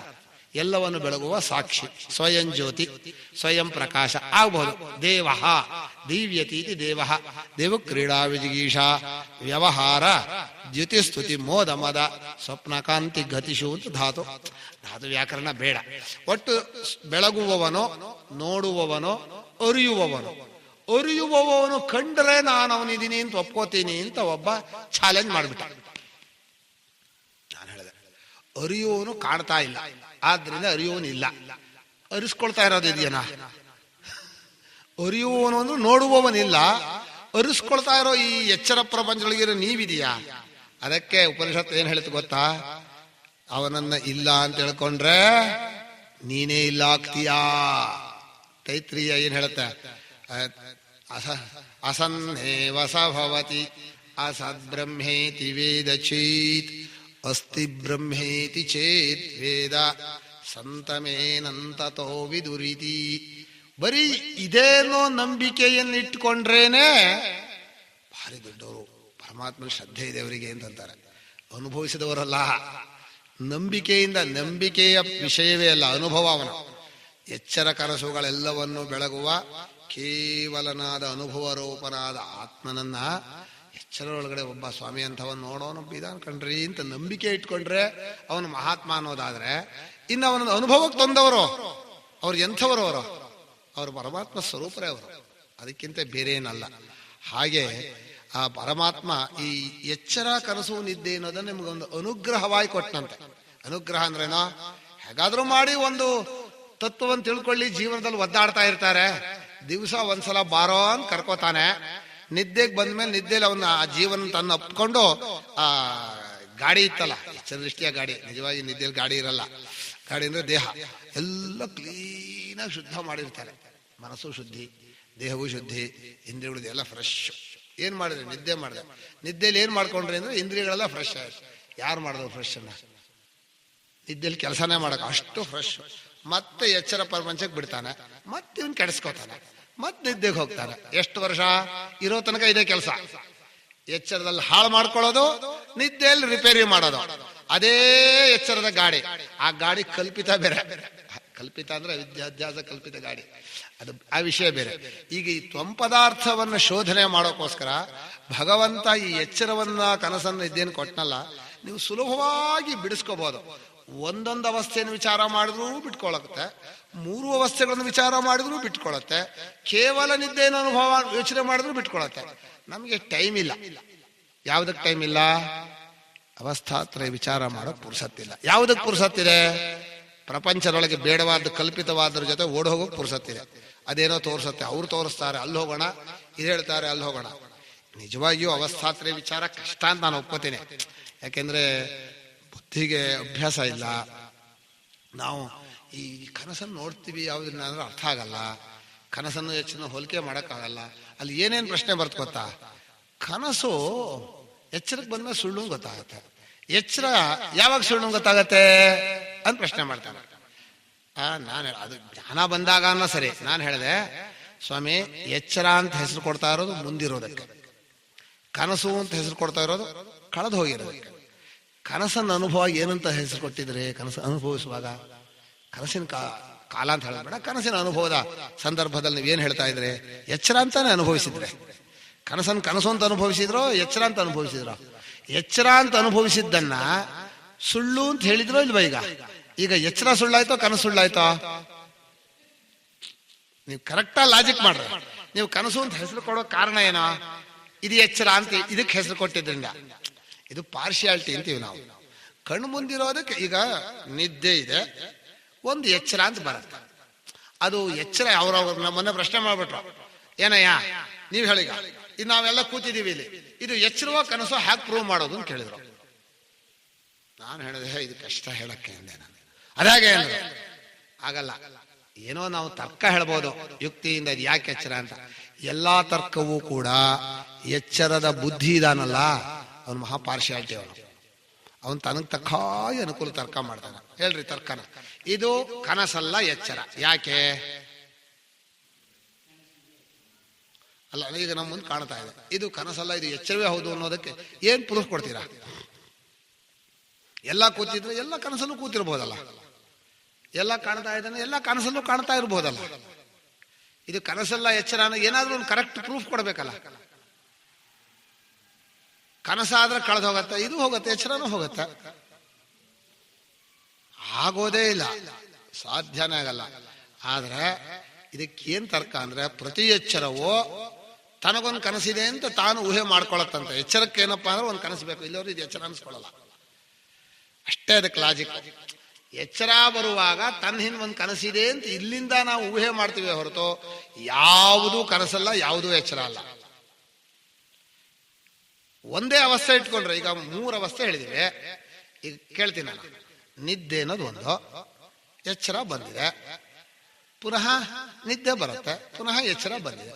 ಯಾಕೆ ಕನಸು ಆಯ್ತು? ನಿದ್ದೆ ಅನ್ನೋದು ನಾವೊಬ್ಬರೇ ಇರೋದು, ಎಚ್ಚರ ಬಂದಿದೆ, 2 ಅವಸ್ಥೆನೇನಾ? ಎಚ್ಚರ ಹೋಗಿದ್ದಕ್ಕೆ ನಿದ್ದೆ ಅಂತ ಹೆಸರು. ನಿದ್ದೆ ಅಂತ ಎಂತದು ಬರೋದಿಲ್ಲ. ಈಗ ಕನಸು ಎಚ್ಚರ ಅಂತ 2 ಇಲ್ಲ. ನಿದ್ದೆಯಿಂದ ಒಂದು ದೃಶ್ಯ ತೋರುತ್ತೆ, ಆ ದೃಶ್ಯ ಅಡಗತ್ತೆ. ಆ ದೃಶ್ಯ ಹೇಗೆ ತೋರುತ್ತೆ? ಈಗ ದೊಡ್ಡದಾಗಿ ತೋರುತ್ತೆ ಅನ್ನೋದು ಅಧ್ಯಾರೋಪ ಅಪವಾದ. ನೀವಾಗ ತೋರುತ್ತೆ ಅಂತ ಕೇಳಬೇಡಿ ನೀವು. ಈ ಲೋಕದವರು ಏನ್ ಇಟ್ಕೊಂಡ್ಯಾರೋ ಅದನ್ನ ನಾನು ಅನುವಾದ ಮಾಡ್ತಾ ಇದ್ದೆ. ನಿದ್ದೆಯಲ್ಲಿದ್ದೆ ಅಂದ್ರೆ ನಾನೊಬ್ಬನೇ ಇದ್ದೆ ಅಂತ ಅರ್ಥ. ನಾನು ಅಂದ್ರೆ ಈ ನಾನಲ್ಲ, ಸಾಕ್ಷಿಯಾದ ನಾನೊಬ್ಬನೇ ಇದ್ದೆ. ಎಚ್ಚರ ತೋರ್ತು, ಮತ್ತೆ ನಿದ್ದೆ ಬಂತು, ಮತ್ತೆ ಎಚ್ಚರ ತೋರ್ತು. ಅದಕ್ಕೆ ಬೇಕಾದ್ರೂ ಆ ಎಚ್ಚರ ತೋರ್ದಾಗ ಕನಸು ಅಂತ ಹೆಸರು ಕೊಡ್ರಿ. ಆದ್ರೆ ಇದೇ ಕನಸು ಇದೇ ಎಚ್ಚರ ಅಂತ ಹೇಳಕ್ ಆಗಲ್ಲ. ಕನಸಲ್ಲೂ ಇದೇ ರೀತಿ ದೇಶ ಕಾಲ ಜನ. ಕನಸಲ್ಲೇ ಒಂದು ಹಸು ಒಂದು ಕರು ಕಂಡ್ವಿ. ಈಗ 5 ನಿಮಿಷದಲ್ಲಿ ಬಂದ್ವಿ ಕಣ್ರಿ ಕನಸಿಗೆ. ಇದು ಈ ಹಸು ಈ ಕರು ಸುಳ್ಳು ಅಂತ ಯಾರಿಗಾರು ಅನ್ಸತ್ತ? ಆಗಲ್ಲ. ಆ ಹಸುವಿಗೆ 15 ವರ್ಷ, ಈ ಕರುವಿಗೆ 6 ತಿಂಗಳು. ಬಂದಿರೋದು ಎಚ್ಚರ ದೃಷ್ಟಿಯ 5 ನಿಮಿಷ. ಅದು ಎಚ್ಚರದ ಕಾಲ. ಯಾವುದು ಕರೆಕ್ಟ್? ಎಚ್ಚರದ ಕಾಲ 5 ನಿಮಿಷ ಕರೆಕ್ಟಾ? ಹಸುವಿನ ಕಾಲ 15 ವರ್ಷ ಕರೆಕ್ಟಾ? ಅಥವಾ ಕರುವಿನ ಕಾಲ 6 ತಿಂಗಳು ಕರೆಕ್ಟಾ? ಯಾವುದು ಕರೆಕ್ಟ್? ಎಷ್ಟು ಕಷ್ಟ ಗೊತ್ತಾಯಿದೆ ಉತ್ತರ ಕೊಡೋದ. ಹೌದು, ನಾನು ಕನಸಿಗೆ ಹೋಗಿದ್ದೆ, ಒಂದು ಊರಿಗೆ ಹೋಗಿದ್ದೆ. ಕನಸು ಬೇಡ, ಈ ಊರಿಂದ ಹೊಸ ಊರಿಗೆ ಹೋಗಿದ್ದೀರಿ. ನೀವು ನೋಡದೆ ಇರೋದು ಅಲ್ಲೊಬ್ಬ ಮನುಷ್ಯ ನೋಡ್ತೀರಿ. ನೋಡಿದ ಕೂಡಲೇ ಅವನಿಗೆ 60 ವರ್ಷ ಆಗಿದೆ ಅಂತೀರಿ. ಏನು 60 ವರ್ಷ ನೋಡಿದ್ರೆ ಅವ್ರು ಆಗಿದ್ದನ್ನ ನಿಮ್ಮ ಅನುಭವನದ ಹೇಗೆ ಗೊತ್ತಾಯ್ತು ನಿಮ್ಗೆ 60 ವರ್ಷ ಅಂತ? ಸ್ವಾಮಿ ನೋಡಿ, ಆ ದೇಹ ನೋಡಿದ್ರೆ, ಆ ಕೂದಲು ಇದೆಲ್ಲ ನೋಡಿದ್ರೆ ಅಷ್ಟಾಗಿರ್ಬೇಕು. ಸ್ವಾಮಿ ನೀವು ಇದನ್ನ ನೋಡಿ ಹಿಂದೆ ಊಹಿಸ್ತೀರಿ, ನಿಮ್ಮ ಮುಂದಿರೋದು ಒಂದು ಅನುಭವ. ಅದಕ್ಕೆ ನೋಡಿ ಹಿಂದೆನ ಹೇಳ್ತಾ ಇದ್ದಾರೆ. ಹಾಗೆ ಕನಸಲ್ಲಿ ಒಂದು ವಸ್ತು ನೋಡಿ 15 ವರ್ಷ ಅಂತಾನೆ, ಇದಕ್ಕೆ 6 ತಿಂಗಳು ಅಂತಾನೆ. ಈ ಎಚ್ಚರದ ಕಾಲವನ್ನು ತಗೊಂಡಾಗ ಅಲ್ಲೇ ಅಳತೆ ಮಾಡಿಬಿಟ್ಟ. ನಾನು ಇಲ್ಲಿ ಗಡಿಯಾರ ನೋಡಿದೆ, ಮಲಕ್ಕೊಂಡೆ, ಏನೋ ಒಂದು ದೃಶ್ಯ ಬಂತು, ಎದ್ದೆ, ಮತ್ತೆ ಗಡಿಯಾರ ನೋಡಿದೆ, 5 ನಿಮಿಷ ಕನಸು ಬಂತು ಅಂತ ಹೇಳಿದ. ಈ 5 ನಿಮಿಷ ಇಲ್ಲಿದೋ ಅಲ್ಲಿದ? ಇಲ್ಲಿ 5 ನಿಮಿಷ ಅಲ್ಲಿ ಯಾಕೆ ತಗೊಂಡೋದ್ರೆ? ಸ್ವಪ್ನದ ಗಡಿಯಾರದಲ್ಲಿ 5 ನಿಮಿಷ ಏನಾಗಿಲ್ಲ, ಅಲ್ಲಿ ಎಷ್ಟೋ ವರ್ಷಗಳು ಕಳೆದು ಹೋಗಿದೆ. ಅದು ಸುಳ್ಳು. ಯಾಕೆ? ಇದ್ಯಾಕೆ ಸುಳ್ಳಲ್ಲ? ಅದು ಇಲ್ಲಿಗೆ ಬರಲ್ಲ, ಇದು ಅಲ್ಲಿಗೆ ಹೋಗಲ್ಲ. ಕನಸು ಇಲ್ಲಿಗೆ ಬರಲ್ಲ ಅಂದ್ರೆ ಇವನು ಅಲ್ಲಿಗೆ ಹೋಗಲ್ಲ ಅಂತೀನಿ ನಾನು. ಲಾಜಿಕ್ ಎರಡೂ ಕಡೆ ಒಂದೇ. ಎಚ್ಚರದವನ್ ಕನಸಿಗೆ ಬಂದಿದ್ರೆ ಕನಸಿನವನು ಎಚ್ಚರಕ್ಕೆ ಬರಲ್ಲ. ಕನಸು ಎಚ್ಚರಕ್ಕೆ ಹೊಂದಲ್ಲ, ಎಚ್ಚರ ಕನಸಿಗೆ ಹೊಂದಲ್ಲ. ಯಾವ್ದಾರು ಹೇಳ್ರಿ, ಈ ಕಡೆ ಏನ್ ಲಾಜಿಕ್ಕು ಆ ಕಡೆಗೂ ಅದೇ ಲಾಜಿಕ್ಕು. ಆಮೇಲೆ ಇನ್ನೊಂದು ಆಶ್ಚರ್ಯ ಅಂದ್ರೆ, ಕನಸಿನ ಕಾಣ್ತಾ ಇದ್ದಾಗ ಈ ಎಚ್ಚರದ ಸ್ಮರಣೆನೇ ಇರ್ಲಿಲ್ಲ ಅಂದ. ಅದೇ ಕರೆಕ್ಟ್. ಏನ್ ಹೇಳಿದ್ರೆ ಹೇಳ್ರೆ, ಕನಸನ್ನು ನೋಡ್ತಾ ಇದ್ದಾಗ ಎಚ್ಚರದ ಸ್ಮರಣೆನೂ ಇರ್ಲಿಲ್ಲ. ಈಗಾದ್ರೆ ಕನಸಿನ ಸ್ಮರಣೆ ಇದೆ, ಅದನ್ನ ಸ್ವಲ್ಪ ಪರ್ಸೆಂಟೇಜ್ ಅದೇ ಸತ್ಯ. ಏನ್ ಲಾಜಿಕ್ ಹೇಗೆ ಹೇಳ್ರಿ? ಲಾಜಿಕ್ ಇದೆಯಲ್ಲ, ಈ ಕನಸಿನ ನೆನಪಾದ್ರೂ ಇದೆ, ಎಚ್ಚರ ಕನಸು ಕಾಣ್ತಾ ಇದೆ, ಎಚ್ಚರ ನೆನಪಾದ್ರೂ ಇತ್ತೋ, ನೆನಪೂ ಇರ್ಲಿಲ್ಲ ಅಂದ್ರೆ ಎಷ್ಟು ಸುಳ್ಳದು. ಆದ್ರೆ ಅವನು ಹೇಳಲ್ಲ, ಅಯ್ಯೋ ನೀವು ಹಾಗೆ ಹೇಳಿಬಿಡಿ ಸ್ವಾಮಿ, ಇದು ನಿಜ, ಅದು ಸುಳ್ಳು. ಯಾಕೆ ಸುಳ್ಳು? ಈಗ ಇಬ್ಬರು ವ್ಯಕ್ತಿಗಳು ಸುಳ್ಳು ಹೇಳೋ, ಈಗ ಒಂದು ನಡುವೆ ಕಥೆ ಹೇಳ್ತೀನಿ. ಈ ಕಥೆ ಏನು ಅಂದ್ರೆ, ಅತ್ತೆ ಸೊಸೆ. ಅತ್ತೆ ನೀರು ತರಕ್ ಹೋಗಿದ್ರು ಹೊಳೆಗೆ. ಪಾಪ ಭಿಕ್ಷುಕ ಬಂದ, ಅವ್ರ ಮನೆ ಹತ್ರಕ್ಕೆ ಬರ್ತಾ ಇದ್ರು. ಈ ಸೊಸೆ ಪಾಪ ಏನೋ ಹೇಳ್ತಾ ಇದ್ರು, ನೀವು ಕೇಳಿದಿರ ಕಥೆನ, ಆದ್ರೂ ಸುಮ್ಮನೆ ಹೇಳ್ತೀನಿ. ಹೇಳ್ತಾ ಇದ್ರು ಅವ್ರು, ನಮ್ಮೆಲ್ಲ ಮಾತನಾಡೇ ಇಲ್ಲಪ್ಪ, ಮನೇಲಿ ಏನೂ ಮಾಡಿಲ್ಲ, ಆ ಮನೇಲಿ ಏನೂ ಕೊಡಲ್ಲ ಅಂತ ಇಟ್ಕೊಳ್ಳಿ, ಏನೂ ಮಾಡಿಲ್ಲ, ಹೋಗು ಹೋದ್ರು. ಅವ್ನು ಪಾಪ ಸ್ವಲ್ಪ ದೂರ ಹೋಗ್ತಾ ಇದ್ದ. ಅಷ್ಟೊತ್ತಿಗೆ ಅತ್ತೆ ಮನೆ ಹೋದ. ಬಾಯ್ಲಿ ಏನೋ ನಿಮ್ ಸೊಸೆ ಏನ್ ಹೇಳಿದ್ರು, ಅವಳಿಗೆ ಅಧಿಕಾರ ಇಲ್ಲ, ಇಲ್ಲಿರೋ ಅಂತ ಹೇಳಿ ಮನೆ ಒಳಗೆ ಹೋದ್ರು. ಮನೆ ಒಳಗೋಗಿ ಆ ಕೊಡ ಇಟ್ಟು ಒಂದು 10 ನಿಮಿಷ ಆಯ್ತು. 10 ನಿಮಿಷ 15 ನಿಮಿಷ ಪಾಪ ಇವನ್ ಏನೋ ಕೊಡ್ತಾರೆ ಮಾಡ್ಕೊಂಡ. ಈಗ ನಾನು ಹೇಳ್ತಾ ಇದ್ದೀನಿ, ಮನೇಲಿ ಏನೂ ಇಲ್ಲ, ಅವ್ರಿಗೆ ಇಲ್ಲ ಅಂತ ಹೇಳೋ ಅಧಿಕಾರ ಇಲ್ಲ. ಈಗ ಇದೇ ತರಹ ಒಂದು ದೃಷ್ಟಾಂತ ಇದೆಯಲ್ಲ, ನಾನು ಹೇಳ್ತೀನಿ. ತಮಾಷೆ ಅಂದ್ರೆ ನಿಜ ಅನುಭವಕ್ಕದು. ಕನಸನ್ನು ಅನುಭವಿಸಿದೀವಿ. ಕನಸೊಳಗ ಒಬ್ಬ ಓಡಾಡ್ತಾನೆ. ಈಗ ನಾನೇ ಕನಸು ಓಡಾಡ್ತಾನೆ, ಅವನಿಗೆ ಹೆಸರು ಪ್ರಮಾತೃ ಅಂತ ಹೆಸರು ಕೊಟ್ಟಿದ್ದೀವಿ. ಈಗ ಎಚ್ಚರದಲ್ಲಿ ಇಲ್ಲಿದ್ದೀನಲ್ಲ, ಇವನು ಪ್ರಮಾತೃ. ಇವನಿಗೂ ಅವನಿಗೂ ಕನೆಕ್ಷನ್ ಇಲ್ಲ, ನಡುವೆ ಸಾಕ್ಷಿ ಇದ್ದಾನೆ. ಆದ್ರೆ ಸಾಕ್ಷಿ ಡೈರೆಕ್ಟ್ ಆಗಿ ಲಿಂಕ್ ಕೊಡಲ್ಲ, ಸ್ಯಾಟಲೈಟ್ ಇಲ್ಲ ಅಲ್ಲಿ. ಅಲ್ಲಿಗೆ ಹೋದವನಿಗೆ ಇವನಿಗೆ ಗೊತ್ತಿಲ್ಲ, ಇಲ್ಲಿಗೆ ಹೋದವನಿಗೆ ಅವನಿಗೆ ಗೊತ್ತಿಲ್ಲ. ಈ ಪ್ರಮಾತೃ ಏನ್ ಹೇಳ್ತಾನೆ, ಅಲ್ಲಿ ನಾನು ಹೋಗಿ ಕಾಲು ಮುರ್ಕೊಂಡಿದ್ನಲ್ಲ, ನಾನು ಅಂದ್ರೆ ಆ ಪ್ರಮಾತೃ, ಅದೆಲ್ಲ ಬರೀ ಸುಳ್ಳು, ಹಾಗೆ ಹೀಗೆ ಅಂತ ಇವನು ಹೇಳಿದ. ಈಗ ಆ ಪ್ರಮಾತೃ ಕೇಳೆ, ಅವನೇನೇನೋ ಮಾಡ್ಕೊಂಡ್ಬಂದಿದ್ನಲ್ಲ, ಅದೆಲ್ಲ ಸುಳ್ಳು ಅಂತ ಅವನು ಹೇಳ್ದ. ಇವರಿಬ್ರು ಜಗಳ ಮಾಡ್ಬಿಟ್ರು. ಈಗ ಸಾಕ್ಷಿ ಹತ್ರಕ್ಕೆ ಬಂದ್ರು ಇಬ್ರು ಸೇರಿ. ಸ್ವಾಮಿ, ನಿಮ್ಮ ಕನಸಿನ ದೃಶ್ಯ ಸರಿನೋ, ನಮ್ಮ ಎಚ್ಚರದ ದೃಶ್ಯ ಸರಿನೋ? ಎರಡೂ ಒಂದೇ ಅಂದ್ರು. ಏನು ಒಂದೇ ಅಂದ್ರೆ, ನೀವು ಹೇಗೆ ಇದು ನೋಡುವಾಗ ನೀವಿಲ್ವೋ, ಅದನ್ನು ನೋಡುವಾಗ ಅವನೂ ಇಲ್ಲ, ಆದ್ರೆ ಇಬ್ಬರೂ ಸುಳ್ಳುಗಾರರು ಅಂದ್ರು. ಇಲ್ಲಿ ಎಚ್ಚರದ ಪ್ರಮಾತೃ ಏನ್ ಮಾಡ್ತಾನೆ, ಅದನ್ನ ನೋಡಿ ಸೊಸೆ ಹಾಗೆ, ಇಲ್ಲಪ್ಪ ಅದು ಹೊಂದಲ್ಲ, ಅದು ಇಲ್ಲಿಗೆ ಅಲ್ಲಿ ಕಾಲು ಮುರಿದಿತ್ತು, ಅದೆಲ್ಲ ಆಗಿತ್ತು, ಅದನ್ನ ಈ ಎಚ್ಚರಕ್ಕೆ ಹೊಂದಿಲ್ಲ, ಅದು ಸುಳ್ಳು, ಅವನು ಮಾಡಿ ಸುಳ್ಳು ಅಂದ. ಅದು ಸುಳ್ಳು ಅಂತ ಹೇಳೋಕೆ ಇವನಿಗೆ ಅಧಿಕಾರನೇ ಇಲ್ಲ. ಯಾರಿಗೆ ಅಧಿಕಾರ ಇಲ್ಲ? ಪ್ರಮಾತೃಗಿಲ್ಲ. ಸಾಕ್ಷಿ ಇದ್ದಾಳಲ್ಲ ಅಜ್ಜಿ, ಅವಳಿಗೆ ಅಧಿಕಾರ ಇದೆ. ಯಾಕಂದ್ರೆ ಅದನ್ನು ನೋಡಿದಾಳೆ, ಇದನ್ನು ನೋಡಿದಾಳೆ. ಅಧಿಕಾರ ದೃಷ್ಟಿಯಲ್ಲಿ ನಿಜವಾಗಿ ಸಾಕ್ಷಿ ಈ ಎರಡೂ ದೃಶ್ಯವನ್ನ ಇದು ಮಾಡ್ತಾ, ಇದನ್ನೇ ಸ್ವಪ್ನಾಂತಂ ಜಾಗರಿತಾಂತಂಚ ಉಭೌ ಏನ ಸಾಕ್ಷಿಣ ಅನುಭವೇನ ಸ್ವಾನುಭವೇನ ಪಶ್ಯತಿ ಮಹಾಂತಂ ವಿಭುಮಾತ್ಮಾನಂ ಮತ್ವಾಧೀರೋ ನ ಶೋಚತಿ ಅಂತ ಎಲ್ಲಲ್ಲೂ ಇರುವ ವಿಭುವಾದ ತನ್ನ ಸ್ವರೂಪವನ್ನ ತಿಳ್ಕೊಂಡು ಕ್ಷಣದಲ್ಲೇ ಮತ್ವ ಶೋಚತಿ. ಇನ್ನು ಅವನಿಗೆ ದುಃಖ ಇಲ್ಲ. ದುಃಖ ಇಲ್ಲ ಅಂದ್ರೆ ಆನಂದ ಇರುತ್ತೆ ಅಂತ. ಬರೀ ದುಃಖ ಇಲ್ಲ ಅಂತ ಹೇಳಿದ್ರೆ ನಮ್ಗೆ ಆನಂದ ಬರುತ್ತೆ ಅಂತ ಹೇಳಲಿಲ್ಲ ನೀವು. ಆನಂದ ಅವನ ಸ್ವರೂಪ ಬರ್ಬೇಕಾಗಿಲ್ಲ. ಆನಂದ ನಮ್ಗೇನು ಅಂದ್ರೆ, ಈ ಕಥೆ ಕೇಳ್ತಾ ಇದ್ದಾಗ ಬರೀ ವೇದಾಂತ ಕೇಳಿದ್ರೆ ದುಃಖ ಮಾತ್ರ ಹೋಗತ್ತೆ ಅಷ್ಟೇ, ಆನಂದ ಬರೋದಿಲ್ಲ ಅಂದ್ರು. ಬರಬೇಕಾಗಿಲ್ಲ ಅಂದ್ರು ಇವರು. ಸ್ವಾಮಿ, ನೀವು ಆನಂದ ನಿಧಿಗಳು, ನಿಮ್ಮ ಸ್ವರೂಪದಲ್ಲಿ ಆನಂದ ಇದೆ. ಆ ಆನಂದವನ್ನು ನೀವು ನೋಡೋದು ಬಿಟ್ಟು ನಮಗೆ ದುಃಖ ಬರೋದು ಅನ್ನೋದು ತಪ್ಪಿಸ್ಕೋಬೇಕಾಗಿದೆ. ದುಃಖ ಬರೋದಕ್ಕೆ ನಿಮ್ ತಪ್ಪು ತಿಳಿಕೆ ಕಾರಣ. ಆ ತಪ್ಪು ತಿಳಿಕೆ ಕಳೆಯೋಕೆ ಏನ್ ಕಾರಣ ಅಂದ್ರೆ ಅವಸ್ಥೆ ಒಳಗಿದೀವಿ. ಅವಸ್ಥೆ ಒಳಗಿರೋದೇ ನಮ್ ದುರವಸ್ಥೆ. ಅವಸ್ಥೆಯನ್ನು ಬಿಟ್ಟು ಎರಡೂ ಅವಸ್ಥೆಗಳಿಗೂ ಸಮಾನಾದ ಸಾಕ್ಷಿಯ ಸ್ವರೂಪದಲ್ಲಿ ನಿಂತರೆ ತ್ವಂ ಪದಾರ್ಥ ಶೋಧನೆ. ಆವಾಗ ತತ್ವಮಸಿ ಅರ್ಥ ಆಗತ್ತೆ. ಇದು ತತ್ವಮಸಿ ಅರ್ಥಕ್ಕೆ ಇಷ್ಟೆಲ್ಲ ಹೇಳಿದೆ. ಇಲ್ಲಿ ಒಂದು ನಡುವೆ ಒಂದು ವಾಕ್ಯ ಹೇಳಿದ್ದೆ, ನೀವು ಅದಕ್ಕೆ ಬಿಡಿಸ್ಬೇಕು. ನನಗೆ ಯಾಕೆ ಅರ್ಥ ಆಗಲಿಲ್ಲ ಅಂದರೆ, ನಿದ್ದೆಯಿಂದ ಎಚ್ಚರಕ್ಕೆ ಬಂದ್ವಿ, ಪುನಃ ನಿದ್ದೆಯಿಂದ ಕನಸಿಗೆ ಬೇಡ, ಅದು ಒಂದು ಎಚ್ಚರ ಅಂತ ಇಟ್ಕೊಂಡ್ಬಿಡಿ. ನಿದ್ದೆ ಅನ್ನೋದು ಬರೀ ನಾನೊಬ್ಬನೇ, ಎಚ್ಚರ ಅಂತ ಒಂದು ತೋರತ್ತೆ, ಅಡಗತ್ತೆ. ಈಗ ಎಚ್ಚರ ಒಂದು ಹೌದು ಅಲ್ವೋ? ಎಚ್ಚರ ಒಂದು, ಎಚ್ಚರ ಆರೋದು ಒಂದು, ಎರಡು ಅವಸ್ಥೆ. ಪ್ರಶ್ನೆ ಅರ್ಥ ಆಯ್ತಾ? ದೀಪ ಇರೋದೊಂದು, ದೀಪ ಆರೋದೊಂದು, ಎರಡ ಹೌದಾ ಅಲ್ವಾ? ಹೌದಾ? ಏನ್ರೆ ಜ್ಯೋತಿ, ನೀವು ಇರೋದು ಒಂದು, ನೀವು ಇಲ್ದೇ ಇರೋದು ಒಂದು, ಎರಡು ಆಗತ್ತಾ? ಒಂದೇ ಆಗತ್ತೆ? ಒಂದು ಆಗಲ್ಲ. ಎರಡು ಇಲ್ದೇ ಇರೋದು ಒಂದೇ ಆಗತ್ತ? ಈಗ ಒಂದು ಎರಡು ಅಂತ ಹೇಳಬೇಕಾದ್ರೆ ಈ ಸಂಖ್ಯೆಗೆ ಕೆಲವು ನಿಯಮ ಇದೆ, ಬಹಳ ಕಷ್ಟ ಇದು. ಸಂಖ್ಯೆ ಹೇಳಬೇಕಾದ್ರೆ ಸಮಾನ ಕಾಲ ಸಮಾನ ದೇಶದಲ್ಲಿ ಇರಬೇಕು, ಇಲ್ಲೋದ್ರೆ 1 2 3 ಬರಲ್ಲ. ಈ ಎಚ್ಚರಕ್ಕೂ ಸ್ವಪ್ನಕ್ಕೂ ಸಮಾನ ದೇಶ ಕಾಲ ಇಲ್ಲ, ಕಾಮನ್ ಕಾಲ ದೇಶಗಳಿಲ್ಲ. ಆಯ್ತು, ಅದೇನಾದ್ರೂ ಇರ್ಲಿ.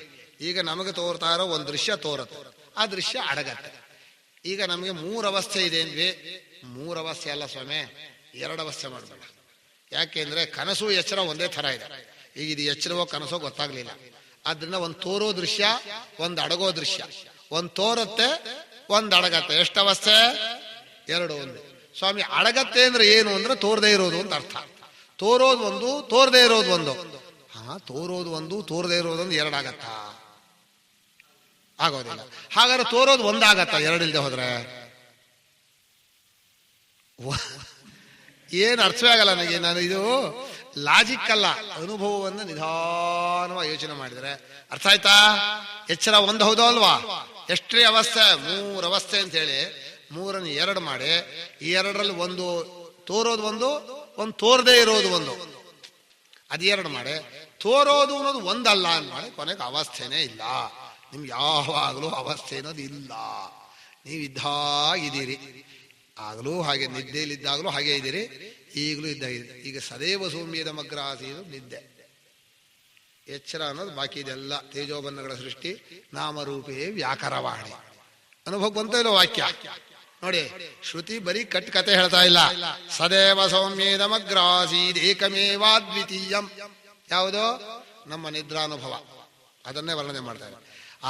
ಅನೇನ ಜೀವೇನ ಸೇಯಂ ದೇವತಾ ಐಕ್ಯತ ಅನೇನ ಜೀವೇನ ಆತ್ಮನಾನು ಪ್ರವಿಶ್ಯ ನಾಮರೂಪೇ ವ್ಯಾಕರವಾಣಿ. ಆ ನಿದ್ದೆಯಲ್ಲಿರುವ ನಮ್ಮ ಸಾಕ್ಷಿ ಸ್ವರೂಪ ಎಚ್ಚರದೊಳಗಿರುವ ದೇಹದೊಳಗೆ ಪ್ರವೇಶ ಮಾಡಿ ನಾಮರೂಪಗಳನ್ನು ಬಿಡಿ ಬಿಡಿಯಾಗಿ ಮಾಡಿಬಿಟ್ಟ. ತಪ್ಪು ತಿಳುವಳಿಕೆಯಿಂದ ಈ ಜೀವ ಬಂದು ನಾ ಸರ್ವಾಣಿ ರೂಪಾಣಿ ವಿಚಿತ್ಯ ಧೀರ ನಾಮಾನಿ ಕೃತ್ವಾಭಿವದನ ಯದಾಸ್ತಿ ಅಂತ ಹೇಳಿ ಎಚ್ಚರ ಒಳಗಡೆ ಕೂತ್ಕೊಂಡ. ಎಚ್ಚರದೊಳಗೆ ಅಂತಾರು ಹೇಳ್ರಿ, ಕನಸಿನೊಳಗೆ ಅಂತಾರು ಹೇಳ್ರಿ. ಈಗ ಸೇಯನ್ ದೇವತಾ ಐಕ್ಯತ ಅನ್ನೋದು ಎಚ್ಚರದ ವರ್ಣನೆ ಆಯಿತು. ಸದೇವ ಸೌಮ್ಯದ ಮಗ್ರಾಸಿ ಅದರ ವರ್ಣನೆ ಆಯಿತು. 2 ಕಾಮನ್ ತೆಗೆದು ಬಿಟ್ರೆ ಅಂದ್ರೆ ಈ ಅದು ಬರತ್ತೆ ಹೋಗತ್ತೆ ಮಾಡಬಾರ್ದು. ನಿದ್ದೆ ಇಲ್ಲಿಂದ ಬರಲ್ಲ. ನಿದ್ದೆ ಅನ್ನೋದು ಇರೋದು, ಎಚ್ಚರ ಅನ್ನೋದು ತೋರೋದು, ಬರೋದು ಅಲ್ಲ. ನಿದ್ದೆಯೇ ಎಚ್ಚರದ ಹಾಗೆ ತೋರತ್ತೆ. ಯಾವಾಗ ಅಂದ್ರೆ ಒಳಗಡೆ ಒಬ್ಬ ಪ್ರವೇಶ ಮಾಡಿದಾಗ. ಯಾರು ಪ್ರವೇಶ ಮಾಡ್ದ? ಆ ದೇವತೆ. ಯಾವ್ದ್ರೊಳಗೆ? ಇದು ಅವಾಗ ಕೇಳಿದ್ನಲ್ಲ, 4 ಪ್ರಶ್ನೆ ಕೇಳಿದ್ದೆ. ದೇವತೆ ಈ 3 ದೇವತೆಗಳನ್ನ ತನ್ನ ಜೀವರೂಪದಿಂದ ಪ್ರವೇಶ ಮಾಡಿ ನಾಮರೂಪಗಳನ್ನ ಬಿಡಿ ಬಿಡಿ ಮಾಡ್ದ. ಹೇಗೆ ಬಿಡಿ ಬಿಡಿ ಮಾಡ್ತಾನೆ? ಈಗ ನೋಡ್ರಿ, ಅನುಭವ ಇದೆಯಲ್ಲ. ನೀವು ಕನಸಲ್ಲಿ ಹೋದಾಗ ಎಷ್ಟು ಬಿಡಿ ಬಿಡಿ ಮಾಡಿದ್ರಿ, ಏನೇನೂ ಬಂದಿತ್ತು. ಎಂತೆಂತ ಕನಸು ಬಂದಿದೆ ಗೊತ್ತಾ? ಅದ್ಭುತ. ಆ ಕನಸನ್ನು ನೋಡಿದಾಗಂತೂ ಅಸ್ಯ ಮಹಿಮಾನಮಿತಿ ವೀದ ಶೋಕ. ಅಲ್ಲೆಲ್ಲಿದೆ? ಇದಾ ತುಂಬ ಉಪನಿಷತ್ತಿನ ಮಂತ್ರ ಇದೆಯಲ್ಲ, ನನ್ನದೇ ಮಹಿಮೆ ಕಣಪ್ಪ, ಎಂಥ ಚೆನ್ನಾಗಿದೆ ಎಚ್ಚರ ಅಂತ. ಯಾರದ್ದ? ಯಾವಾಗ ಮಂತ್ರ ಸಿಗ್ತಾ ಇದೆ ಬಾಯಿಗೆ, ಮಹಾನಾರಾಯಣ ಮುಂಡಕರ ಹೇಳ್ತಾರೆ. ಅಸ್ಯ ಮಹಿಮಾನ್ ಯದಾ ಪಶ್ಯತೆ ರುಕ್ಮವರ್ಣಂ ಕರ್ತಾರಮೀಶಂ ಪುರುಷಂ ಬ್ರಹ್ಮಯೋನಿಂ ಅಂತ. ಅದರ ಮುಂದಿನ ಮಂತ್ರ ಆಯಿತು. ಹಿಂದಕ್ಕೆ ಹೇಳಬೇಕಲ್ಲ, ಹಿಂದಕ್ಕೆ ಬರಲ್ಲ. 2 8 16 2 7 ಅಂದ್ರೆ ಹೇಳಕ್ ಬರಲ್ಲ, ಮತ್ತೆ 2 1 2 ಹೇಳ್ಕೋಬೇಕು. ಹಾಗೆ ಆ ಮಹಿಮಾನಂ ಎಂಥದೋ ಸಮಾನೇ ವೃಕ್ಷೇ ಪುರುಷೋ ನಿಮಗ್ನ ಅನೀಶಯ ಶೋಚತಿ ಮುಷ್ಯಮಾನ ಜುಷ್ಟಂ ಯದಾ ಪಶ್ಯತ್ಯನ್ಯಮೀಶಂ ಅಸ್ಯ ಮಹಿಮಾನಮಿತಿ ವೀತಶೋಕಃ ಸಮಾನೇ ವೃಕ್ಷೇ ಪುರುಷೋ ನಿಮಗ್ನಃ. ಈ ದೇಹ ಅನ್ನುವಂಥ ಮರದಲ್ಲೇ ಆ ಪರಮಾತ್ಮನೋ ಈ ಜೀವನೋ, ಕಲ್ಪಿತ ರೂಪನಾದ ಜೀವನೋ ನಿಜವಾದ ಸಾಕ್ಷಿಯೋ ಇಬ್ರು ಒಳಗಡೆನೆ ಆಡ್ಕೊಂಡಿದ್ದಾರೆ.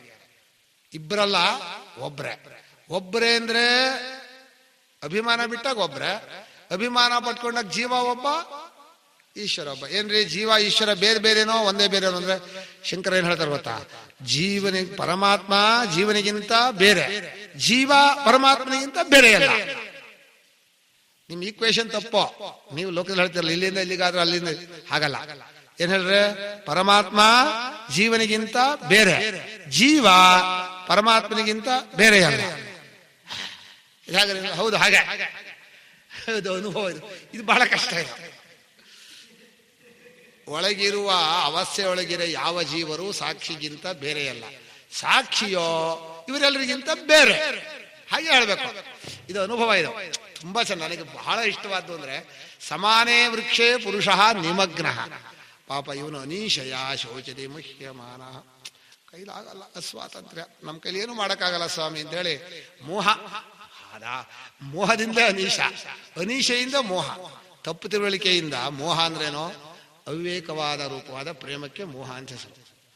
ತಪ್ಪಾಗಿ ತಿಳ್ಕೊಂಡು ಅದ್ರಲ್ಲಿ ಪ್ರೀತಿಸಿದ್ರೆ ಅಯ್ಯೋ ಏನ್ರಿ ಧೃತರಾಷ್ಟ್ರನಿಗೆ ಆ ದುರ್ಯೋಧನ ಮೇಲೆ ಮೋಹ ಅಂದ್ರೆ ಅವನು ಮಾಡಿದ್ದೆಲ್ಲ ಸರಿ ಮಾಡ್ಕೊಂಡ್ಬಿಟ್ಟಿಯಾನೆ.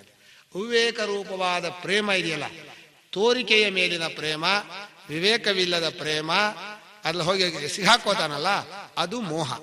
ನಿಜವಾದಾದ್ರೆ ಭಕ್ತಿ ಅನ್ನಿಸ್ಕೊಳತ್ತೆ, ಅದು ಬೇರೆ ದೊಡ್ಡದು. ಈಗ ಅನೀಶಯ ಶೋಚತಿ ಮುಖ್ಯಮಾನ.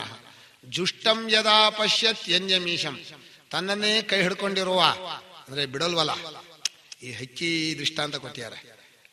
ಪರಮಾತ್ಮನ ಇದ್ರಲ್ಲಿ ಹಿಡ್ಕೊಂಡ್ಬಿಟ್ಟಿಯಾನೆ ನಮ್ಮ ಜೀವನ ಹಕ್ಕಿಯನ್ನ. ಸುತ್ತಾನ ಎಚ್ಚರದಲ್ಲಿ ಹಾರಾಡ್ತಾನೆ ಮತ್ತೆ ಅಲ್ಲೇ ಕೂತ್ಕೋತಾನೆ. ಜೀವನೋ ಹಕ್ಕಿ ಪರಮಾತ್ಮ ಅನ್ನೋ ಪುರುಷನ ಕೈಯಲ್ಲಿದ್ದಾನೆ. ಇವನು ಎಚ್ಚರದಲ್ಲಿ ಹಾರಾಡ್ತಾನೆ ಮನಸ್ಸಿನ ತಗೊಂಡು. ಅಲ್ಲಿ ಹೋಗ್ತೀನಿ ಇಲ್ಲಿ ಹೋಗ್ತೀನಿ ಮನಸ್ಸಿನ ತಗೊಂಡು ಹಾರಾಡ್ತಾನೆ.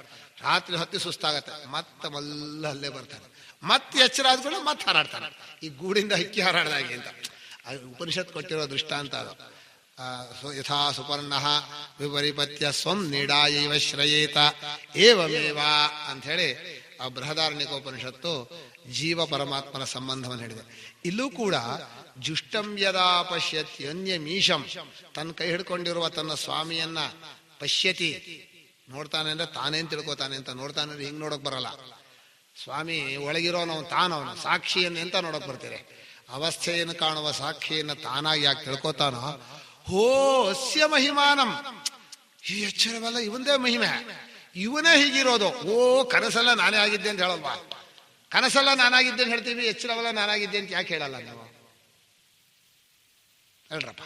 ಈಗ ಕನಸನ್ನ ಎತ್ಕೊಳ್ಳೆ, ಕನಸಲ್ಲ ನನ್ನ ಮನಸ್ಸೇ, ಅಲ್ಲಿ ಎಲ್ಲ ನಾನೇ ಆಗಿದ್ದು. ಅಲ್ಲಿ ಗುಡ್ಡ ಬೆಟ್ಟ ಕುದುರೆ ಎಲ್ಲವೂ ತಾನೇ ಆಗಿದ್ದು ನಾವು ಹೇಳ್ತೀವೋ ಇಲ್ವಾ? ಕನಸಿನಾದ್ರೆ ನನ್ನ ಮಹಿಮೆ ನಾನೇ ಮನಸ್ಸಲ್ಲಿ ಮಾಡ್ಕೊಂಡದ್ದು. ನಿಜಾನ ಸುಳ್ಳೇನೋ. ಎಚ್ಚರವೂ ಹಾಗೆ ತಾನೆ. ನೀವು ಈ ಸ್ವಪ್ನ ಜಾಗರಿತೆ ಸ್ಥಾನೆ ಹೇಕಮಾಹುರ್ ಮನೀಷಿಣ, ಒಂದೇ ಥರ.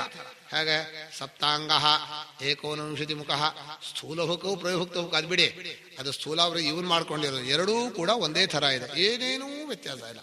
ಹಾಗಿರುವಾಗ ಕನಸಿನ ಬಗ್ಗೆ ಒಂದು ಹೇಳಿಕೆ, ಎಚ್ಚರದ ಬಗ್ಗೆ ಒಂದು ಹೇಳಿಕೆ. ಯಾಕೆ ಅಂದ್ರೆ ಎಚ್ಚರದಲ್ಲಿ ಒಳಗಡೆ ಕೂತವ್ರು ನಾವಾಗಿಬಿಟ್ಟಿದೆ. ಕನಸಲ್ಲಾದ್ರೆ ಬರೀ ಕನಸನ್ನು ನೋಡೋರಾಗಿದ್ವಿ. ಕನಸನ್ನು ಸುಮ್ಮನೆ ಕಣ್ಮುಚ್ಚಿಗೆ ನೋಡ್ತಾ ಇದ್ವಿ, ಅಲ್ಲಿ ಓಡಾಡ್ತಾ ಇದ್ದಂತೆ ತಮಾಷೆ ನೋಡ್ತಾ ಇದ್ವಿ. ಅಲ್ಲಿ ತಮಾಷೆ ಇರಲಿಲ್ಲ, ಅಲ್ಲಿ ಹಾವು ಒಟ್ಟಿಸ್ಕೊಂಡು ಬಂದ್ರೆ ಓಡೋಕ್ಕಾಗ್ತಿರ್ಲಿಲ್ಲ, ಬಿದ್ದು ಒದ್ದಾಡ್ತಾ ಇದ್ವಿ. ನಮ್ಮ ಇವರ ಕನಸು ಹೇಳೋದಾದ್ರೆ ಜನಕನ ಕಥೆ ಕೇಳಿದ್ರನ ಕನಸ ಬಹಳ ಚೆನ್ನಾಗಿದೆ. ಆ ಕಥೆ ಕೇಳಿದಾರಲ್ಲ ಆ ಕಥೆ. ಅಲ್ಲೇ ನಿಜವಾಗಿ ಮಹಾರಾಜ ಅವನು ಹೀಗೆ ಬೀಸ್ತಾ ಇದ್ದಾರೆ. ಅವರು ಏನಾಯ್ತು ಮಹಾರಾಜ? ಇಲ್ಲಿ ಕೇಳ್ತೀರಿ, ಅಲ್ಲಿ ನಾನು ಭಿಕ್ಷುಕನಾಗಿದ್ದ ಎಲ್ಲಿ ಕೇಳಿದ್ರಿ ಅಂದ್ರೆ ಅವರು. ಇಲ್ಲಿ ಎಚ್ಚರದಲ್ಲಿ ಕೇಳಬಲ್ರೆ, ಕನಸಲ್ಲಿ ಭಿಕ್ಷುಕನಾಗಿ ಅದು ಏನೂ ಇಲ್ಲದೆ ಒಂದು ಎಂತದ ಇದರ ಮಡಿಕೆ ಚೂರ್ನ ಹಿಡ್ಕೊಂಡು ಹೋಗಿ ಅವ್ರ ಹತ್ರ ಕ್ಯೂನಲ್ಲಿ ನಿಲ್ಲಿಸ್ಕೊಂಡು ಬೈಸ್ಕೊಂಡು ಅದು ಬೇರೆ ಹದ್ದು ಬಡ್ದು ಬಿದ್ದೋಯ್ತಲ್ಲ, ಅಲ್ಲಿ ಯಾರು ಕೇಳೋರಿಲ್ಲ. ಇಲ್ಲಿ ಚಾಮರ ಹಾಕ್ತಾ ಇದ್ದಾರೆ. ಯಾವ್ದಕ್ ಚಾಮರ ಹಾಕ್ತಿರೋ ಆ ಭಿಕ್ಷುಕನಿಗೆ ಹಾಕ್ರೆ. ಭಿಕ್ಷುಕನಿಗೆ ಹಾಕೋಲ್ಲ ಅಂದ್ರೆ ಇದಕ್ಕೆ ಯಾಕೆ ಹಾಕ್ತೀರಿ ಅಂದ್ರೆ ಇಲ್ಲಿ ಮಹಾರಾಜನೂ ಅಲ್ಲ, ಅಲ್ಲಿ ಭಿಕ್ಷುಕನೂ ಅಲ್ಲ. ಸ್ವಪ್ನಾಂತಂ ಜಾಗರಿತಾಂತಂಜ ಉಭೌ ಏನಾನು. ಅದು ಜನಕನ ಹಾ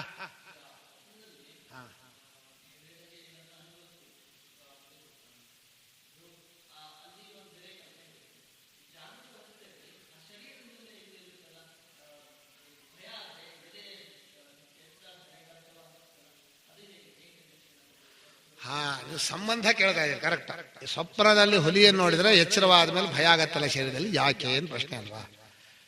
ಅದು ನೀವು ಕೇಳ್ತಾ ಇರೋ ಪ್ರಶ್ನೆ ಎಚ್ಚರ, ಕನಸಿನ ಸಂಬಂಧ ಎಚ್ಚರಕ್ಕೆ ಯಾಕೆ ಬರುತ್ತೆ ಅಂತ ಪ್ರಶ್ನೆ. ಕನಸಿನ ಹುಲಿ ಏನು ಬರಲ್ವ? ಗೊತ್ತಾಯ್ತು ನನಗೆ.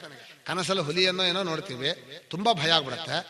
ಎಚ್ಚರಕ್ಕೆ ಬಂದಿದ್ದೀವಿ, ಎಚ್ಚರದ ಶರೀರಕ್ಕೆ ಡವಡವ ಅನ್ನತ್ತಲ್ಲ, ಈ ಶರೀರ ಅಲ್ಲಿ ಹೋಗಿರೋಲ್ವಲ್ಲ, ಯಾಕಾಗತ್ತೆ ಅಂತಲ್ಲ. ಇನ್ನು ನಿಮ್ದು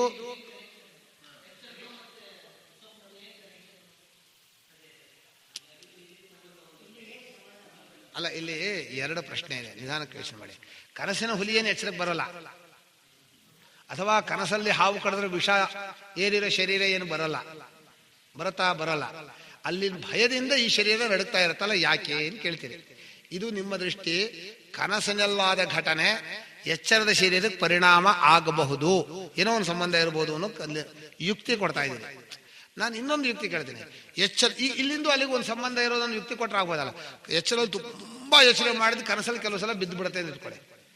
ಎಚ್ಚರದಲ್ಲಿ ಬಂದದ್ದು ಅಲ್ಲಿ ಬಂದ್ಬೋದಲ್ಲ, ಹೇಗೆ ಬಂತು ನೀವು ಕೇಳ್ಬೋದಲ್ವಾ? ಇಲ್ಲಿ ಏನಪ್ಪ ವಿಶೇಷ ಅಂದ್ರೆ, ಈ ಭಯವಾಗೋದು ಅಥವಾ ಇಲ್ಲಿಂದ ಅಲ್ಲಿಗೆ ಬರೋದು ನಿಜವಾಗಿ ಎಚ್ಚರ ದೃಶ್ಯ ಅನ್ನೋದು ನೋಡ್ತಾ ಇರೋ ಸಾಕ್ಷಿಯಲ್ಲಿ ಪೂರ್ತಿ ಅಡಗತ್ತೆ. ಪುನಃ ಸಾಕ್ಷಿಯಿಂದಲೇ ಎಚ್ಚರ ಕನಸು ಬರೋದು. ಅಲ್ಲಿ ಒಬ್ಬ ವ್ಯಕ್ತಿ ಹಾಗೆ ಮಣ್ಣಿಂದ ಮಡಿಕೆ ಕುಡಿಕೆ ಮಾಡಿ ಅಷ್ಟನ್ನು ಅಳಿಸಿ ಪುನಃ ಮಡಿಕೆ ಕುಡಿಕೆ ಮಾಡಿದ್ರೆ ಆ ಹಿಂದಿಂದಕ್ಕೂ ಇದಕ್ಕೂ ಸಂಬಂಧ ಇದೆಯೋ ಇಲ್ವೋ ಅಂತ ಕೇಳಿದ್ರೆ ಏನ್ ಹೇಳ್ಬೇಕು? ಸಂಬಂಧ ಇದೇ ಇಲ್ಲ ಅನ್ನೋಕ್ಕಿಂತಲೂ ಅದೇ ಅದು ಅಂತ ಹೇಳ್ಬೋದು. ಒಂದು ಇನ್ನೊಂದು ಹೇಳ್ಬೋದು, ಏನಪ್ಪಾ ಅಂದ್ರೆ ಕನಸಿನ ದೃಶ್ಯಗಳನ್ನ ಎಚ್ಚರ ನೆನೆಸ್ಕೋತೀವಿ ನಾವು. ಆ ನೆನಪಿನ ಇದರಲ್ಲೂ ಭಯ ಆಗಬಹುದು. ಕನಸೆಲ್ಲ ಜ್ಞಾಪಕ ಇರುತ್ತೆ ಅಂತಲ್ಲ, ಈಗ ಎಚ್ಚರವಾಗತ್ತೆ ಆದ್ರೂ ಎದೆ ಡಬಡವ ಅಂತ ಇದೆ ಅಂದ್ರೆ ಮತ್ ಅದೇ ದೃಶ್ಯದ ಗೊತ್ತಿಲ್ಲದ ಒಂದು ನೆನಪು ಬಂದಿರಬಹುದು, ಅದರಿಂದ ಎದೆ ಡಬಡವ ಅನ್ಬಹುದು, ಅಥವಾ ಆ ದೃಶ್ಯದಲ್ಲೇ ನಡುಕ್ತಾ ಇರಬಹುದು. ಇದು ಏನಾಗತ್ತೆ ಅಂದ್ರೆ ಪರಸ್ಪರ ಎರಡು ಅವಸ್ಥೆಗಳ ಸಂಬಂಧವನ್ನ ಯುಕ್ತಿಯಿಂದ ಹೇಳೋದಕ್ಕೂ ಅನುಭವದಿಂದ ಹೇಳೋಕ್ಕೂ ವ್ಯತ್ಯಾಸ ಇದೆ. ಇದು ಯುಕ್ತಿ. ಏನ್ ಹೇಳಿದೋ, ಕನಸಲ್ಲಿ ಭಯ ಆಯ್ತು, ಎಚ್ಚರ ದೇಹ ನಡುಕ್ತಾ ಇದೆ. ಎಚ್ಚರ ದೇಹದಲ್ಲಿ ಏನೋ ಒಂದಿತ್ತು ಅಂದ್ರೆ ಏನೋ ಒಂದು ತುಂಬಾ ಆಸೆ ಪಟ್ಟು ಯೋಚನೆ ಮಾಡ್ತಾ ಇದ್ದೆ, ನನಗೆ ಒಳ್ಳೆ ಹಣ್ಣು ತಿನ್ಬೇಕು ಅಂತ ಆಸೆ ಇತ್ತು, ಎಚ್ಚರ ತಿನ್ನೋಕ್ಕಾಗಲಿಲ್ಲ, ಕನಸಲ್ಲಿ ಹೋಗಿ ತಿನ್ಬಿಟ್ಟೆ. ಎಚ್ಚರ ನೋಡಿದ್ದಲ್ಲ. ಎಷ್ಟೋ ಸಲ ಕನಸಲ್ಲಿ ಯಾರೋ ಯೋಚನೆ ಮಾಡಿದ್ದೀನಿ, ಎಚ್ಚರಲ್ಲಿ ಕಂಡು ಬಿಡ್ತಾರೆ. ಕಾಣ್ತಾರೋ ಅಲ್ವಾ? ನಾನು ಎಲ್ಲೋ ಇವರು ನೋಡಿದ್ದೀನಿ, ಎಲ್ಲ ನೋಡಿದ್ದೀನಿ ಕನಸಲ್ಲಿ. ಅದ್ಯಾಗ್ರಿ ಕನಸಲ್ಲಿ ನೋಡಿದೆ ಅಂದ್ರೆ ಕನಸಲ್ಲಿ ನೋಡಿದ್ದೆ ಅಂತಲ್ಲ, ಕನಸಲ್ಲಿ ನೋಡಿದ ತರಹಾನೇ ಅವರೇ ತರ ಬರ್ತಿರ್ತಾರೆ ಅಂತ ಹೇಳ್ಬೋದು. ಹೀಗೆ ಎಚ್ಚರ ಕನಸುಗಳಿಗೆ ಸಂಬಂಧವೇ ಇಲ್ಲ ಅಂತ ಹೇಳ್ತಾ ಇಲ್ಲ, ಆದರೆ ಅದೇ ದೇಹ ಇಲ್ಲಿಗೆ ಬಂದಿದೆ ಅನ್ನೋ ಪ್ರೂವ್ ಆಗಲ್ಲ. ಕನಸಲ್ಲಿ ಯಾವ ದೇಹ ಇದೆಯೋ ಅದೇ ದೇಹವನೋ ಇಲ್ಲೇ ಅಲ್ಲ, ಈ ದೇಹವನ್ನು ನಡುಕ್ತಾ ಇರ್ಬೋದು. ಅದಕ್ಕೇನು ನಾವು ಅದಕ್ಕೆ ಸಂಬಂಧವೇ ಇಲ್ಲ ಅಂತ ಹೇಳ್ತಾ ಇಲ್ಲ. ಎಚ್ಚರ ಕನಸುಗಳಿಗೆ ಪರಸ್ಪರ ಸಂಬಂಧ ಇದೆಯೋ ಇಲ್ಲವೋ ಅನ್ನೋ ಚರ್ಚೆ. ಈ ಚರ್ಚೆಯಲ್ಲಿ ಎಚ್ಚರ ಪೂರ್ತಿ ಸಾಕ್ಷಿಯಲ್ಲಿ ಅಡಿಗೆ ಪುನಃ ಕನಸಿಗೆ ಹೋಗುತ್ತೆ, ಕನಸು ಪೂರ್ತಿ ಅಡಿಗೆ ಎಚ್ಚರಕ್ಕೆ ಬರುತ್ತೆ. ಇಲ್ಲಿ ಒಂದು ಪ್ರಶ್ನೆ ಇದೆ, ಇದು ಎಚ್ಚರ ಇದು ಕನಸು ನಾವು ಇಟ್ಕೊಂಡಾಗ ಅಲ್ವಾ? ಈಗ ಒಂದು ಕೆಲಸ ಮಾಡೋಣ, ಒಂದು ಕನಸಲ್ಲಿ ಎಷ್ಟೋ ದಿವಸಗಳ ಕನಸನ್ನು ಮಾಡಿ, ಒಂದು ದಿವಸದ್ದಲ್ಲ, ಆ ಎಷ್ಟೋ ದಿವಸದ ಕನಸಲ್ಲಿ ಹಗಲು ರಾತ್ರಿ ಆಗುತ್ತಾನೆ. ಹಗಲು ರಾತ್ರಿ ಆದಾಗ ಒಂದು ರಾತ್ರಿ ಮಲ್ಕೋಬಹುದಲ್ಲ, ಅಲ್ಲೂ ಒಂದು ಕನಸು ಬರ್ಬೋದಲ್ಲ. ಈಗ ಅವನು ದಿನದಲ್ಲಿ ಅಲ್ಲೊಂದು ಎಚ್ಚರ ಕನಸು ನಿದ್ದೆ ಅಂತ ಕನಸಲ್ಲೂ ಬರುತ್ತೆ, ಎಚ್ಚರದಲ್ಲೂ ಹಗಲು ಎಚ್ಚರ ರಾತ್ರಿ ಕನಸು ನಿದ್ದೆ ಅಂತ ಬರುತ್ತೆ. ಈಗ ಕನಸಿನ ಪರಿಣಾಮ ಕನಸಿಗಾಯ್ತೋ ಎಚ್ಚರಕ್ಕಾಯ್ತೋ? ಎರಡು ದೊಡ್ಡ ಅನುಭವ ಮಾಡಬೇಕು. ಒಂದು ಎಚ್ಚರದಲ್ಲಿ ದಿನಗಳು, ತುಂಬಾ ದಿವಸಗಳು, ಆ ತುಂಬಾ ದಿವಸಗಳಲ್ಲೂ ಎಚ್ಚರದಲ್ಲಿ ಬೆಳಗ್ಗೆ ಎಚ್ಚರ ರಾತ್ರಿ ಕನಸು, ಇದೊಂದು ಕಲ್ಪನೆ ವ್ಯವಹಾರ. ಹಾಗೆ ಕನಸಲ್ಲೂ ಎಷ್ಟೋ ದಿವಸಗಳಲ್ಲಿ ಬೆಳಗ್ಗೆ ಎಚ್ಚರ ರಾತ್ರಿ ನಿದ್ದೆ ಕನಸು, ಎರಡೂ ಕಡೆ ಎಚ್ಚರ ನಿದ್ದು ಕನಸೆ ಅಂತ ಎರಡು ಗ್ರೂಪ್ ಇದೆ. ಅದರಲ್ಲಿ ಒಂದಕ್ಕೊಂದು ಸಂಬಂಧ ಇದ್ರೇನು ಇಲ್ಲದೆ ಹೋದ್ರು ಏನು ಪ್ರಯೋಜನ ಇಲ್ಲ, ಅದನ್ನು ವಿಚಾರಕ್ಕೇನು ಪ್ರಯೋಜನ ಆಗಲಿಲ್ಲ, ಒಳಗಿನ ವಿಚಾರ ಆಯ್ತದೆ ಅಲ್ವಾ? ನಿಮ್ಮ ಪ್ರಶ್ನೆ ನಿಮ್ಗೆ ಹಾಗೆ ಬಂತು ಅಂತ ಹೇಳ್ತಾ ಇದ್ದೀನಿ ನಾನು. ಈ ಪ್ರಶ್ನೆಯನ್ನು ಬಹಳ ಜನ ಕೇಳ್ತಾರೆ. ಅಂದರೆ ಎಚ್ಚರ ಕನಸುಗಳಿಗೆ ಪರಸ್ಪರ ಸಂಬಂಧ ಇದೆಯೋ ಇಲ್ವೋ, ಆಮೇಲೆ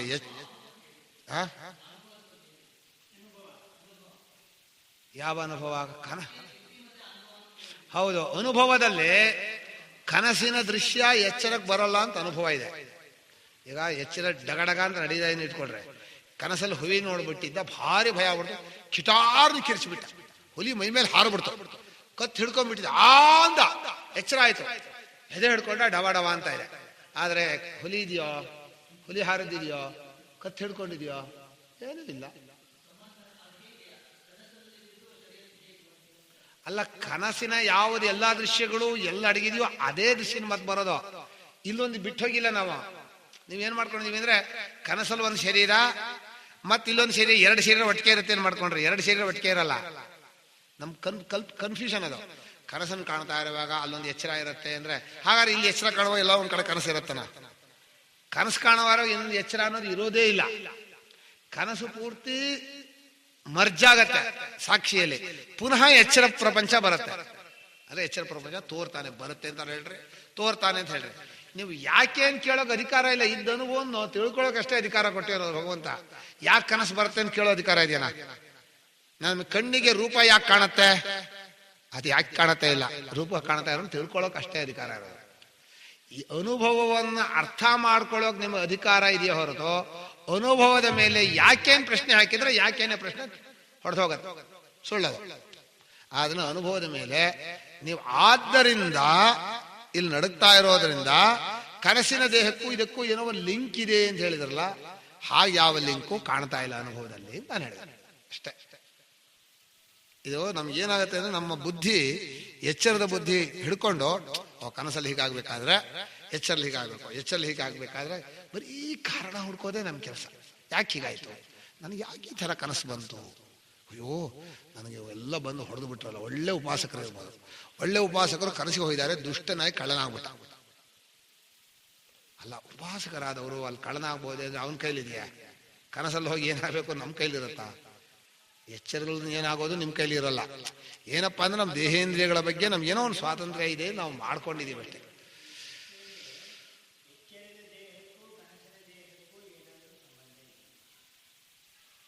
ಸಂಬಂಧ ಎರಡು ಒಟ್ಟಿಗೆ ಇರೋದೇ ಇಲ್ವಲ್ಲ?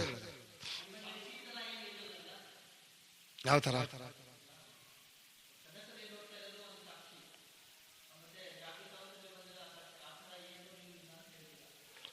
ಹಾಗೆ ಸಂಬಂಧ ಆಗಲ್ಲ. ಅಲ್ಲ, ನೀವು ಸಂಬಂಧ ಅನ್ನೋದನ್ನ ನಾವು ಇಲ್ಲಿಂದ ಕಲ್ಪಿಸಬಹುದು. ಯಾವುದೇ ಸಂಬಂಧವನ್ನ ಇಲ್ಲಿಂದ ಅಲ್ಲಿಗೆ ಸಂಬಂಧ ಯೋಚನೆ ಮಾಡಿದ್ರು ನಿಜವಾದ ಒಂದು ಸಂಬಂಧ ಬರೋಕ್ ಸಾಧ್ಯ ಇಲ್ಲ. ಸಾಧ್ಯ ಇಲ್ಲ ಅಂದ್ರೆ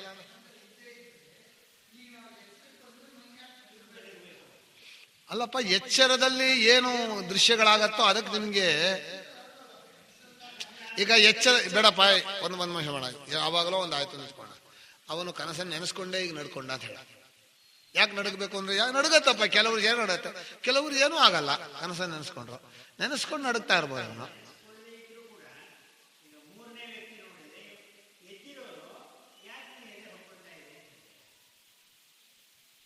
ಅರ್ಥ ಆಗಲಿಲ್ಲ.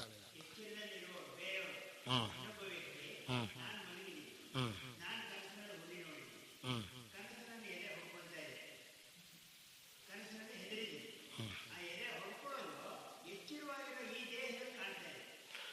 ಈ ದೃಷ್ಟಾಂತದ ಬಂದ್ರೆ ಈಗ ಏನಾಗಿದೆ ಅಂದ್ರೆ, ಇವ್ರು ಹೇಳೋ ಮಾತಿನಲ್ಲಿ ಆ ಕಡೆ ನಾನು ಕನಸು ಕಾಣ್ತಾ ಇದ್ದೀನಿ, ಈ ಕಡೆ ಇಲ್ಲಿ ಎಚ್ಚರವೂ ಇದೆ ಅಂತ ನೀವು ಹೇಳ್ತಾ ಇದ್ದೀರಿ.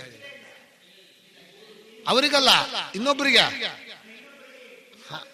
ಎಚ್ಚರ ಇದೆ ಅಂದ್ರೆ, ನಾನು ಕೇಳ್ತಾ ಇರೋ ಅನುಭವ ಏನು ಗೊತ್ತಾ, ನನ್ನ ಎಚ್ಚರದ ದೃಶ್ಯ ನಾನು ಕನಸಿಗೆ ಹೋದ್ರು ಹಾಗೇ ಇದೆ ಅಂತ ಅಲ್ವಾ? ಏನ್ ಪ್ರೂವ್?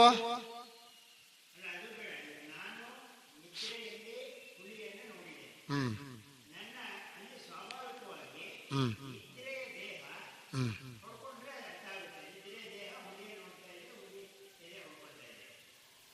ಹ್ಮ್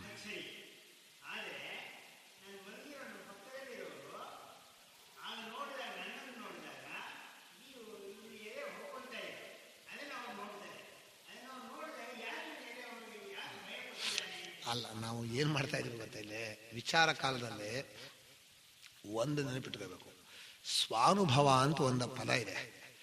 ನನ್ನ ಅನುಭವನ ಮಾತ್ರ ತಗೊಂಡು ನಾನು ಎಚ್ಚರ, ನನ್ನ ಎಚ್ಚರ, ನನ್ನ ಕನಸು, ನನ್ನ ನಿದ್ದೆ ಅಂತ ನೀವು ನೋಡಬೇಕು. ಈಗ ನಾನು ಕನಸು ಕಾಣ್ತಾ ಇದ್ದೀನಿ, ಎಚ್ಚರಿನಲ್ಲಿ ಬಂದಿದ್ದೀನಿ ನೆನಪಾಗತ್ತಾ? ಆಗಲ್ಲ. ಅಥವಾ ಅಲ್ಲೊಂದು ದೇಹದಲ್ಲಿ ಬಿಟ್ಟು ಉಸಿರಾಡ್ತಾ ಇದ್ದೀನಿ ಅಂತ ಆಗತ್ತಾ? ಆಗೋದಿಲ್ಲ.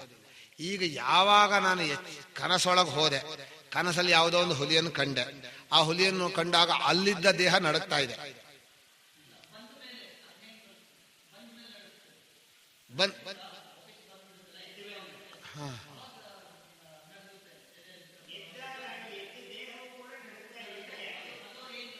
ಬಂದ ಮೇಲೆ ನಡ್ಕೊಂಡು ಹೇಳಿದ್ನಲ್ಲ. ಈಗ ಯಾವುದೋ ಊರಿಗೆ ಹೋಗಿದ್ರೆ, ಕನಸಿಗೆ ಬೇಡ, ಯಾವುದೋ ಊರಿಗೆ ಹೋಗಿದ್ರೆ ದೊಡ್ಡ ಭಯಂಕರವಾದ ದೃಶ್ಯ ನೋಡಿದ್ರಿ, ಒಂದು ಸಿನಿಮಾದಲ್ಲೇ ನೋಡಿದ್ರಿ ಇಟ್ಕೊಂಡ, ಸಿನಿಮಾ ದೃಶ್ಯ ನೋಡಿದಾಗಲೂ ಭಯ ಆಗಿತ್ತು.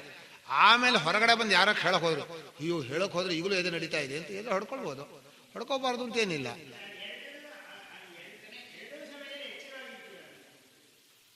ಅದು ಎಚ್ಚರವಾಗಿರ್ತಿರುವ ಕನಸಾತಿ ಅಂತಲ್ಲ, ಯಾವ ಕ್ಷಣದಲ್ಲಿ ನೀವು ಏನು ಹೇಳ್ತಾ ಇದ್ದೀರೋ ಅದು ನಿಮ್ಮ ಮನಸ್ಸಿಗೆ ನಡುಕಕ್ಕೆ ಕಾರಣ ಆಗಬಹುದು. ಕನೆಕ್ಷನ್ ಏನು ಬೇಕಾಗಿಲ್ಲ, ಆ ನಡುಗೋ ಸಮಯದಲ್ಲಿ ಇರೋ ನಿಮಿತ್ತನೇ ಹೇಳೆ. ಅದರಿಂದ ಯಾಕೆ ನಡುಗ್ತಾ ಇದೆ ಅಂತ ಹೇಳ್ತೀರಿ ನೀವು? ಕನಸಿನ ದೃಷ್ಟಿಯಿಂದ ನಡುಗ್ತಾ ಇಲ್ಲ ಅವನು. ಈಗ ಒಂದು ಪ್ರಶ್ನೆ, ಎಚ್ಚರಕ್ಕೆ ಬಂದಿದ್ದೀವಿ ಅಲ್ಲ, ಎಚ್ಚರ ನನಗೆ ಅರ್ಥ ಆಯ್ತು ನನಗೆ. ಅಲ್ಲ, ಎಚ್ಚರ ದೃಶ್ಯಕ್ಕೆ ಬಂದಿದ್ದೀವಿ, ಕನಸಿನ ದೃಶ್ಯ ಇರುತ್ತೆ ಅಂತ ಗ್ಯಾರಂಟಿನಾ? ಅಲ್ಲ, ಭಯ ಇರಲಿ, ನಾನು ಹೇಳ್ತೀನಿ ಕೇಳಿ. ಎಚ್ಚರದ ದೃಶ್ಯಕ್ಕೆ ಬಂದ ಮೇಲೆ ಎಚ್ಚರ ದೇಹ ಬಂತು, ಇಲ್ಲಿ ನಾನು ಕೂತಿದ್ದೀನಿ, ನನಗೆ ಕನಸು ಬಂದಿತ್ತು ಗೊತ್ತು, ಈ ದೇಹ ನಡುಗ್ತಾ ಇರಲಿ, ಆದ್ರೆ ಕನಸಿನ ದೃಶ್ಯ ಇಲ್ಲ ಅಂತ ಗ್ಯಾರಂಟಿ ಅಲ್ವಾ? ಕನಸಿನ ದೃಶ್ಯ ಇಲ್ಲ, ನೀನು ಕನಸಿನ ದೃಶ್ಯ ಅದರ ನಿಮಿತ್ತವಾಗಿ ನಡುಗ್ತಾ ಇಲ್ಲ ಅಂತ ಗ್ಯಾರಂಟಿ ತಾನೆ? ನೀನು ಎಚ್ಚರದ ಏನೋ ನಿಮಿತ್ತ ಹೇಳಿ, ನೀವು ಏನ್ ಬೇಕಾದ್ರೂ ಹೇಳಿ, ನೆನೆಸ್ಕೊಂಡಿದ್ದೀರ ಅಂತ ಹೇಳೋ, ಅಥವಾ ದೇಹ ದೌರ್ಬಲ್ಯ ಅಂತ ಹೇಳಿ ಹೇಳ್ಬೋದು. ಆಮೇಲೆ ನಾವು ಒಂದೇನ್ ಮಾಡ್ಕೊಂಡಿದ್ವಿ, ದೇಹದೊಳಗೆ ಕನಸು ಕಾಣ್ತೀವಿ ಅಂತ ಮಾಡ್ಕೊಂಡಿದೀವಿ. ದೇಹದೊಳಗೆ ಕನಸು ಕಾಣುತ್ತೆ ಅಂತ ಕನಸು ಕಾಣುವಾಗ ಅನುಭವ ಆಯ್ತಾನ? ಅದೇಗಾಗತ್ತೆ ನಮ್ಮ ಅನುಭವದಲ್ಲಿ. ಈಗ ನಾವು ಇನ್ನೊಬ್ಬರಿಗೆ ಹೇಳುವಾಗ ನನ್ನ ಕನಸು ನನ್ನ ದೇಹದೊಳಗೆ ಕಾಣಿಸ್ತು ಅಂತ ಹೇಳ್ತೀವಿ. ಕನಸನ್ನು ಈಗ ಎಚ್ಚರವು ದೇಹದೊಳಗೆ ಕಾಣಿಸತ್ತಾ?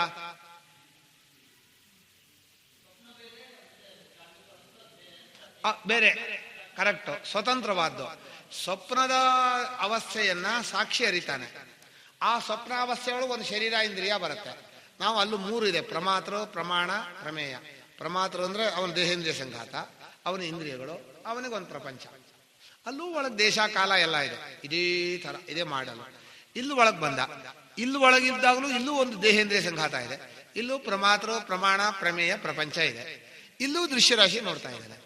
ಈ ಪ್ರಮಾತೃವಿಗೋ ಅಂದ್ರೆ ಈ ದೇಹದಲ್ಲಿ ಅಭಿಮಾನ ಮಾಡಿಕೊಂಡಂತಹ ಜೀವನಿಗೋ ಅಲ್ಲೊಂದು ದೇಹ ಕೊಟ್ಟಿದ್ನಲ್ಲ, ಆ ದೇಹ ಏನ್ ಕನೆಕ್ಷನ್ ಅಂತ ಇರುತ್ತೆ ಅಂತದ್ದು ಇರಲ್ಲ. ಅದು ಈ ದೇಹದಲ್ಲಿರೋನ್ ಹೇಳಬೇಕು. ಯಾವ ದೇಹದಲ್ಲಿ ನಡ್ಕ ಬರ್ತಾ ಇದೆಯೋ ಆ ಪ್ರಮಾತೃ ಏನ್ ಯೋಚನೆ ಮಾಡಿದೋ ಅದರಿಂದ ಭಯ ಆಗಬಹುದು ಅಷ್ಟೇ. ಅದು ಕನಸಿನ ಯೋಚನೆ.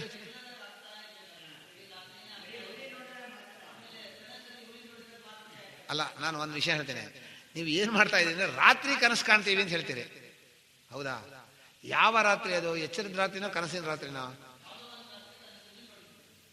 ಅಲ್ಲ, ನೀವು ರಾತ್ರಿ ಅಂತ ಹೇಳ್ತಾ ಇರೋದು ಆ ರಾತ್ರಿನೋ ಪದಕ್ಕೆ ಈ ಎಚ್ಚರದ ರಾತ್ರಿ ಹೇಳ್ತಾ ಇದ್ದೀರೋ ಅಥವಾ ಕನಸೊಳಗೆ? ಕನಸಿನ ರಾತ್ರಿ ಇಲ್ಲ.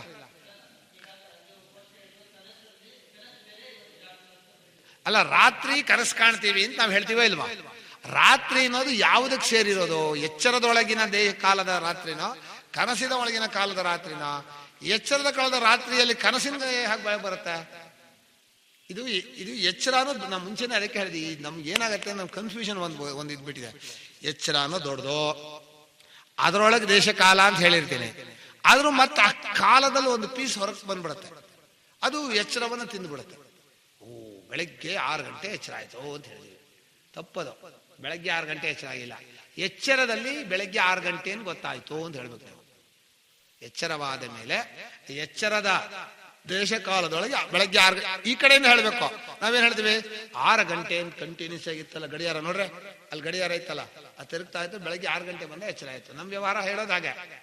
ಆದ್ರೆ ನಿಜವಾಗಿ ಹೇಳೋದು ಹಾಗೆ ಹೇಳ್ಬೇಕು, ಎಚ್ಚರವಾದ ಮೇಲೆ ಅದರೊಳಗೆ 6 ಗಂಟೆ ಅಂತ ಒಂದು ಅನುಭವ ಆಯ್ತು ಅಂತ ಹೇಳ್ಬೇಕು, ಅದು ಸ್ವಾನುಭವ. ಆಮೇಲೆ ನಾನು ರಾತ್ರಿ ಮಲಗಿದ್ದೆ ಅಂತ ಹೇಳ್ತೀರಿ. ಮಲಗಿದ ಅನುಭವದಲ್ಲಿ ರಾತ್ರಿಯಲ್ಲಿರುತ್ತೆ. ರಾತ್ರಿ ಅನ್ನೋದು ಎಚ್ಚರದ ಒಳಗಿರುವ ಒಂದು ಡಿವಿಷನ್. ಅದು ಎಚ್ಚರ ಅಂತ ದೊಡ್ಡ ಅನುಭವದಲ್ಲಿ ನಡುವೆ ಹಗಲು ರಾತ್ರಿ ದಿನಗಳು ಮಾಸಗಳು ವರ್ಷಗಳು ಅಂತ ಎಚ್ಚರದ ಒಳಗಿದೆ. ಅದನ್ನು ಹೊರಗೆ ತಗೊಂಡ್ಬಂದು ನಿದ್ದೆಯಲ್ಲಿದೆ ಅಂತ ಹೇಳ್ಬಿಡ್ತೀನಿ. ನಮಗೆ ಈ ಅವಸ್ಥಾತ್ರಯ ಪರೀಕ್ಷೆಯನ್ನು ಮಾಡುವ ಕ್ರಮ ಇದೆಯಲ್ಲ, ಅದು ತುಂಬಾ ಕನ್ಫ್ಯೂಷನ್ ಇದೆ. ಕನ್ಫ್ಯೂಷನ್ ಯಾಕೆ ಗೊತ್ತಾ, ನಮ್ಮ ಬುದ್ಧಿ ಯಾವ್ದು ಹತ್ರ ಇದೆಯೋ ಅದಕ್ಕೆ ಸ್ವಲ್ಪ ಹೆಚ್ಚು ನಂಬರ್ ಕೊಡುತ್ತೆ, ಪಾರ್ಶಿಯಾಲಿಟಿ. ಅದನ್ನು ಬಿಡಲ್ಲ. ನಿಧಾನಕ್ಕೆ ಹೌದು ಶ್ರುತಿ ಹೇಳಿದ ಹಾಗೆ ಹೀಗೆ ಅರ್ಥ ಮಾಡಬೇಕು, ಮಾಂಡುಕ್ಯದಲ್ಲಿ ಹೇಗೆ ಹೇಳಿದ್ದಾರೆ, ಕಠೋಪನಿಷತ್ನಲ್ಲಿ ಹೇಗೆ ಹೇಳಿದ್ದಾರೆ, ಅದು ಅನುಭವ ಹೇಗೆ ಹೇಳಿದರೆ ಅವಾಗ ತ್ವಂಪದಾರ್ಥವನ್ನು ಬಿಡಿಸ್ಕೋಬಹುದು. ಅವಸ್ಥಾತ್ರಯ ಪರೀಕ್ಷೆ ಮಾಡಿ ಹೌದು ಹೀಗೆ ಇದೆ ಅಂತ ಗೊತ್ತಾಗತ್ತೆ. ಸಾಕು. ಈಗ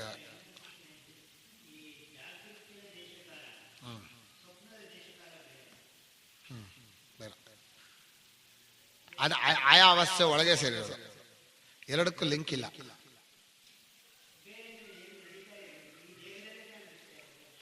ದೇಶಕಾಲ ಅಷ್ಟೇ ಇಲ್ಲ, ದೇಹೇಂದ್ರಿಯ ಮನಸ್ಸು ಬೇರೆ, ಅಲ್ಲಿಗೆ ಬೇರೆ ಸಪರೇಟ್ ದೇಹ. ಸ್ವಪ್ನವಾದ ದೇಹ. ಆ ಸ್ವಪ್ನ ದೇಹ ಅಂತ ನೀವು ಇಟ್ಕೊಂಡಾಗ ಅದನ್ನು ಮಾನಸ ಅಂತ ಹೇಳ್ಬಾರ್ದು. ಎಚ್ಚರ ದೃಷ್ಟಿಯಿಂದ ಸ್ವಪ್ನವನ್ನು ಮಾನಸ ಅಂತ ಹೇಳ್ಬೋದು. ನೀವು ಸ್ವಪ್ನ ಕಾಲದ ದೇಹ, ಸ್ವಪ್ನ ದೇಶದಲ್ಲಿ ಸ್ವಪ್ನ ಕಾಲದಲ್ಲಿ ಒಳಗಡೆ ಇರೋ ದೇಹ ಅಂದ್ರೆ ಅದು ಬರೀ ಮಾನಸ ಅಂತ ಹೇಳಕ್ ಬರಲ್ಲ. ಅದು ಇಲ್ಲಿ ಹಾಗೆ ಈ ದೇಹವನ್ನು ಬರೀ ಮಾನಸ ಅಂತೀರಾ? ಇದರ ಹಾಗೆ ಅದು ಈ ದೇಹದೊಳಗೆ ಆ ಸ್ವಪ್ನ ಬರುತ್ತೆ. ಈ ದೇಹದ ಒಳಗಡೆ ಅಂದ್ರೆ ಇದು ಎಚ್ಚರದ ಒಳಗಿರುವ ದೇಹ. ಎಚ್ಚರದ ದೊಡ್ಡ ದೇಶ ಕಾಲದ ಒಳಗಿರುವ ಸಣ್ಣ ದೇಹದಲ್ಲಿ ಆ ದೊಡ್ಡ ಕನಸು ಹೇಗೆ ಬರುತ್ತೆ? ಆ ಕನಸಿನ ಒಳಗಿನ ದೇಹ ಹೇಗೆ ಬರುತ್ತೆ? ಬರೋಕ್ ಸಾಧ್ಯನೇ ಇಲ್ಲ. ಅದು ಬೇರೆ. ಅದು ಅಂದ್ರೆ ನಾವ್ ಏನ್ ಮಾಡ್ತೀವಿ ಅಂದ್ರೆ ಎಚ್ಚರವನ್ನು ಕಾನ್ಸ್ಟೆಂಟ್ ಮಾಡ್ಕೊಂಡ್ಬಿಟ್ಟಿದೀವಿ. ತಪ್ಪದು. ಎಚ್ಚರವೆಲ್ಲ ಮುಳುಗತ್ತೆ. ಈಗ ಹೇಗಾಗತ್ತೆ ಅಂದ್ರೆ ಆತ್ಮನೊಬ್ಬನೇ ಇದ್ದಾನೆ, ಎಚ್ಚರ ಅಂತ ಇವನ್ ತೋರುತ್ತೆ. ಅದು ದೇಶ ಕಾಲ ಪ್ರಪಂಚ ಜನ ಎಲ್ಲ ಅಷ್ಟು ಪೂರ್ತಿ ಹೋಗುತ್ತೆ, ಪೂರ್ತಿ ಸಾಕ್ಷಿ. ಪುನಃ ಇನ್ನೊಂದು ಪ್ರಪಂಚ ಬರುತ್ತೆ, ಅದು ಒಂದು ತೋರುತ್ತೆ. ಅದು ಕನಸು ಅಂತ ಇಲ್ಲಿ ಹೆಸರು ಕೊಡೋದು. ಅಲ್ಲಿ ಕನಸು ಅಂತಲೂ ಹೆಸರು ಕೊಟ್ಟಿರ್ಲಿಲ್ಲ ನಾವು. ಅಲ್ಲಿ ದೇಹ ಇಂದ್ರಿಯ ಮನಸ್ಸು ಅಲ್ಲೂ ಒಂದಷ್ಟು ಜನ ಒಂದಷ್ಟು ಪುನಃ ಅಡಗತ್ತೆ. ಆ ಅಡಗಿದಾಗೆಲ್ಲ ನಿದ್ದೆ ಅಂತ ಹೆಸರು ಕೊಡ್ತೀವಿ, ಎದ್ದಾಗೆಲ್ಲ ಎಚ್ಚರ ಕನಸು ಅಂತ ಹೇಳ್ತೀವಿ. ನಿಜ ದೇಹದಲ್ಲೆಲ್ಲ ಆಗೋದು, ಸಾಕ್ಷಿಯಲ್ಲಿ ಆಗೋದು. ದೇಹದಲ್ಲಿ ಯಾಕಾಗತ್ತೆ? ಆ ಸಾಕ್ಷಿ ಯಾವಾಗಲೂ ಕಾನ್ಸ್ಟೆಂಟ್ ಆಗಿದ್ದಾನೆ, ಅವನಲ್ಲಿ ಹೀಗೆ ತೋರುತ್ತೆ. ಯಾಕೆ ತೋರುತ್ತೆ ಅಂದ್ರೆ ಇದೆ ಅಧ್ಯಾಸ. ಒಂದೇ ಹೇಳ್ತಾರೆ ಅವರು. ಕೊನೆಯ ಉತ್ತರ ಏನು ಅಂದ್ರೆ ಸಾಕ್ಷಿಯನ್ನ ಈ ರೀತಿ ಎಚ್ಚರ ಅಂತ ತಪ್ಪು ತಿಳ್ಕೋತೀವಿ, ಸಾಕ್ಷಿಯನ್ನ ಕನಸು ಅಂತ ತಪ್ಪು ತಿಳ್ಕೋತೀವಿ. ಎಚ್ಚರ ಕನಸು ಅಡಗಿರುವ ಬರಿಯ ಸಾಕ್ಷಿಯನ್ನೇ ನಿದ್ದೆ ಅಂತ ತಪ್ಪು ತಿಳ್ಕೋತೀವಿ. ಸಾಕ್ಷಿಗೆ ಎಚ್ಚರವೂ ಇಲ್ಲ, ನಿದ್ದೆನೂ ಇಲ್ಲ, ಕನಸು ಇಲ್ಲ. ತಪ್ಪು ತಿಳುವಳಿಕೆ ಇರೋನಿಗೆ ಇದೆ ಅಷ್ಟೆ. ಆದರೆ ನಮ್ಮ ನಿಜ ಸ್ವರೂಪಕ್ಕೆ ಯಾವ ಅವಸ್ಥೆಗಳೂ ಇಲ್ಲ ಅಂತ ಕನ್ಕ್ಲೂಷನ್ ಮಾಡಿ ಆವಾಗ ತ್ವಂಪದಾರ್ಥ ಶೋಧ. ಓಂ ಶಾಂತಿ ಶಾಂತಿ ಶಾಂತಿ.